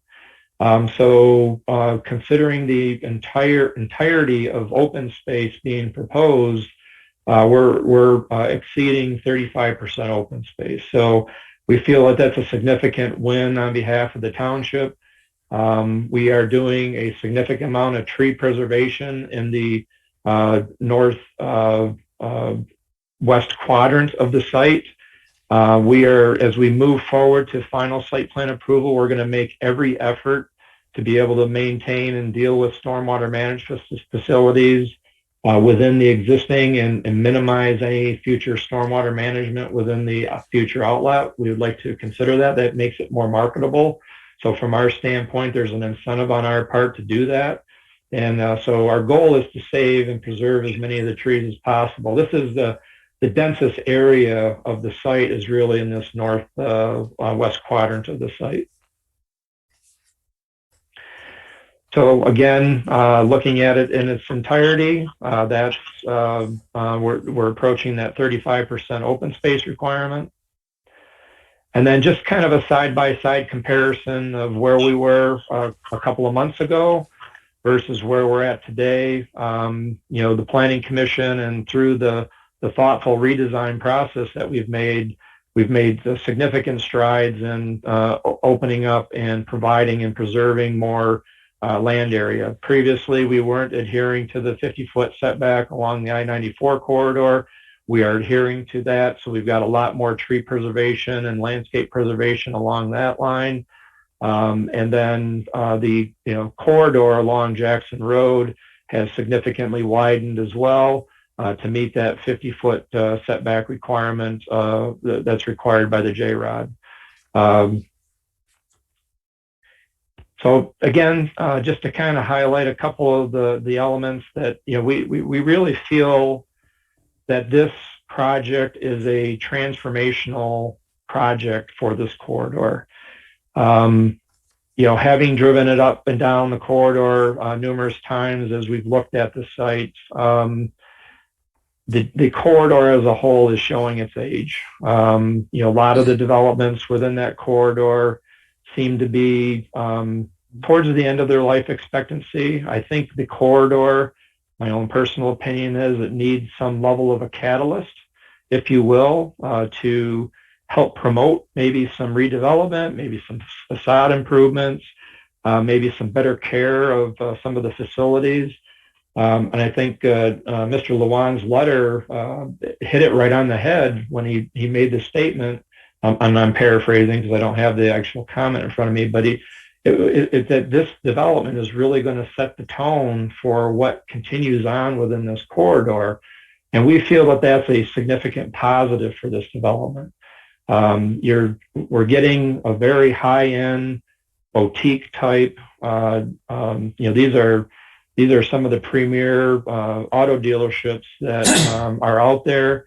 With respect to the types of product and services, we've talked about the electrification. We've talked about the many elements of what we're proposing on this. And so from that viewpoint, on its own merits, this is going to be a transformational project for that corridor. So sustainable features, we've got 35% open space. We are promoting electrification and non-motorized transportation.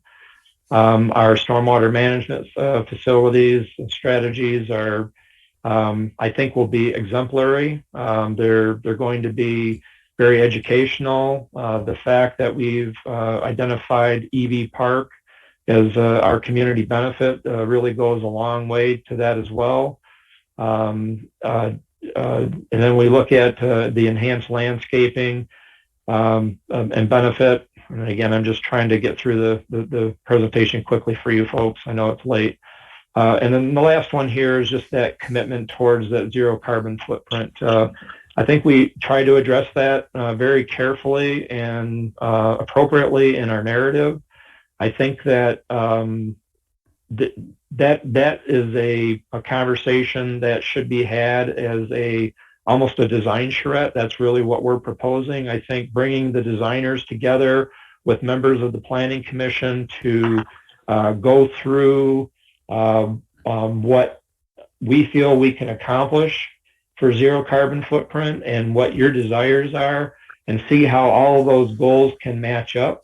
The commitment is to reach zero carbon footprint. And if that has to be done through purchasing tax or through purchasing programs with DTE, we're amenable to doing that as well. But I think our goal is to accomplish as much as we can on site. I think that there's some architectural elements that we need to work through with the auto dealerships themselves. BMW, BMW, Mercedes, JLR, they have all of their own requirements that need to be met. So from that perspective, we just need to find that balance that everybody is comfortable with. So our expectation is as soon as we receive preliminary approval tonight that we would want to sit down and have that design charrette to go through in detail what we can and can't accomplish, and have a goal that everybody collectively can get behind. So you've seen these slides before. I don't want to rehash all of the creativity that we've had for stormwater management. I personally believe that as of the last meeting, we heard a lot of positives with respect to the overall development. We didn't hear a lot of concerns with respect to the thoughtful nature of development. It really boiled down to a couple of issues, and that was whether or not the proposal as it was presented was adhering to the master plan. Hopefully we've addressed that tonight. We've also talked about the community benefit with EV Park. EV Park now has been expanded in the sense that before we were proposing 2 level 3 charging stations, and the remainder, I think it was another 10 charging stations, which were going to be level 2. I think rightfully so, we were instructed that if this park is going to operate the way we intend it to, then there's really no place for level 2 charging stations. They all need to be the level 3, and we agree with that. So our proposal right now is the 6 level 3 charging stations as a part of the initial development of EV Park, with the ability to expand to another 6 charging stations based on need and infrastructure availability. We need to make sure that DTE and others can provide what we need to be able to support that infrastructure.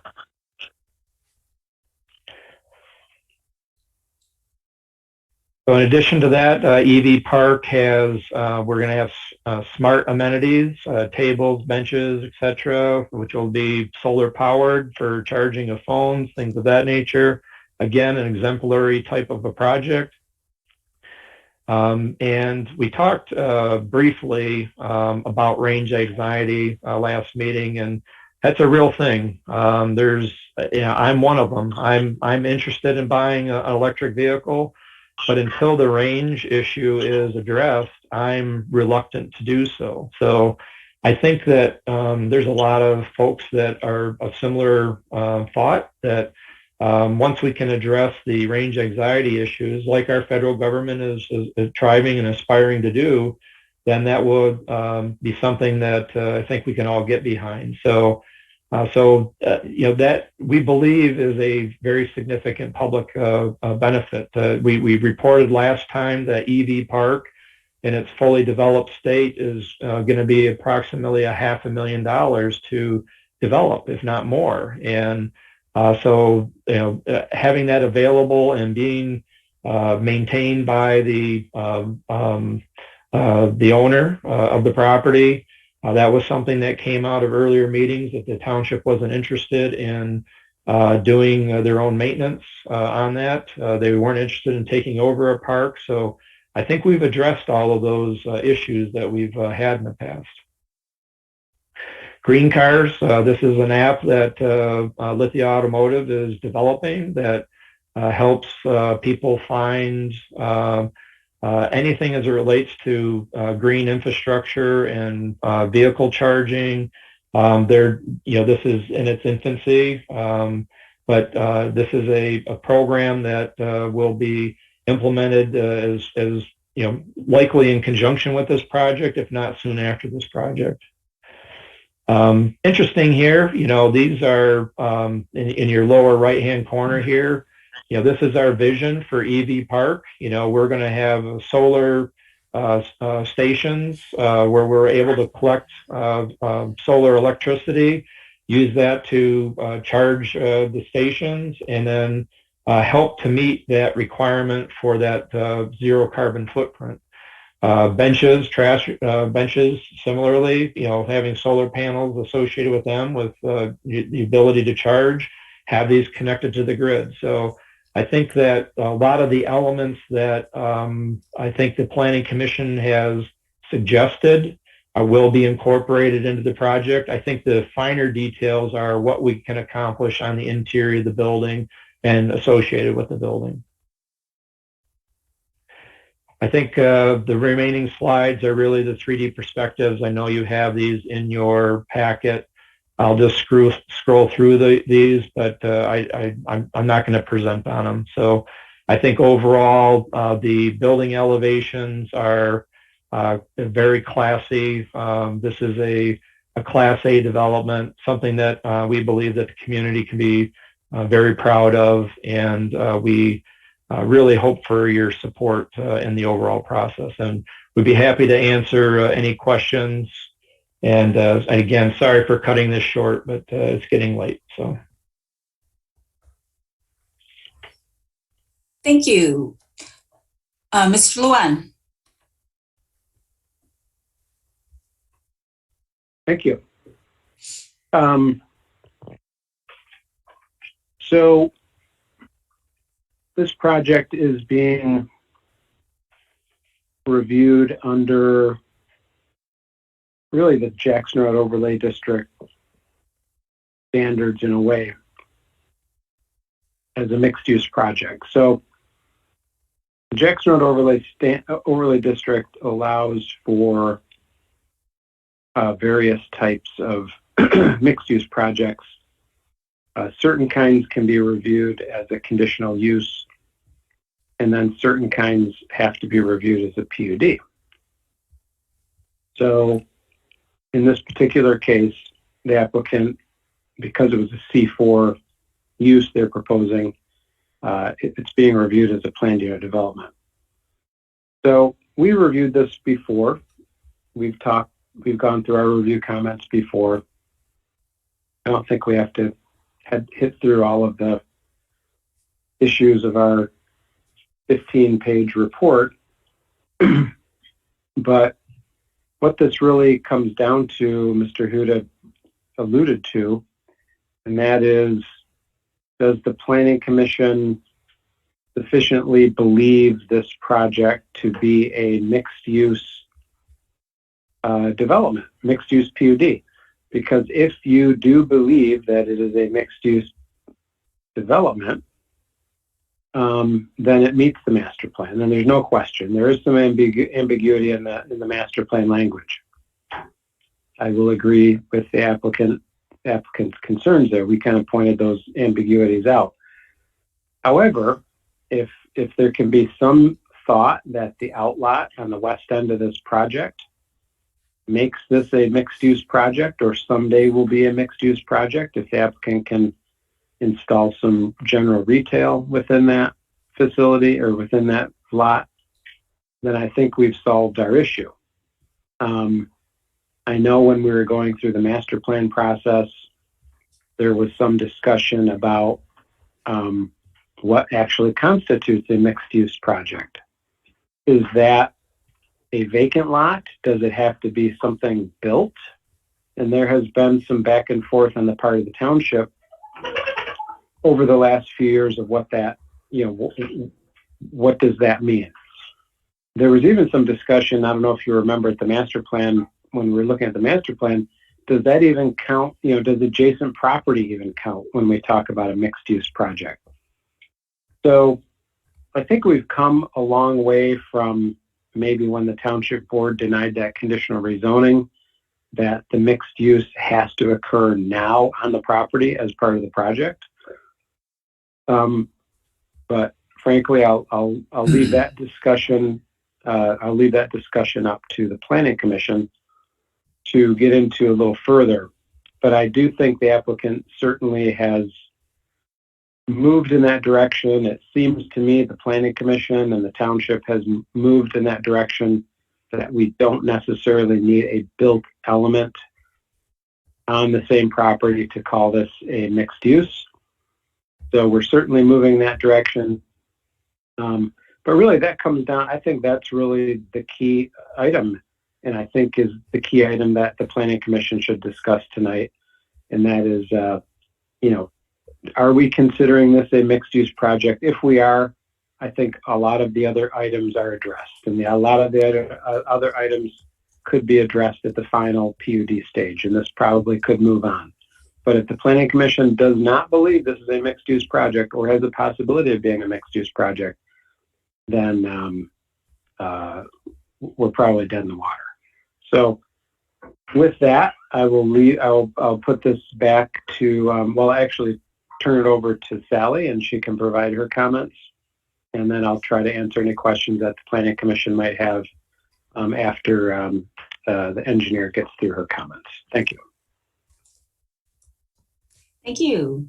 Suppose. All righty. Good evening, everybody. Yet again, our letter is dated December 2nd of 2021. We did recommend approval to the Township Planning Commission. We did have 2 PUD comments and 4 preliminary site plan comments for your consideration. The PUD comments fall right in line with Doug's. It's the public benefit approval by the Planning Commission and the board, as well as additional details on that proposed mixed-use component on the west side of the site. We were mainly looking for potential water, sewer, and stormwater details there. For preliminary site plan comments, the applicant did provide us with a preliminary sanitary sewer basis of design. We did have a couple minor comments there, mostly detail-oriented. So that will need to be addressed. We had a few landscaping utility conflicts that can be addressed in final PUD. And then stormwater management is probably my largest one. The applicant did note that they are providing a required stormwater management volume on the stormwater sheet. However, I don't have any calculations to back that up. They have not provided the water resources calculation worksheets quite yet. I also have not seen a letter from water resources. So my third and fourth comments are in regards to that. So we will need to address that moving forward. I don't foresee it as being a large issue. I just wanted to make the Planning Commission aware that I have not been able to verify if the stormwater management system is correctly sized or not yet.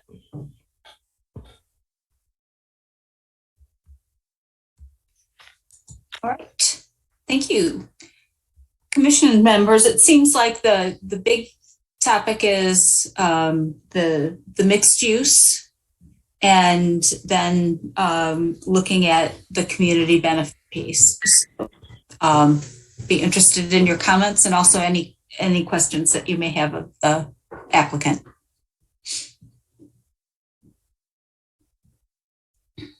Commissioner Hyde. Before we get into the issues you just brought up, I had a question about J-Rod standards. Doug, did they revise the plan where the setbacks exceeded J-Rod, or is that also something that we have to talk about? Yeah, no, that they're still looking to have 88 feet? building, yeah, a little further back than what the setback is. So greater than my, the maximum setback. Okay, my question to people who know more about J-Rod than I do, what the reasoning behind that limit was, or that requirement was, so that I could better assess whether this makes a difference.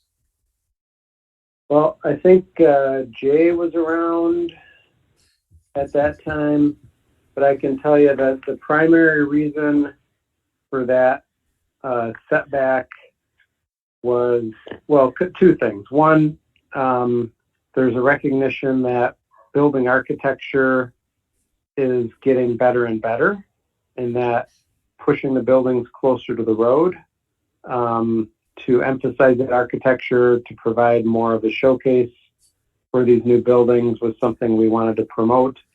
The other part of that was to eliminate a sea of asphalt and a sea of parking in front of the building. So the idea was that the building should be pushed closer to Jackson Road so that we don't have all the parking occurring in front of the building.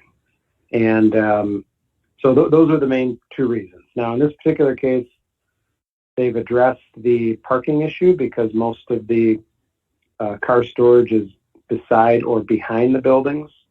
So in that particular case, they've addressed it. But the applicant maybe can address in more detail why they believe these buildings have to be pushed back a little bit further. And Commissioner Allen, did you want to add to that? I wanted to comment because, it took me a while to understand why they wanted to move the buildings closer to the road. And part of it has to do with the speed of cars, and part of it has to do with that in certain shopping situations, it became just a sea of cars out in the front of the building, like you see in the big box and grocery stores and so on. I think they've accomplished with it with the fence and the pillars and the landscaping in front, and what I see as far as I think I saw some natural grasses and so on. I think they've done a really nice job, and they are selling cars. Having some in the front setback in that front, I think it's totally appropriate to do what they've done. And as far as I'm concerned, it's a good solution for their need and use in this site. Thank you. I wanted to understand why there was a requirement that explained it. Thank you. I worry more about the rooftops and things like that as far as the HVAC units and so on and so on. And they'll deal with that between now and the final. So thanks. Okay. Did the applicant want to add anything to I think, it sounded like you guys kind of hit it all on the nail on the head there. I think overall, Jackson Road in this area is at a little bit of a skew. So you do see that some corners are closer than others. I think that when we looked at the stormwater management, we're already approaching a 50-foot setback because of the J-Rod requirement there for the green belt along that frontage. So I think for all the reasons that were described, it is appropriate. The JLR building does not does meet the requirements. It's the BMW and the Mercedes buildings that are just set back a little bit more just to accommodate the customer parking in front of the building. So. Thank you. Other commissioners? Commissioner Chang. So I have some questions regarding the PUD. So I believe during the presentation, it looks like it's approximately 30, possibly 35% open space. Is there a minimum requirement in the PUD or an underlying zoning district of what the requirement for open space is? I can verify, but I think it's a 30% open space requirement. So as far as so I just want to get my ducks in a row for the public benefit. We may be getting 5% open space in 6 public charging stations and possibly 6 more if there's a demand. Is there more public benefit than that?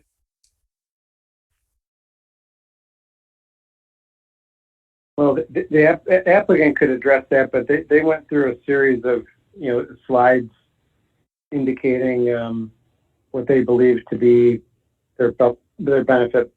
Superior architecture, net zero development, things like that aren't currently required in our zoning ordinance. But maybe they can try to address that in more detail. Yeah, let me share my screen, if you will. I think we're understating what EV Park is all about. So let me try to find that slide.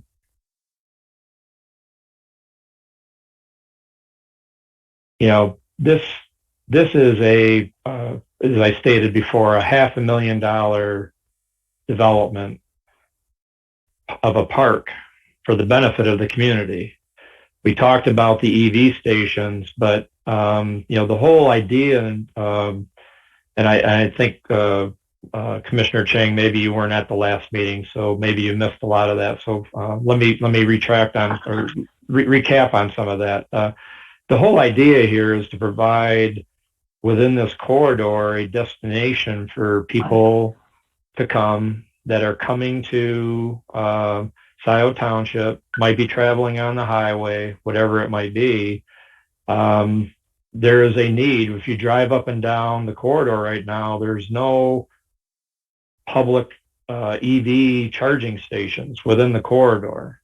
So what this does is it gives a location for people. This will be a published location for residents, for anybody who's frequently frequenting the businesses within the downtown to grab a sandwich, come over to EV Park, hook up to one of the fast charging stations while they're eating their lunch, plug into free Wi-Fi on the picnic tables that are going to be set out there, and enjoy a beautiful park and landscape setting. There's going to be educational opportunities associated with how thoughtful the stormwater management facilities are, the pervious pavement that's flanking the park. There's a lot of things that are going on in this park. And I said to the tune of over $500,000 of investment. So we believe that this isn't just open space. This is a significant park development that is centered around the traveling public and their ability to find convenient charging stations. Now, in addition to the 12 or, the future 12, the 6 to start and 6 in the future, there's going to be another 18 charging stations on this site, which are centered around the use of the facility because of the electrification. Going back to the narrative, we pointed out the electrification for all of three of the auto dealers here. JLR is going to be 100% electric by 2025. So just everything that's moving in this direction speaks to this demand, and it allows, we believe that it allows the township to be at the forefront in offering this type of an amenity for their constituency. Hopefully that's answered the question. Yeah, while you've got the slides up, if you could put the one up where if it does, if you do develop for a mixed use, could you show the slide that that shows, I believe it shows where the on the west side of the site. That slide? Well, that may do that. I think that kind of just illustrates. I believe it was mentioned that's where really the high quality woodlands are in that area. So if that's developed, not only do I see that it's going to probably wipe out all the high quality woodlands, just to the north of that, it looks like where the stormwater detention is going, we're really losing maybe the most valuable part of the site that was supposed to be part of the open space is now turned into a development that really has gotten rid of all the high quality woodlands or landmark trees. I wasn't sure if there's a combination of both there. It wasn't real clear in the staff report how many landmark trees or if it's a regulated woodland that's there. So I do have concern with that. And I'll just say, I don't think this is meeting the master plan as far as a mixed use development. I have my misgivings of whether that's going to be a future commercial there if it's ever developed. And I say that because it looks like, isn't the existing dealership that you're moving from, it wasn't that, I think from the last meeting, 45,000 square feet.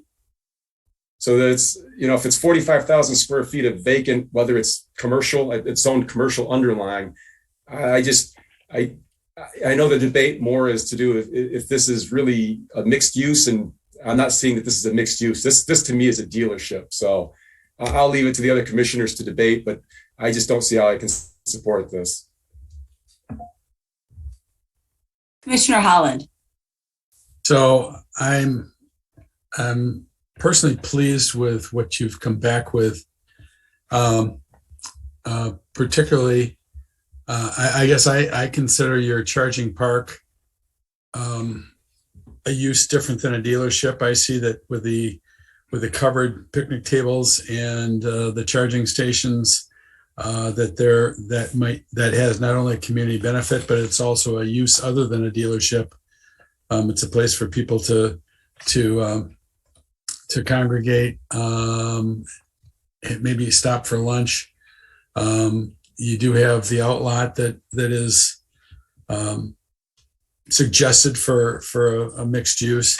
I do have a question as far as how the ingress and egress of that lot, but I'm sure that would have to be worked out. But my first impression when I read your let's call it the red paper where the red type came in, is I was like, wow. So it gave me the wow factor, and I'm really looking for that mixed use. And I think for me personally, having that kind of the community benefit, it's a community benefit, but it's another use when you have the charging available to the public and a place for travelers and other people to stop and take a break. That's all I got. Oh, one more thing. Yeah. Again, I'll say that I really like the presentation on the front and I thought the renderings were a nice presentation. Thank you. Thank you. Other commissioners, comments or questions? Yeah. I just want to say, go ahead. Oh, I'm sorry. I didn't mean to interrupt you. Go ahead. Okay. It's a comment. I do appreciate the EV charging park. It could be quite a unique setup along Jackson Road that you don't see even in Ann Arbor, and it makes it quite stand out from other developments. I know this is a different kind of mixed use, but that plus what will still have to be developed in the final plans, I think could be quite exciting. And then just to have the possibility of a retail store going in sometime in the future I'm not quite sure why you weren't able to find somebody, but evidently there's either something about that property that makes it tough, or it's just a tough environment right now. So we'll see what the future brings with that. But I like the EV park a lot. So mixed use. I just want to say that thanks for looking at that commitment to net zero, and also going to the 6 level 3 charging stations. These are the DC fast charging stations, which really are a community benefit. There aren't a lot of those charging stations out there at this point. So this would really literally put Scio Jackson Road on the map, right? Because people traveling on 94 will be able to see that they have 6 charging stations here, which I think is huge. I also want to say that I'm really I see this as a demonstration. If working on the net zero commitment, and part of that, I want to see it being visible. Okay, so the charging stations can be visible. So can your all the solar that you're doing. You can. It's pretty easy to do dashboards and those kinds of things. So I think the buildings can be a demonstration. The EV charging can be a community benefit. The way that you've handled stormwater, I wish more and more projects would look at stormwater this way. A couple things. One, I think it is important that you identify the stormwater capacity for that outlot.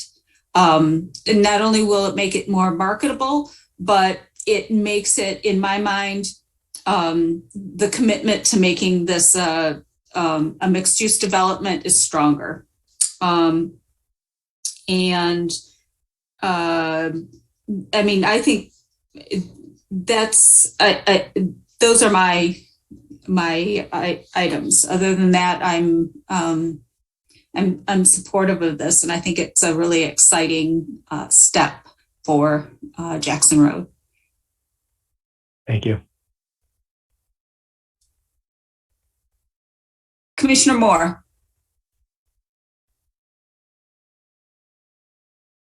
Thank you. I too want to commend the developer on the presentation. I think it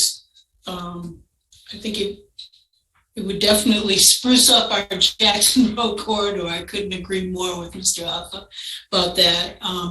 And I think one of the key features of your project is the EV park. It's something, we're wrangling with developers to even put in one space, let alone a park. So I appreciate your efforts in that regard, because that's definitely where we're leaning into the future. But I'm struggling to determine that this is a mixed use project. I just don't see it. I mean, I don't, is it mixed use because there's what's considered an outlot? Does that make it mixed use? And can somebody tell me the size of the outlot? Yeah, the outlot is roughly 2 acres in size. In addition to that, your ordinance allows for the park to be also considered a piece of a mixed use. So the park is identified in your ordinance as a desirable feature. So yes, we've got the dealerships, we've got the park, which is a mixed use component, and then we've got the future outlot development, which is the other component of being mixed use. So we feel that collectively, when you look at all of those, that we're certainly meeting that requirement. And I think there's been, there's a lot of discussion about the outlot itself, and really what's being demonstrated on here is kind of a building envelope of where we feel that whatever gets developed will kind of fit in there. Maybe it's a coffee shop, maybe it's we just don't know what it's going to be at this juncture. And we were hoping, and I think it is really appropriate that when you look at outlot development, their time will come, and hopefully it didn't escape you that, if that piece of it doesn't get developed, then it remains as open space. Going back to Commissioner Chang's comments about tree preservation and everything else, the only time that those trees would be removed is when the PUD is reopened up and everybody has the opportunity to agree that this really needs to happen.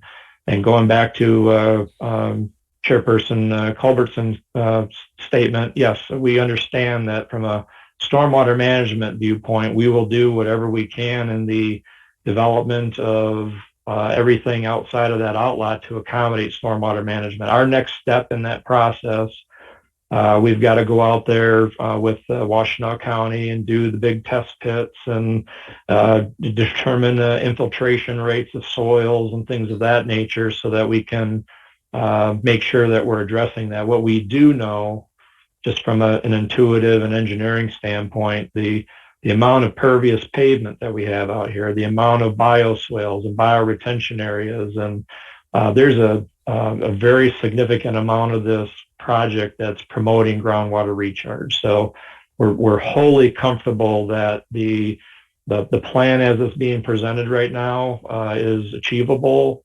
We just want to maximize what we can so that any future development of that outlet parcel is minimized as it relates to any tree impact and things of that nature.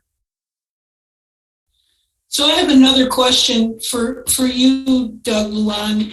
In our previous, I'm thinking of the Woodlands project up Jackson Road near Baker.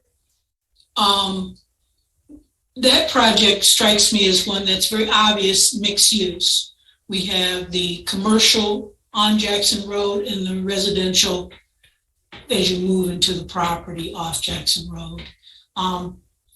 And I guess my question to you is,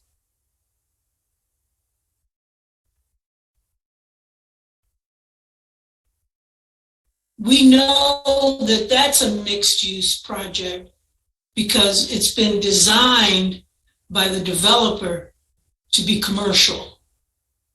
It's already built into the site plan. And the difference here, and correct me, I may be all wet in my thinking here, but here we just have a vacant lot. There's no plan for its development. Does that question make sense? Or? Yeah, no, that is true. There's the potential for commercial development. So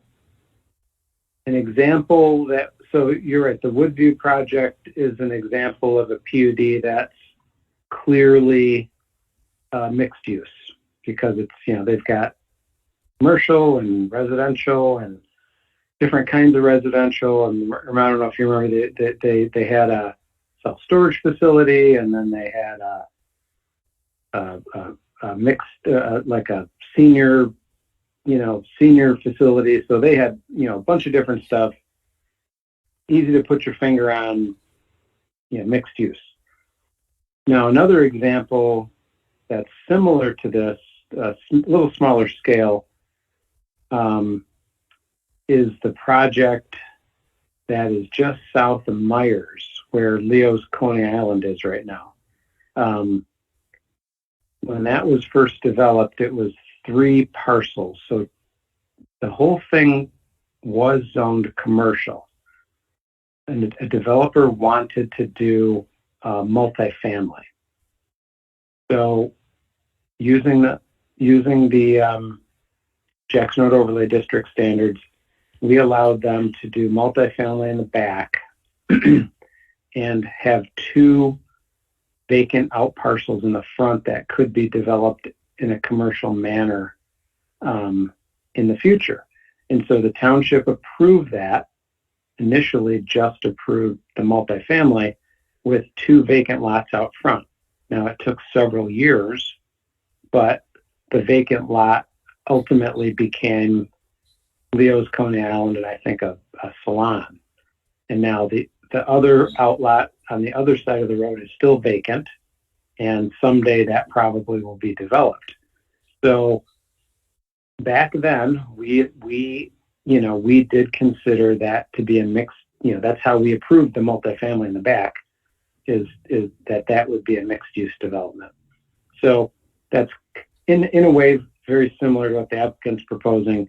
They've got their dealerships, they've got some other features that could be considered mixed use, as they mentioned, the park and that sort of thing, with the outlet to the west being the unknown factor of a potential future commercial development that would then clearly bring this into the mixed use fold. And if they had a commercial development that was ready to go on that parcel, I don't think there'd be any question that this would be a mixed use, but that's not the case. And so that's why I raised that. That's the big question that the Planning Commission has to be comfortable with moving forward. And I know we had these discussions during the master plan development about what constitutes a mixed use. And so anyway, that long-winded answer to your question. I'm not sure if I answered your question or not, but that's. No, you did. And of course, it seems similar to me, the project that's even a bit further west from the Woodview project, which is the trucking business in the back, and they're going to have commercial in front of that. Are we assured, as part of this site plan or proposal, are we assured that there wouldn't be another, that property, that 2 acres would be able to be developed by other mixed use means? In other words, we wouldn't have, and I may be misinterpreting the definition of mixed use. I mean, I like the idea. I keep messing up your name, so I'm just going to call you Jeff. I mean, no disrespect, Jeff. Yeah. I like the idea of a coffee shop next door or a restaurant or something. How would we be assured that there wouldn't be a tire recycle or a service center next door? How would we know that kind of couple of thoughts there. I know where you're going with the question. So a couple of thoughts. First of all, because it's a PUD, there's a PUD agreement that needs to be executed between the developer and the township. And in that PUD agreement, we can come together and identify what uses you guys feel comfortable with going on that spot. And that'll be written right into that agreement. And then if some future point, the other element of this is that whatever is going to be developed there has to come to you we have to open up the PUD, we have to amend the PUD. So the Planning Commission has full discretion on the approval of that element. You're not approving anything on that site tonight. You're just approving it as an outlet that meets the mixed use component of it. So if we come to you 2 years from now and say, here's the coffee shop, this is what it's going to look like, we got to go through this whole process again to get that approved. So I think you got a lot of checks and balances here to be able to make sure that your interests are taken care of. Yeah, I think that would occur, those kind of discussions would occur at the final PUD stage about exactly the uses we would allow. But to answer your question directly, the Planning Commission and ultimately the Township Board would have the authority to place conditions on that outlet of what you would allow. We did the same thing years ago with the Goodrich Theater site. The Goodrich Theater site went in with the theater, and then the 2 outlets, where the one outlet is now the Carlisle restaurant, the other is the strip center. There were very specific design standards that we came up with that resulted in the Carlisle and that other facility. So that kind of specific detail would really be hammered out at the final PUD stage.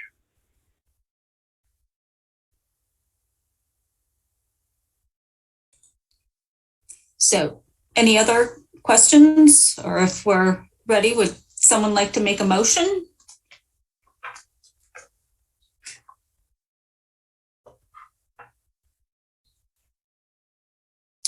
Commissioner Holland.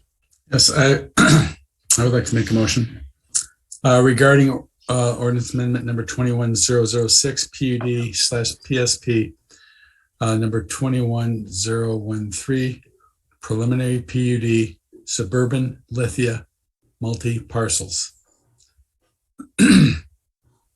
Based upon the information received from the applicant and reflected in minutes of this meeting, the Planning Commission finds the planned unit development, PUD, plan as reviewed meets the qualifications for consideration as a PUD as outlined in section 36-254.c of the zoning ordinance. And based upon the information received from the applicant and reflected in the minutes of this meeting, the Planning Commission finds the preliminary plan unit development plan received by the township on, what date was it received? 12/6, I believe. 12/6 meets the required procedures for review and standards and findings pursuant to section 36-249D of the zoning ordinance and recommends approval to the township board for action on the preliminary plan. In making this determination, the following additional conditions shall apply. The concerns and recommendations noted in the planner's review dated December 6, 2021, and the concerns and recommendations noted in the engineer's review dated December 2nd, 2021. Any other conditions? Stormwater management of the outlot. Do we want to mention that now? That they maximize the stormwater capacity of the outlet in the existing development. Number 3, what she said. Yes.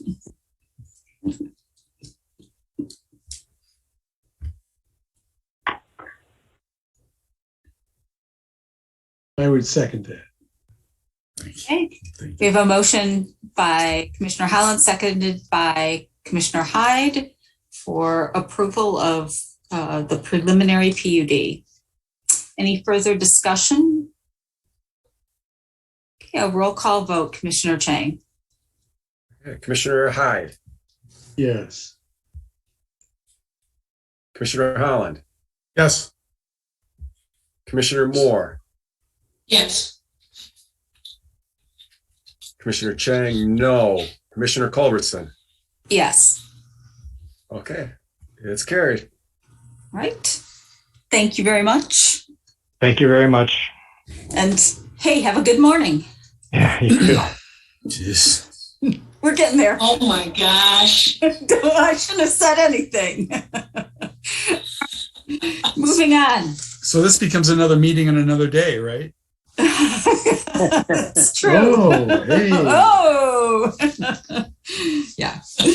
I think this will be a record, but that's okay. Let's set the record. All right.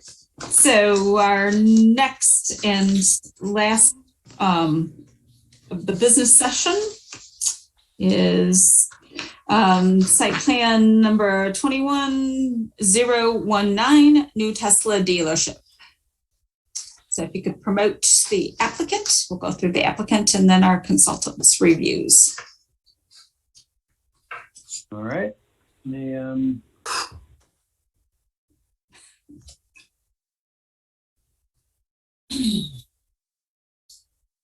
that right now. I think there's a couple of them are. And Ann Breck, if you could take yourself out of being a panelist.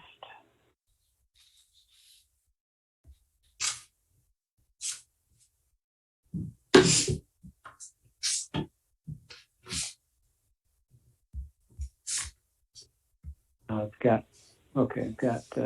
Mark Sims and Brandon Cheney. I don't know if Brandon or Mark, is there anyone else here that you'd like me to promote?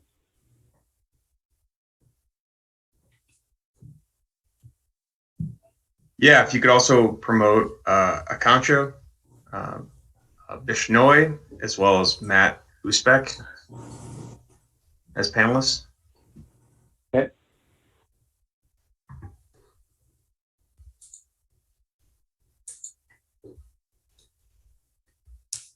I don't see Matt. Who did you say? Matt Oh, is traveling. Matt. He's on an airplane. Natte? No. Thank you for looking for him, but he is on an airplane. Okay. All right. I'm sorry. All right. I think we have all your folks here at this point. Beautiful. Well, thank you everyone for getting this together and sticking with us. And we're going to get right to business. These are this facility. We're certainly looking to update it. These people are second generation bowling owners. I mean, I heard I just wanted to address the sentiments from Deb Tuck from earlier today. They have bowling in their blood, and they continue to be in the bowling business, I can assure you. I would just like to go right over to Jason or Brandon, and you take it over. Sure. Let me share my screen with everyone here.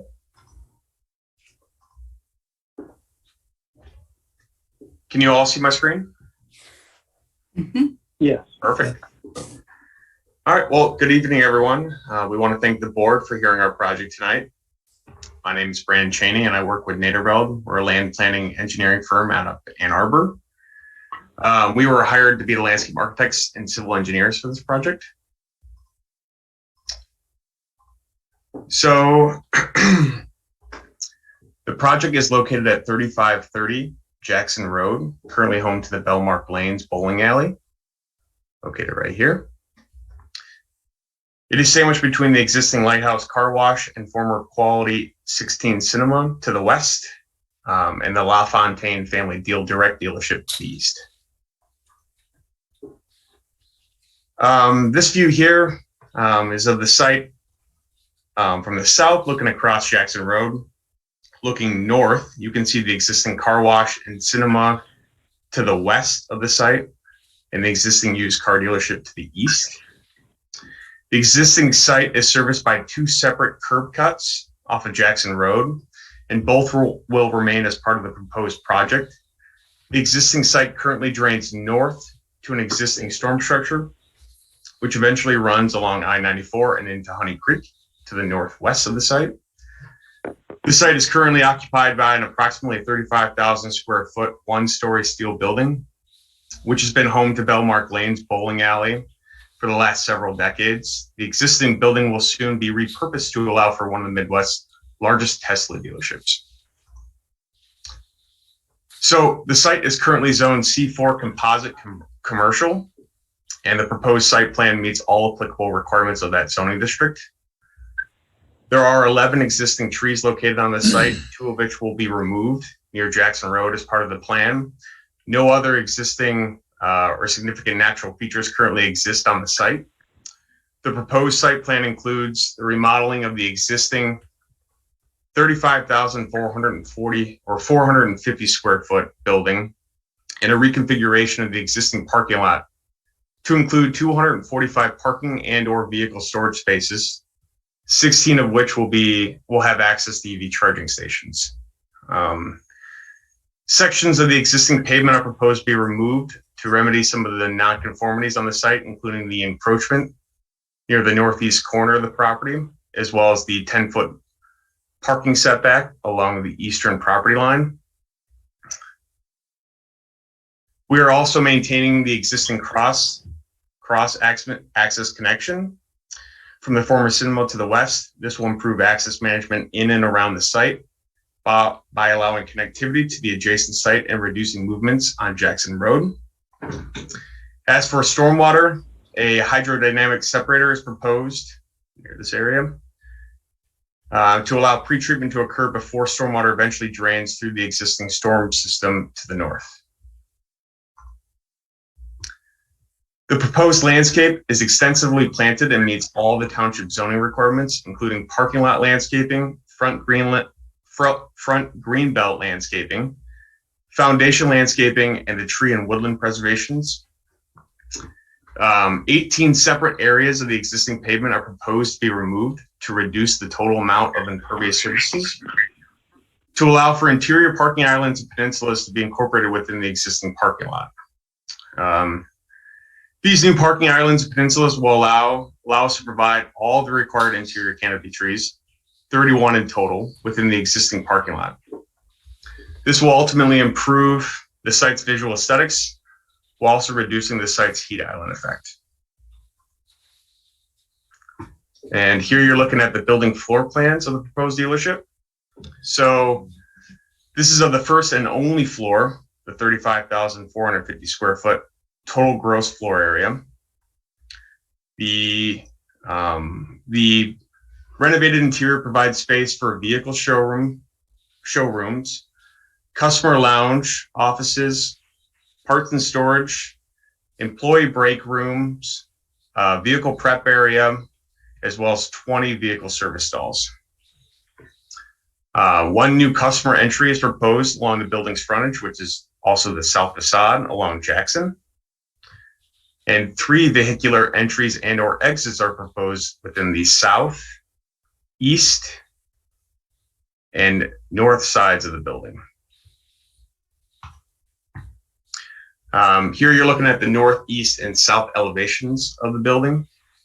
The north facade, which is also the rear of the building facing the parking lot, will provide employee and emergency access, as well as vehicular access. The east facade, which is shown in these 2 elevations right here, will provide storefront glazing as well as a new parapet extension. And the south facade, where the most extensive changes to the exterior are proposed, will have the old block walled vestibule removed and the additional fenestration provided with the new storefront glazing and customer entry. The continuation of the parapet from the east to the south side of the building to provide a more pronounced entry feature, as well as block the roof mounted RTUs.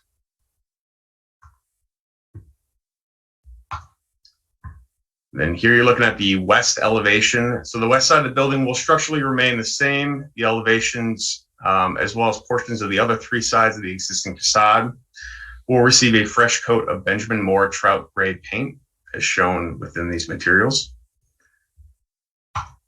And then lastly, we're going to look at some 3D renderings. So this 3D architectural rendering, which is looking north from Jackson Road, of the proposed building and site improvements. Here you can clearly see the proposed building frontages enhancements, as well as the proposed building, as well as the monument signage. And then lastly, this 3D rendering is taken from eye level at the eastern entry. Shows the extensive improvements made to make the existing building's entry distinctive and inviting to all entering the site. And with that, we'll conclude our presentation. Again, we thank you all for allowing us to bring this great project opportunity in front of the Planning Commission. Both myself, as well as the rest of the design team, are here to answer any questions the board might have. So thank you. Thank you very much. We'll go on with Mr. Luan's report. Okay, thank you. So just as a kind of touch point here, this is unlike our last review that was a PUD. As I mentioned, PUDs are discretionary. Township does not have to approve them. This is a use permitted by right. So this is a currently zoned C4 property, and automobile dealerships are uses permitted by right in the C4 composite commercial district. So as long as the applicant meets the minimum standards of our zoning ordinance, the township is obligated to approve the project. So this is not a project that's not a special land use, not a PUD. This is just a straight site plan. So our review goes into all of those very specific site plan issues, starting with setbacks for the site. So using our C4 zoning setbacks on page 3, we go through the area width height setbacks for the C4 district. And as you can see, the only issue we have is that the applicant, the existing building is slightly over the maximum lot coverage. So whenever we look at a site plan of an existing facility or existing building, we try to bring it up to current standards as best possible, as best we can do. And so while the maximum lot coverage is being exceeded slightly, 15% lot coverage is permitted in the C4 district. The applicant is proposing 17.9, or actually the existing building is 17.9% lot coverage. We do allow up to 20% lot coverage if the applicant can add stormwater best management practices to get up to that number.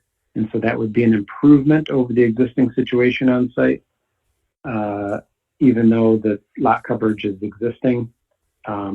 I think the applicant had mentioned some of the items they're proposing to meet those best management practices, but perhaps if Sally is still with us, she can mention if that meets the best management practices. So the applicant could get up to that 20% number. They don't need 20%, but they're looking for 17.9%.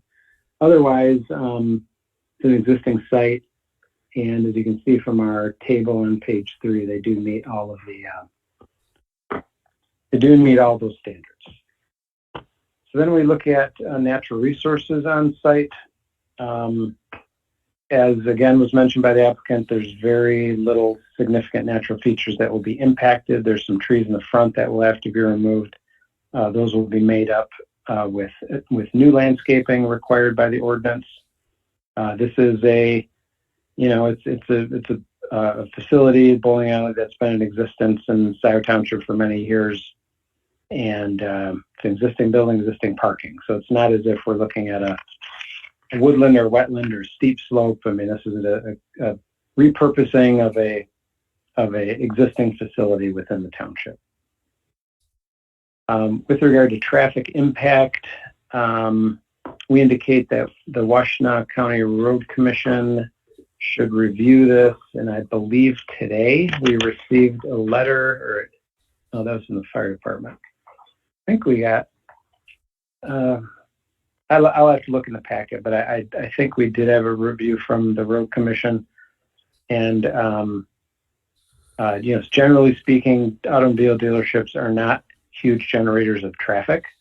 As I mentioned before, I mean, the auto dealers would love them to be huge generators of traffic, but they are generally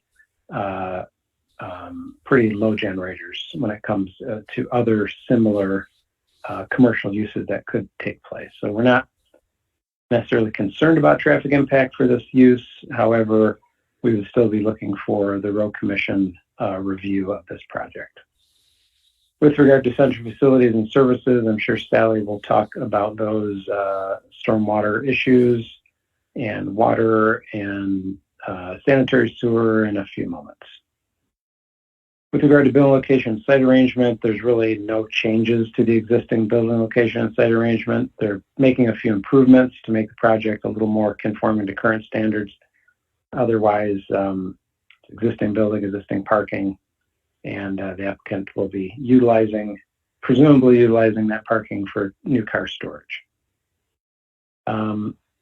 With regard to parking and loading, we don't really have any big issues with parking and loading. We do note that 75 spaces are required for customer and employee parking. That's based on the sales floor area and the number of service stalls. Their parking calculation is not exactly broken down in this way. I'm not concerned at all, by the way, about parking. They're proposing 245 spaces. So what we do need to have take place before this goes on for final site plan or final detailed engineering, I should say.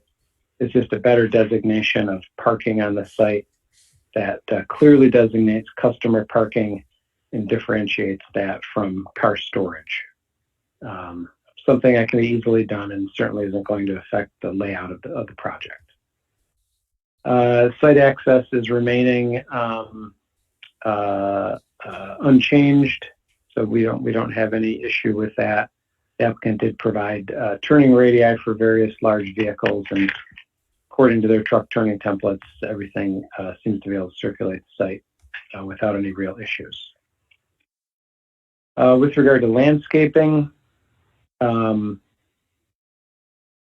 we have a couple one real minor issue with landscaping on site, and that's the perimeter parking lot landscaping calculation. The applicant simply has to provide 10 additional shrubs to meet the requirement. All other standards they are meeting. And so this is one of those other areas with regard to landscaping that the project's going through full-blown site plan approval. So we try to bring it up to current standards. So this will be a feature that will be noticeable if the project does get ultimately approved by the township board, that the site will be brought up to current township landscape standards. The applicant has proposed a lighting plan. They are meeting our lighting standards. We have no issue with the lighting plan. It's going to be all downward directed, dark skies compliant lighting. This is another area that we're bringing the site up to current township standards with regard to lighting. Signage will have to be reviewed at the or reviewed separately from site plan. So the applicant should be aware that site plan review does not approve signs, even if they are shown on your site plan. That is a separate application that will have to be submitted to Scio Township.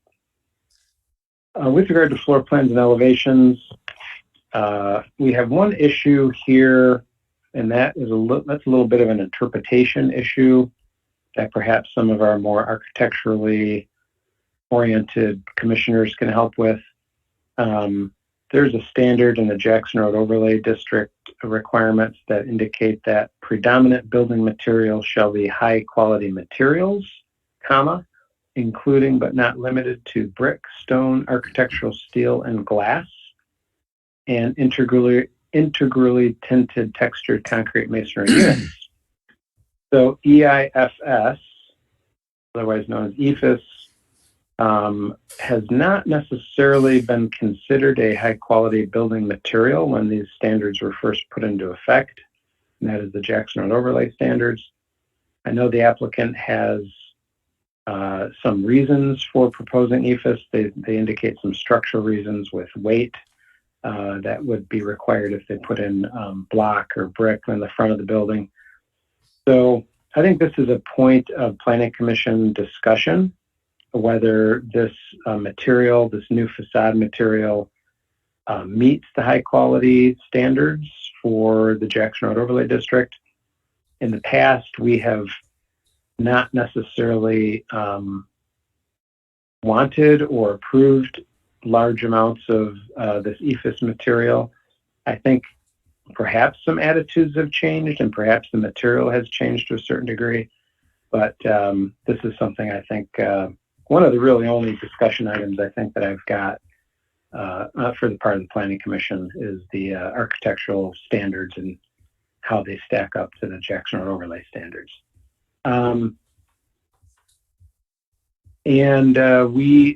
We have very few conditions on this or issues to be addressed. I've just gone through those, but we have 6 of those.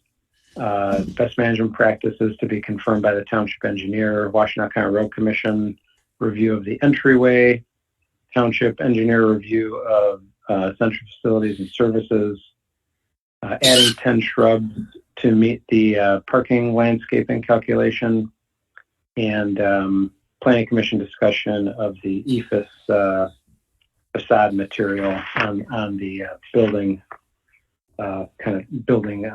remake.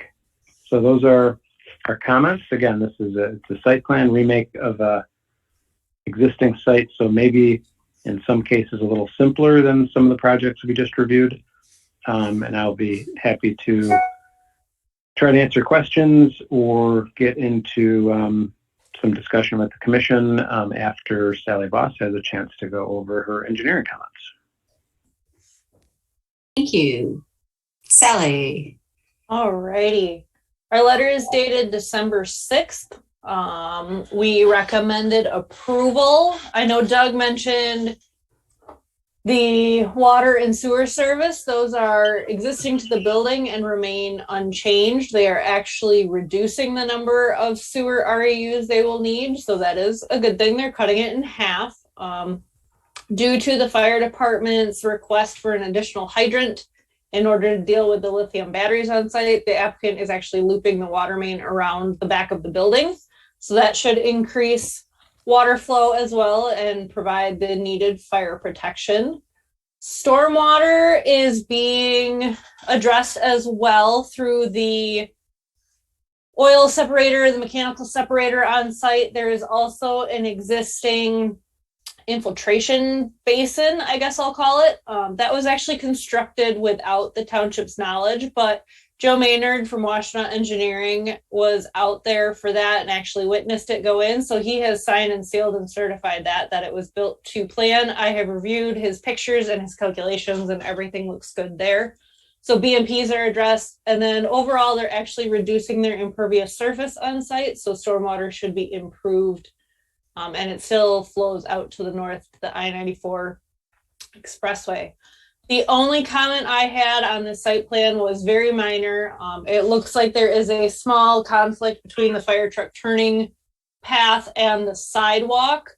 We defer that to the township fire department. I don't believe it's actually going to be an issue. I think it is just an AutoCAD drawing sketch issue because sometimes auto turn gives you problems.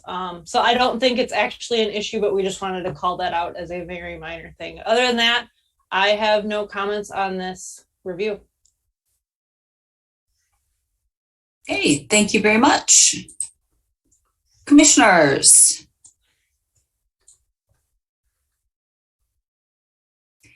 Questions, comments?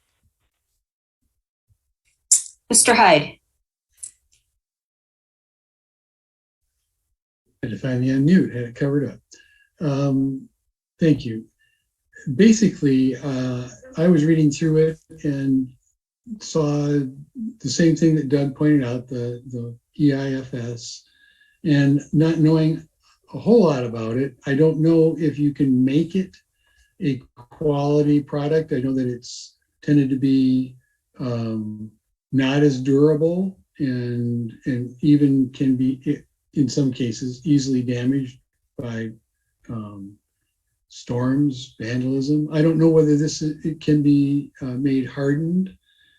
So I would have to defer to others, but that is a concern. So, and is there any reason why you can't put a footing and support a facade? So I'm not an architect, so I just hear what other people have to say.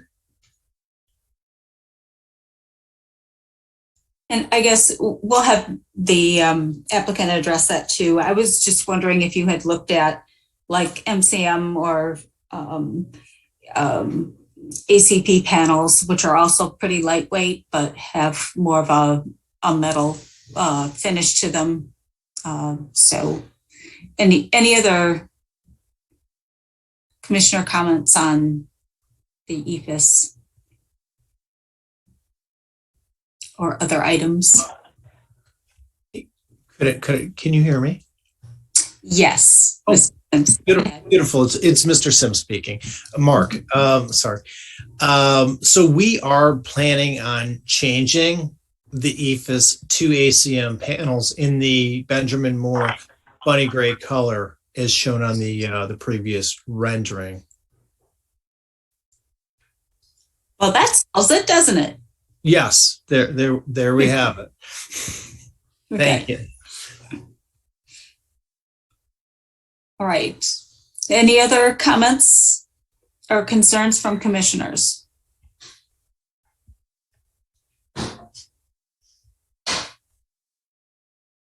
All right. Seeing none, I have a motion.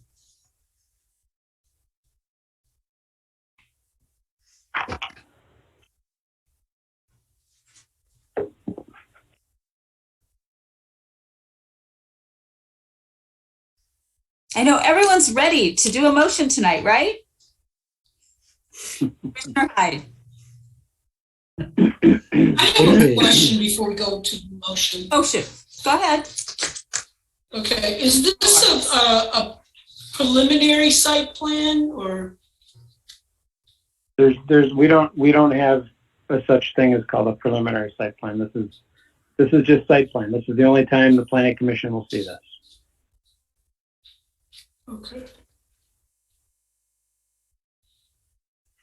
And it moves on from here to the township board for essentially final approval.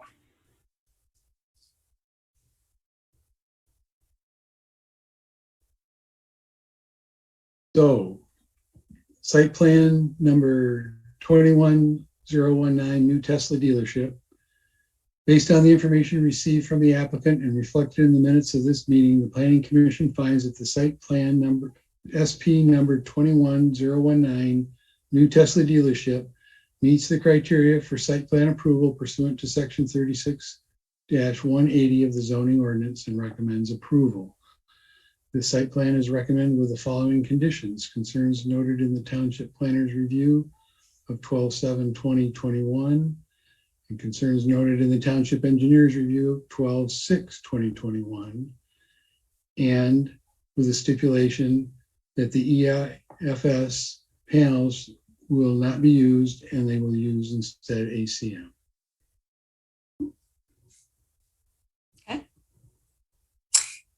Is there a second? Second. Okay, moved by Commissioner Hyde and supported by Commissioner Holland. Any further discussion? All right, roll call vote. Commissioner Hyde, Yes. Commissioner Holland, Yes. Commissioner Moore, Yes. Commissioner Chang, yes. Commissioner Culbertson. Yes. Carrie. And I do thank you. And I do hope that, I know it was mentioned that the bowling folks are diehard bowlers, and I hope that they will find another home in Scio, and we continue to, have those opportunities for family recreation. All right. Thank you. Thank you very much, everyone. I really appreciate it. And it's been a great welcome into your community. I really appreciate this. And thanks for putting in that extra day, Mr. Holland. You're welcome. You too. Good night. Okay. Thank you. All right. We're going to move on to, does anyone have some significant reporting that they want to do? No. Okay. Merry Christmas. Well, and if you do, you can send it in an email and include it as correspondence in the next meeting. Are we skipping the guidelines? Oh, I forgot the guidelines. Yep. We need to talk about just briefly, just so you know, unless legislation changes, we will be back in person starting in January. And I know that I'd like just confirmation, one that will be in hybrid, where the commissioners will be at the township hall, but we will still be allowing public and consultants and applicants to join via Zoom. So just a motion for that purpose. And then the township clerk did say that we could require masks of commission members. We cannot require masks of the public, and unless there's, a public health announcement or something like that, a mandate. So I don't know if my situation, I will be wearing a mask.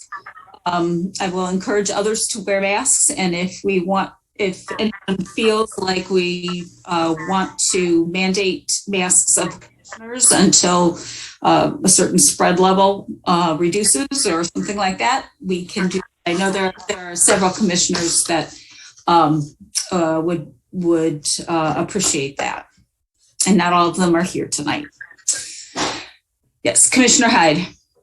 I just wanted to add, my personal comment is, I have a family member who lives near me, and we see each other regularly, and she is immune compromised, and I want to continue to be able to see her. Now, I don't want to endanger her, so if everybody could help me out, and we, so I would encourage others to also wear masks also.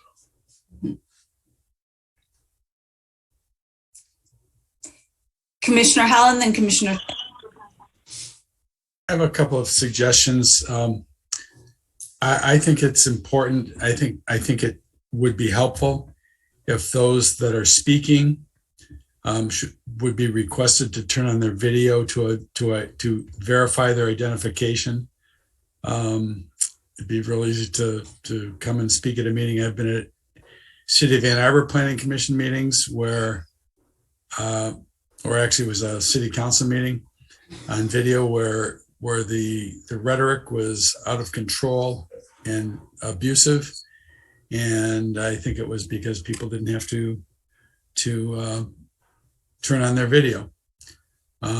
Additionally, I think that people that are speaking for a group should have to identify that group as opposed to just claim that they're a group if they want the 5 minutes. And the group only needs to be 2 people, but they need to, or either that or they should pre-register as a group if they want to have the additional time.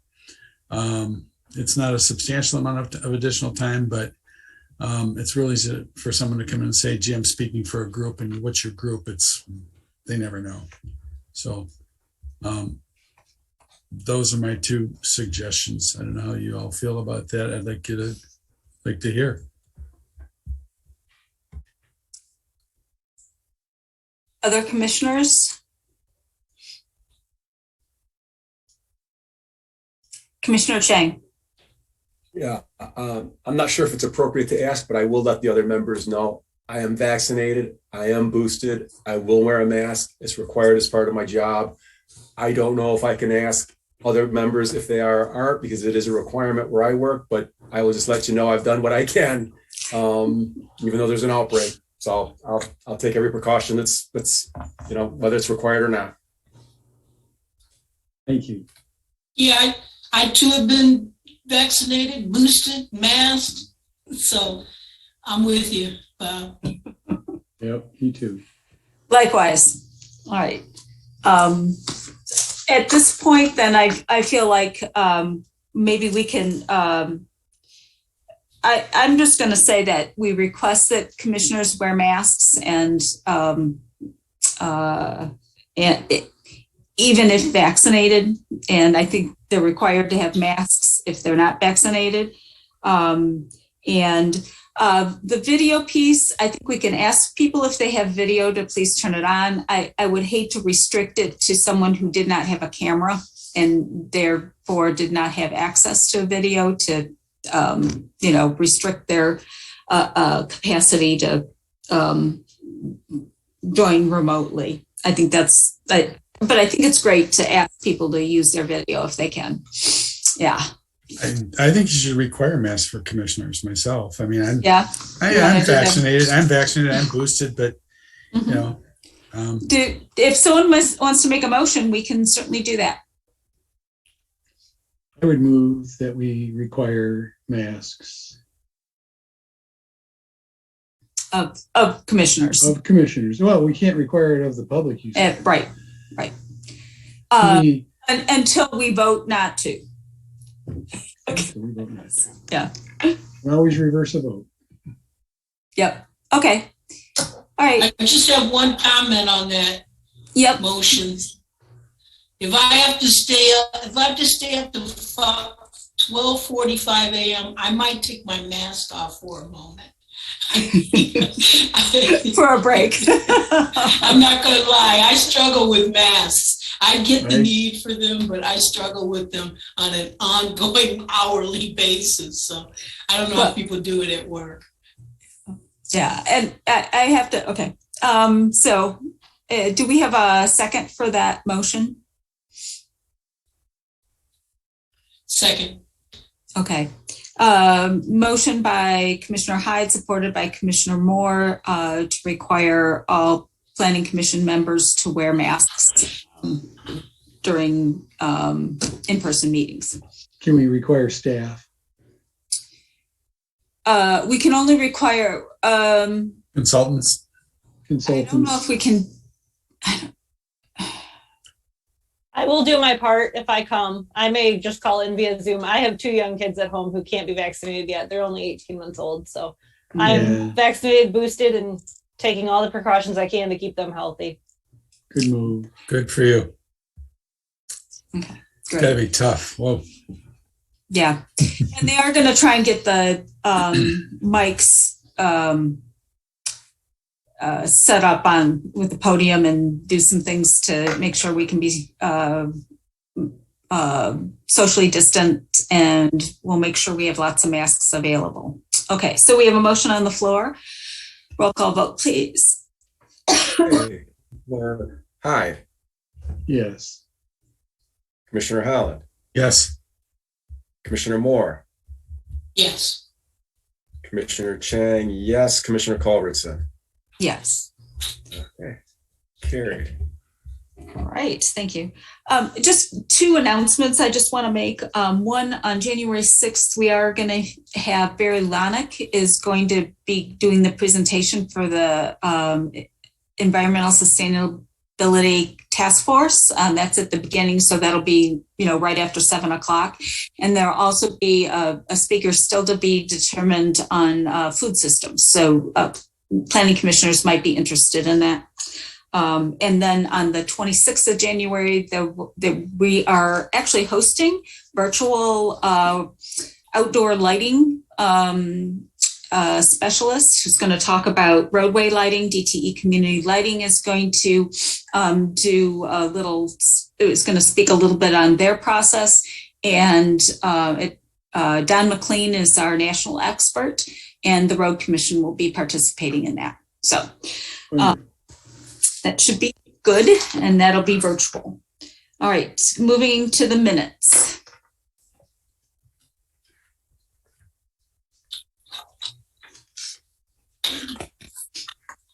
All right, we have the minutes of 11/22/21.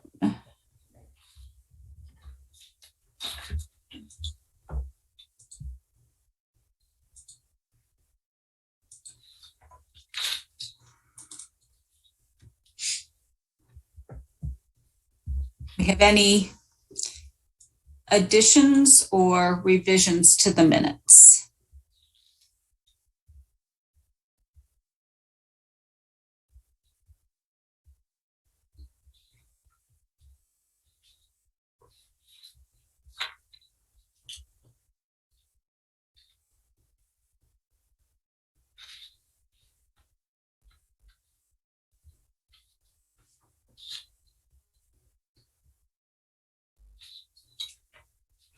I see a couple of people scanning them.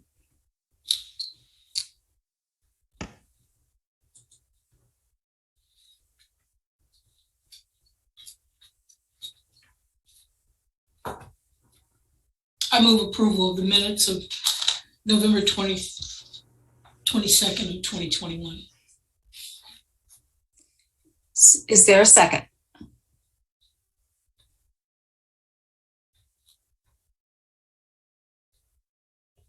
I was absent.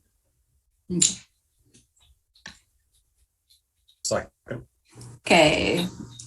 Moved by Commissioner Moore, seconded by Commissioner Chang to approve the minutes as submitted. Any further discussion? Roll call vote.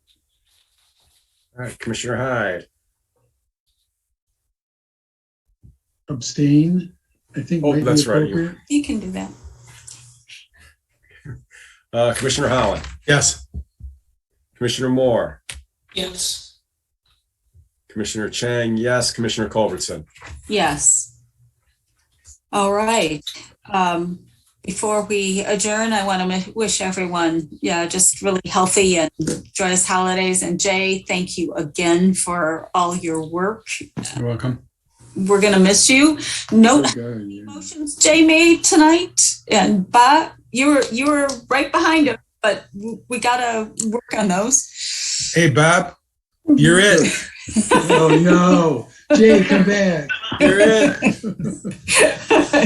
So with that, thank you for, we still have a few diehards hanging in there. Thank you so much. And so I'll entertain a motion to adjourn. So before we adjourn, I'd like to say it's been my pleasure meeting you, Mr. Holland, and working with you. I'm sure Thank you. Carry on. I'm sure we will be, there will be a hole in our commission without your input. Yeah. But thanks a lot. Yeah, thank you. It's time because I'm out of town for the next 6 meetings, so I figure now's the time. So wow. Yeah, thanks. Well, enjoy all that travel. Yes. I will. Thank you for your service. Everybody. You've earned it. Yeah. Hey, Move to adjourn. Second. Moved by Commissioner Moore, appropriately seconded by Commissioner Holland. Roll call vote. Okay. Commissioner Holland. Yes. Commissioner Hyde. Yes. Commissioner Moore. Yes. Commissioner Chang, yes. Commissioner Culbertson. Yes. And we are adjourned at 12:53. It's a big one. Thank you. Hey, Recording Chris, stopped. hey, Chris, I got a question on the Lithia dealership. You couldn't buy into the mixed use, right? Yeah, that was really that's tough. The mixed use, and it didn't really meet the master plan, but it's more that as far as the mixed use goes, that's a dealership, and I think it'll be that way for the next 20 years, but who knows? I'd love for them to put up a retail or a coffee shop. I'd love it to prove me wrong. Yeah, me too. It was a stretch. Yeah. Okay. So, Thank you, everyone. Doug, thanks. Happy holidays, everyone. Thanks, Doug. Jan, good job. You're going to have to come into some meetings. You're right. We'll rope you into something, Jay. Yeah. Good night. Well, Thanks. we'll go out for a beer. See you around, Jay. Bye-bye. Okay. All right. Bye. Good night or good morning, depending. Good morning and good